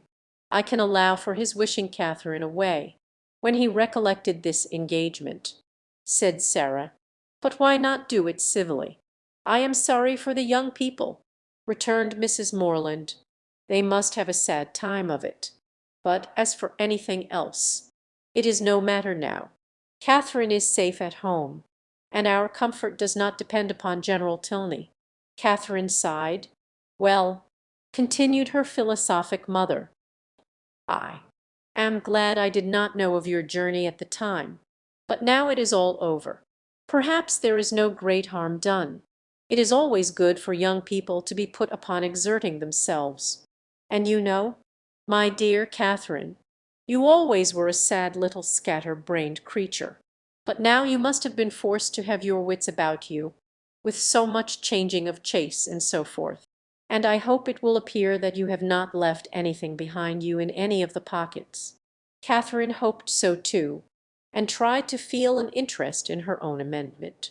But her spirits were quite worn down, and, to be silent and alone becoming soon her only wish, she readily agreed to her mother's next counsel of going early to bed. Her parents, seeing nothing in her ill looks and agitation but the natural consequence of mortified feelings, and of the unusual exertion and fatigue of such a journey, parted from her without any doubt of their being soon slept away, and though, when they all met the next morning, her recovery was not equal to their hopes, they were still perfectly unsuspicious of there being any deeper evil. They never once thought of her heart, which, for the parents of a young lady of 17, just returned from her first excursion from home, was odd enough. As soon as breakfast was over, she sat down to fulfil her promise to Miss Tilney, whose trust in the effect of time and distance on her friend's disposition was already justified. For already did Catherine reproach herself with having parted from Eleanor coldly, with having never enough valued her merits or kindness, and never enough commiserated her for what she had been yesterday left to endure. The strength of these feelings, however, was far from assisting her pen, and never had it been harder for her to write than in addressing Eleanor Tilney, to compose a letter which might at once do justice to her sentiments and her situation, convey gratitude without servile regret, be guarded without coldness, and honest without resentment, a letter which Eleanor might not be pained by the perusal offend, above all, which she might not blush herself, if Henry should chance to see, was an undertaking to frighten away all her powers of performance. And, after long thought and much perplexity, to be very brief was all that she could determine on with any confidence of safety. The money, therefore, which Eleanor had advanced was enclosed with little more than grateful thanks, and the 1,000 good wishes of a most affectionate heart. "This has been a strange acquaintance," observed Mrs. Morland, as the letter was finished, "soon made and soon ended. I am sorry it happens so, for Mrs. Allen thought them very pretty kind of young people, And you were sadly out of luck too in your Isabella. Ah, poor James! Well, we must live and learn, and the next new friends you make, I hope, will be better worth keeping." Catherine coloured as she warmly answered, "No friend can be better worth keeping than Eleanor. If so, my dear, I dare say you will meet again some time or other. Do not be uneasy. It is 10 to 1 but you are thrown together again in the course of a few years. And then what a pleasure it will be." Mrs. Morland was not happy in her attempt at consolation. The hope of meeting again in the course of a few years could only put into Catherine's head what might happen within that time to make a meeting dreadful to her. She could never forget Henry Tilney, or think of him with less tenderness than she did at that moment. But he might forget her, and in that case, to meet. Her eyes filled with tears as she pictured her acquaintance so renewed. And her mother, perceiving her comfortable suggestions to have had no good effect, proposed, as another expedient for restoring her spirits, that they should call on Mrs. Allen. The two houses were only 1/4 of a mile apart, and, as they walked, Mrs. Morland quickly dispatched all that she felt on the score of James's disappointment. "We are sorry for him," said she, "but otherwise there is no harm done in the match going off. For it could not be a desirable thing to have him engaged to a girl whom we had not the smallest acquaintance with, and who was so entirely without fortune. And now, after such behaviour, we cannot think at all well of her. Just at present it comes hard to poor James, but that will not last for ever, and I dare say he will be a discreeter man all his life, for the foolishness of his first choice." This was just such a summary view of the affair as Catherine could listen to. Another sentence might have endangered her complacence, and made her reply less rational, for soon were all her thinking powers swallowed up in the reflection of her own change of feelings and spirits since last she had trodden that well-known road. It was not 3 months ago since, wild with joyful expectation, she had there run backwards and forwards some 10 times a day, with an heart light, gay, and independent, looking forward to pleasures untasted and unalloyed, and free from the apprehension of evil as from the knowledge of it. 3 months ago had seen her all this, and now how altered a being did she return! She was received by the Allens with all the kindness which her unlooked-for appearance, acting on a steady affection, would naturally call forth, and great was their surprise, and warm their displeasure, on hearing how she had been treated. Thou Mrs. Morland's account of it was no inflated representation, no studied appeal to their passions. "Catherine took us quite by surprise yesterday evening," said she. "She travelled all the way post by herself, and knew nothing of coming till Saturday night, for General Tilney, from some odd fancy or other, all of a sudden grew tired of having her there, and almost turned her out of the house. Very unfriendly, certainly, and he must be a very odd man, but we are so glad to have her amongst us again, and it is a great comfort to find that she is not a poor helpless creature, but can shift very well for herself." Mr. Allen expressed himself on the occasion with the reasonable resentment of a sensible friend, and Mrs. Allen thought his expressions quite good enough to be immediately made use of again by herself. His wonder, his conjectures, and his explanations became in succession hers, with the addition of this single remark: "He really have not patience with the general to fill up every accidental pause," and "I really have not patience with the general," was uttered twice after Mr. Allen left the room, without any relaxation of anger, or any material digression of thought. A more considerable degree of wandering attended the third repetition, and, after completing the fourth, she immediately added, "Only think, my dear, of my having got that frightful great rent in my best Mechlin so charmingly mended, before I left Bath, that one can hardly see where it was. I must show it you some day or other. Bath is a nice place. Catherine, after all, I assure you I did not above half like coming away. Mrs. Thorpe's being there was such a comfort to us. Was not it?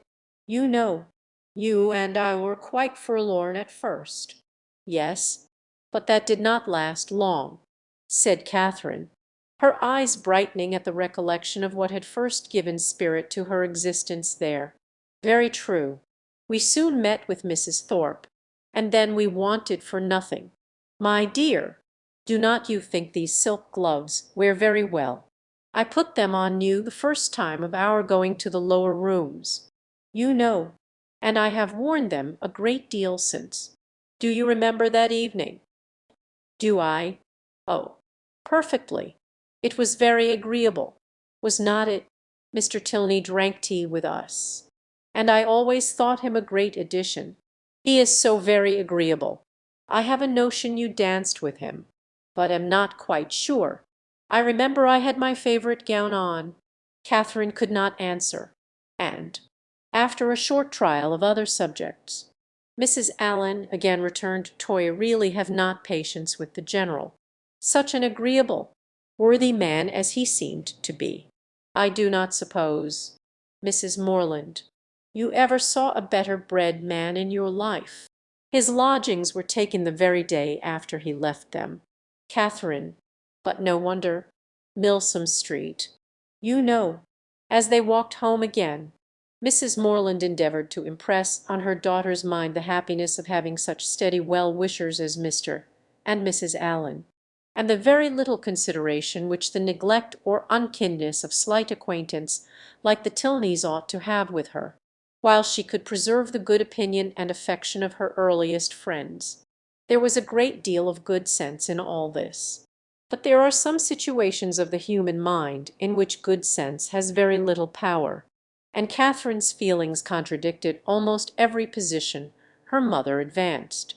It was upon the behaviour of these very slight acquaintance that all her present happiness depended, and while Mrs. Morland was successfully confirming her own opinions by the justness of her own representations, Catherine was silently reflecting that now Henry must have arrived at Northanger, now he must have heard of her departure, and now, perhaps, they were all setting off for Hereford. Chapter 30. Catherine's disposition was not naturally sedentary, nor had her habits been ever very industrious. But whatever might hitherto have been her defects of that sort, her mother could not but perceive them now to be greatly increased. She could neither sit still nor employ herself walking round the garden and orchard again and again, as if nothing but motion was voluntary, and it seemed as if she could even walk about the house rather than remain fixed for any time in the parlour. Her loss of spirits was a yet greater alteration. In her rambling and her idleness she might only be a caricature of herself, but in her silence and sadness she was the very reverse of all that she had been before. For 2 days Mrs. Morland allowed it to pass even without a hint. But when a third night's rest had neither restored her cheerfulness, improved her in useful activity, nor given her a greater inclination for needlework, she could no longer refrain from the gentle reproof of, "My dear Catherine, I am afraid you are growing quite a fine lady. I do not know when poor Richard's cravats would be done, if he had no friend but you. Your head runs too much upon Bath. But there is a time for everything, a time for balls and plays, and a time for work. You have had a long run of amusement, and now you must try to be useful." Catherine took up her work directly, saying, in a dejected voice, that her head did not run upon Bath muck. "Then you are fretting about General Tilney, and that is very simple of you, for 10 to 1 whether you ever see him again. You should never fret about trifles." After a short silence he hoped, "My Catherine, you are not getting out of humour with home because it is not so grand as Northanger. That would be turning your visit into an evil indeed. Wherever you are you should always be contented, but especially at home, because there you must spend the most of your time. I did not quite like, at breakfast, to hear you talk so much about the French bread at Northanger. I am sure I do not care about the bread, It is all the same to me what I eat. There is a very clever essay in one of the books upstairs upon much such a subject, about young girls that have been spoilt for home by great acquaintanceth mirror. I think I will look it out for you some day or other, because I am sure it will do you good." Catherine said no more, and, with an endeavour to do right, applied to her work, but, after a few minutes, sunk again, without knowing it herself, into languor and listlessness, moving herself in her chair, from the irritation of weariness, much oftener than she moved her needle. Mrs. Morland watched the progress of this relapse, and seeing, in her daughter's absent and dissatisfied look, the full proof of that repining spirit to which she had now begun to attribute her want of cheerfulness, hastily left the room to fetch the book in question, anxious to lose no time in attacking so dreadful a malady. It was some time before she could find what she looked for, and other family matters occurring to detain her, a quarter of an hour had elapsed ere she returned downstairs with the volume from which so much was hoped. Her avocations above having shut out all noise but what she created herself, she knew not that a visitor had arrived within the last few minutes, till, on entering the room, the first object she beheld was a young man whom she had never seen before, with a look of much respect. He immediately rose, and being introduced to her by her conscious daughter as Mr. Henry Tilney, with the embarrassment of real sensibility began to apologize for his appearance there, acknowledging that after what had passed he had little right to expect a welcome at Fullerton, and stating his impatience to be assured of Miss Morland's having reached her home in safety, as the cause of his intrusion. He did not address himself to an uncandid judge or a resentful heart, far from comprehending him or his sister in their father's misconduct. Mrs. Morland had been always kindly disposed towards each, and instantly, pleased by his appearance, received him with the simple professions of unaffected benevolence, thanking him for such an attention to her daughter, assuring him that the friends of her children were always welcome there, and entreating him to say not another word of the past. He was not ill inclined to obey this request, for, though his heart was greatly relieved by such unlooked-for mildness, it was not just at that moment in his power to say anything to the purpose. Returning in silence to his seat, therefore, he remained for some minutes most civilly answering all Mrs. Morland's common remarks about the weather and roads. Catherine Manwyleth anxious, agitated, happy, feverish. Catherine said not a word, but her glowing cheek and brightened eye made her mother trust that this good-natured visit would at least set her heart at ease for a time, and gladly therefore did she lay aside the first volume of the Mirror for a future hour, desirous of Mr. Morland's assistance, as well in giving encouragement as in finding conversation for her guest, whose embarrassment on his father's account she earnestly pitied. Mrs. Morland had very early dispatched one of the children to summon him, but Mr. Morland was from home, and being thus without any support, at the end of a quarter of an hour she had nothing to say.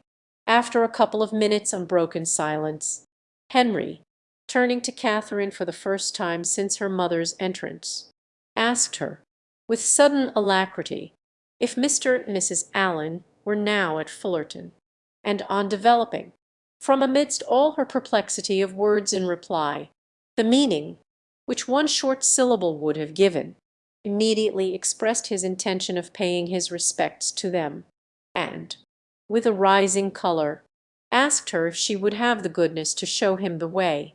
"You may see the house from this window, sir," was information on Sarah's side, which produced only a bow of acknowledgment from the gentleman, and a silencing nod from her mother, for Mrs. Morland, thinking it probable, as a secondary consideration in his wish of waiting on their worthy neighbours, that he might have some explanation to give of his father's behaviour, which it must be more pleasant for him to communicate only to Catherine, would not on any account prevent her accompanying him.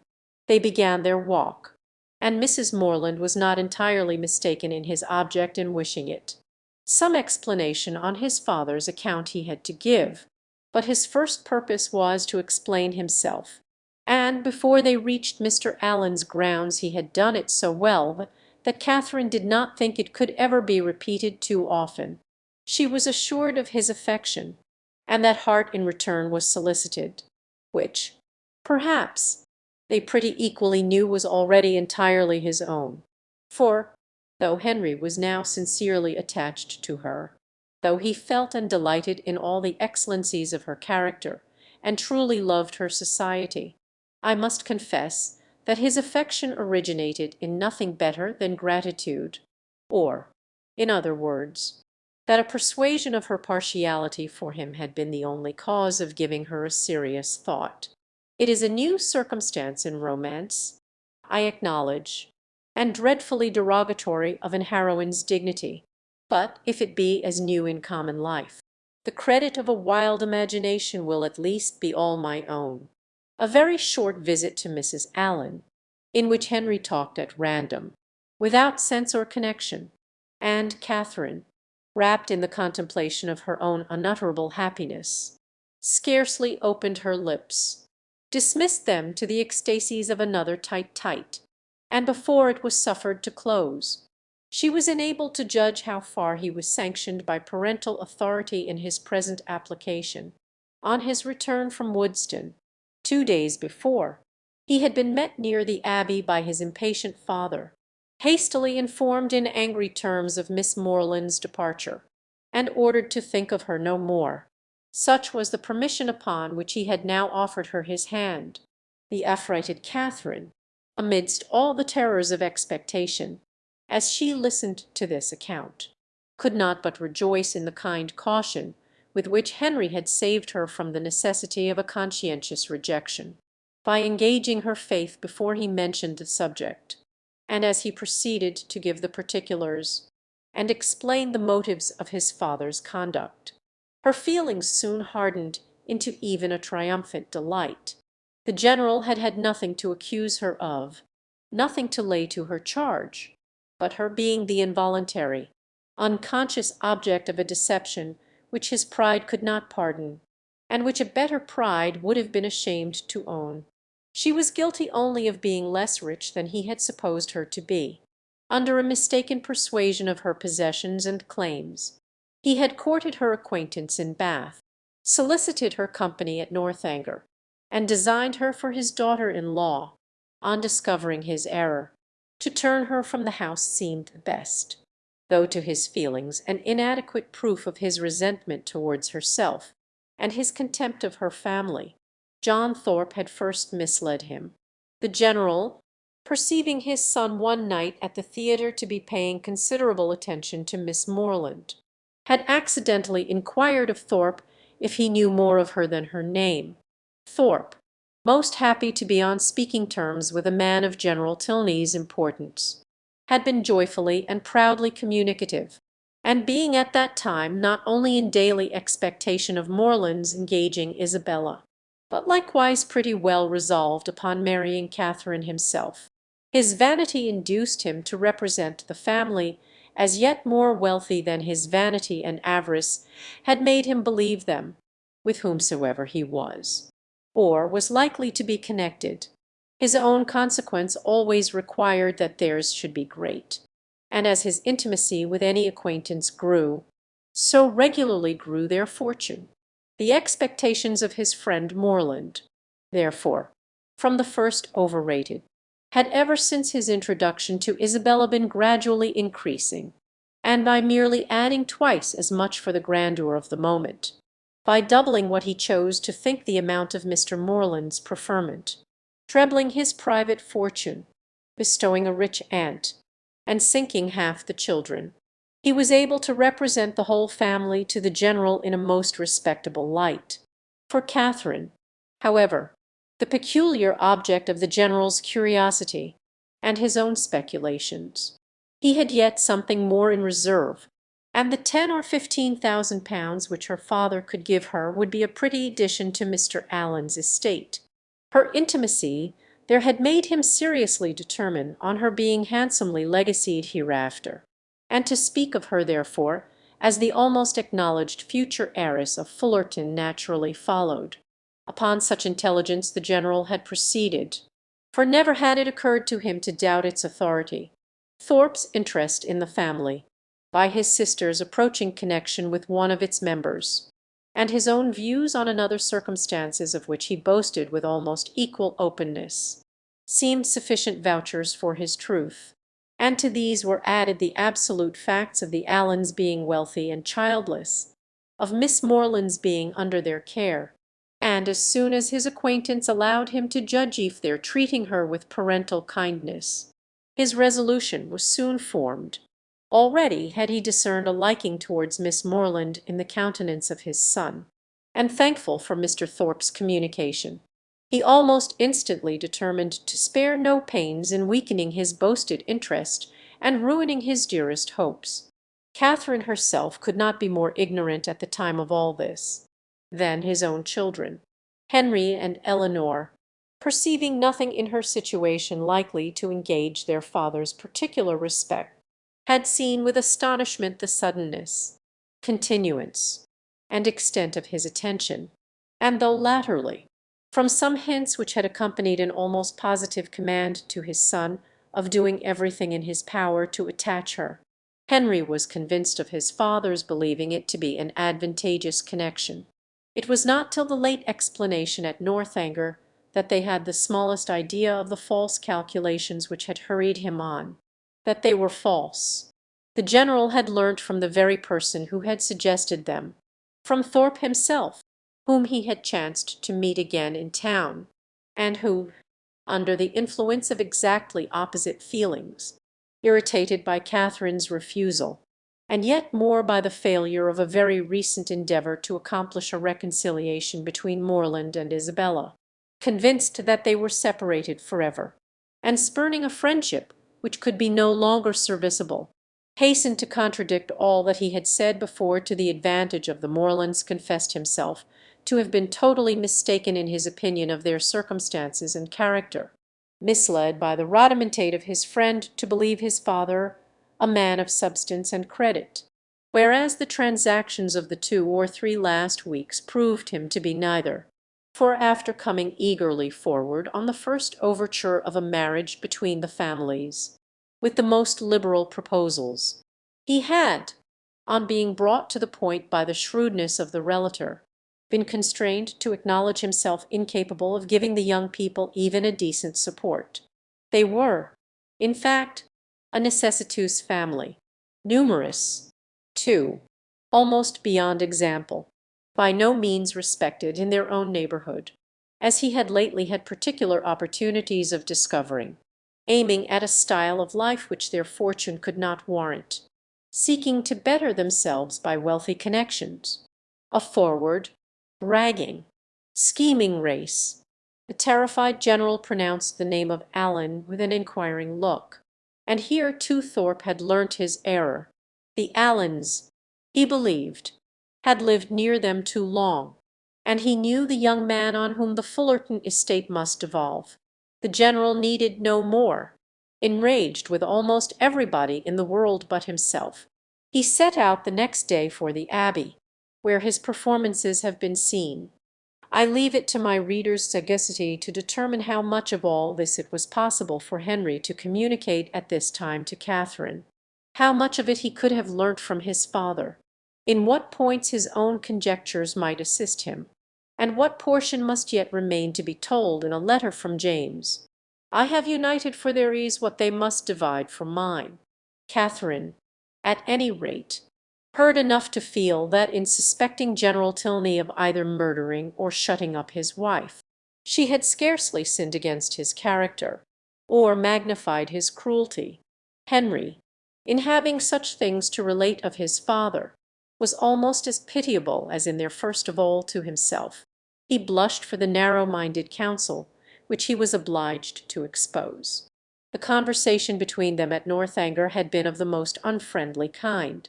Henry's indignation on hearing how Catherine had been treated, on comprehending his father's views, and being ordered to acquiesce in them, had been open and bold. The general, accustomed on every ordinary occasion to give the law in his family, prepared for no reluctance but of feeling, no opposing desire that should dare to clothe itself in words, could ill brook the opposition of his son, steady as the sanction of reason and the dictate of conscience could make it. But in such a cause, his anger, though it must shock, could not intimidate Henry, who was sustained in his purpose by a conviction of its justice.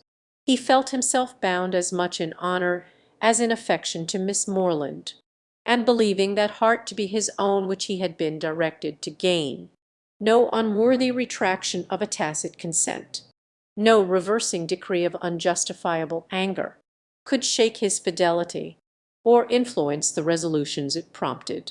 He steadily refused to accompany his father into Herefordshire, an engagement formed almost at the moment to promote the dismissal of Catherine, and as steadily declared his intention of offering her his hand.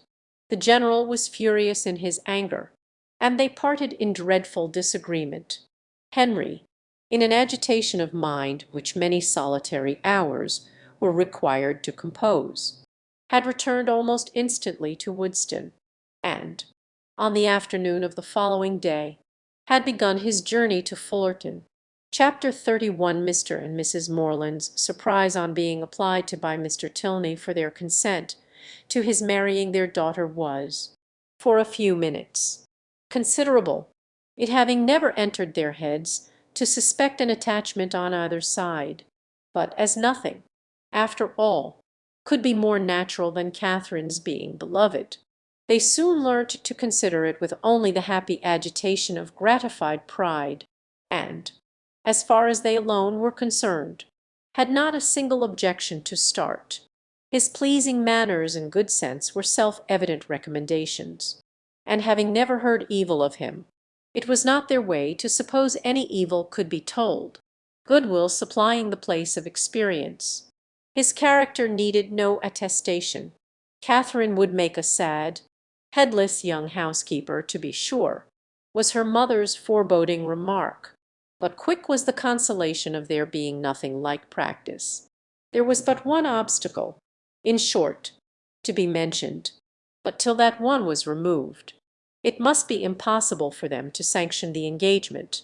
Their tempers were mild, but their principles were steady, and while his parents so expressly forbade the connection, they could not allow themselves to encourage it. That the general should come forward to solicit the alliance, or that he should even very heartily approve it, they were not refined enough to make any parading stipulation. But the decent appearance of consent must be yielded, and that once obtained in their own hearts made them trust that it could not be very long denied. Their willing approbation was instantly to follow. His consent was all that they wished for. They were no more inclined than entitled to demand his money, of a very considerable fortune. His son was, by marriage settlements, eventually secure. His present income was an income of independence and comfort, and under every pecuniary view it was a match beyond the claims of their daughter. The young people could not be surprised at a decision like this. They felt and they deplored, but they could not resent it. And they parted, endeavouring to hope that such a change in the general, as each believed almost impossible, might speedily take place, to unite them again in the fulness of privileged affection. Henry returned to what was now his only home, to watch over his young plantations, and extend his improvements for her sake, to whose share in them he looked anxiously forward, and Catherine remained at Fullerton to cry whether the torments of absence were softened by a clandestine correspondence. Let us not inquire. Mr. and Mrs. Morland never did they had been too kind to exact any promise, and whenever Catherine received a letter, as, at that time, happened pretty often, they always looked another way. The anxiety, which in this state of their attachment must be the portion of Henry and Catherine, and of all who loved either, as to its final event, can hardly extend, I fear, to the bosom of my readers, who will see in the tell-tale compression of the pages before them that we are all hastening together to perfect felicity. The means by which their early marriage was effected can be the only doubt. What probable circumstance could work upon a temper like the General's? The circumstance which chiefly availed was the marriage of his daughter with a man of fortune and consequence, which took place in the course of the summer, an accession of dignity that threw him into a fit of good humour, from which he did not recover till after Eleanor had obtained his forgiveness of Henry, and his permission for him to be a fool if he liked it. The marriage of Eleanor Tilney, her removal from all the evils of such a home as Northanger had been made by Henry's banishment, to the home of her choice and the man of her choice, is an event which I expect to give general satisfaction among all her acquaintance. My own joy on the occasion is very sincere. I know no one more entitled, by unpretending merit, or better prepared by habitual suffering, to receive and enjoy felicity. Her partiality for this gentleman was not of recent origin, and he had been long withheld only by inferiority of situation from addressing her.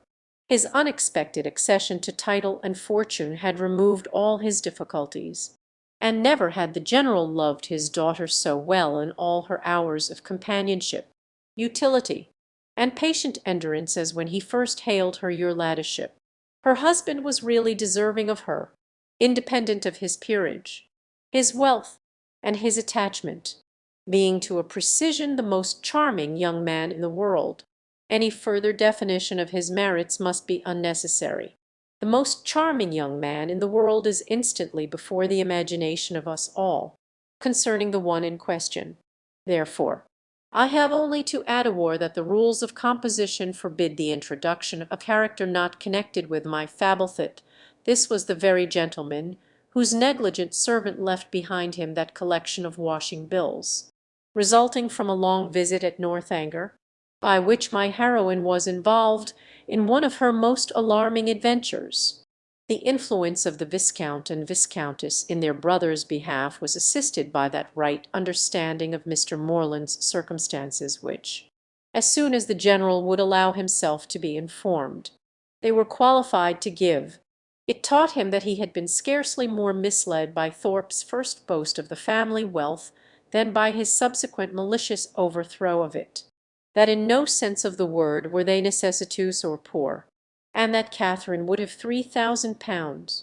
This was so material an amendment of his late expectations that it greatly contributed to smooth the descent of his pride, and by no means without its effect was the private intelligence, which he was at some pains to procure, that the Fullerton estate, being entirely at the disposal of its present proprietor, was consequently open to every greedy speculation. On the strength of this, the General, soon after Eleanor's marriage, permitted his son to return to Northanger, and thence made him the bearer of his consent, very courteously worded in a page full of empty professions to Mr. Morland. The event which it authorized soon followed. Henry and Catherine were married. The bells rang, and everybody smiled, and, as this took place within a twelvemonth from the first day of their meeting, it will not appear, after all the dreadful delays occasioned by the General's cruelty, that they were essentially hurt by it. To begin perfect happiness at the respective ages of 26 and 18 is to do pretty well, and professing myself moreover convinced that the General's unjust interference, so far from being really injurious to their felicity, was perhaps rather conducive to it, by improving their knowledge of each other, and adding strength to their attachment, I leave it to be settled, by whomsoever it may concern, whether the tendency of this work or reward filial disobedience. A note on the text. Northanger Abbey was written in 1797 and 98 under a different title. The manuscript was revised around 1803 and sold. Crosby and Company, who sold it back in 1816. The Signet Classic text is based on the first edition, published by John Murray, London, in 1818th year following Miss Austen's death. Spelling and punctuation have been largely brought into conformity with modern British usage.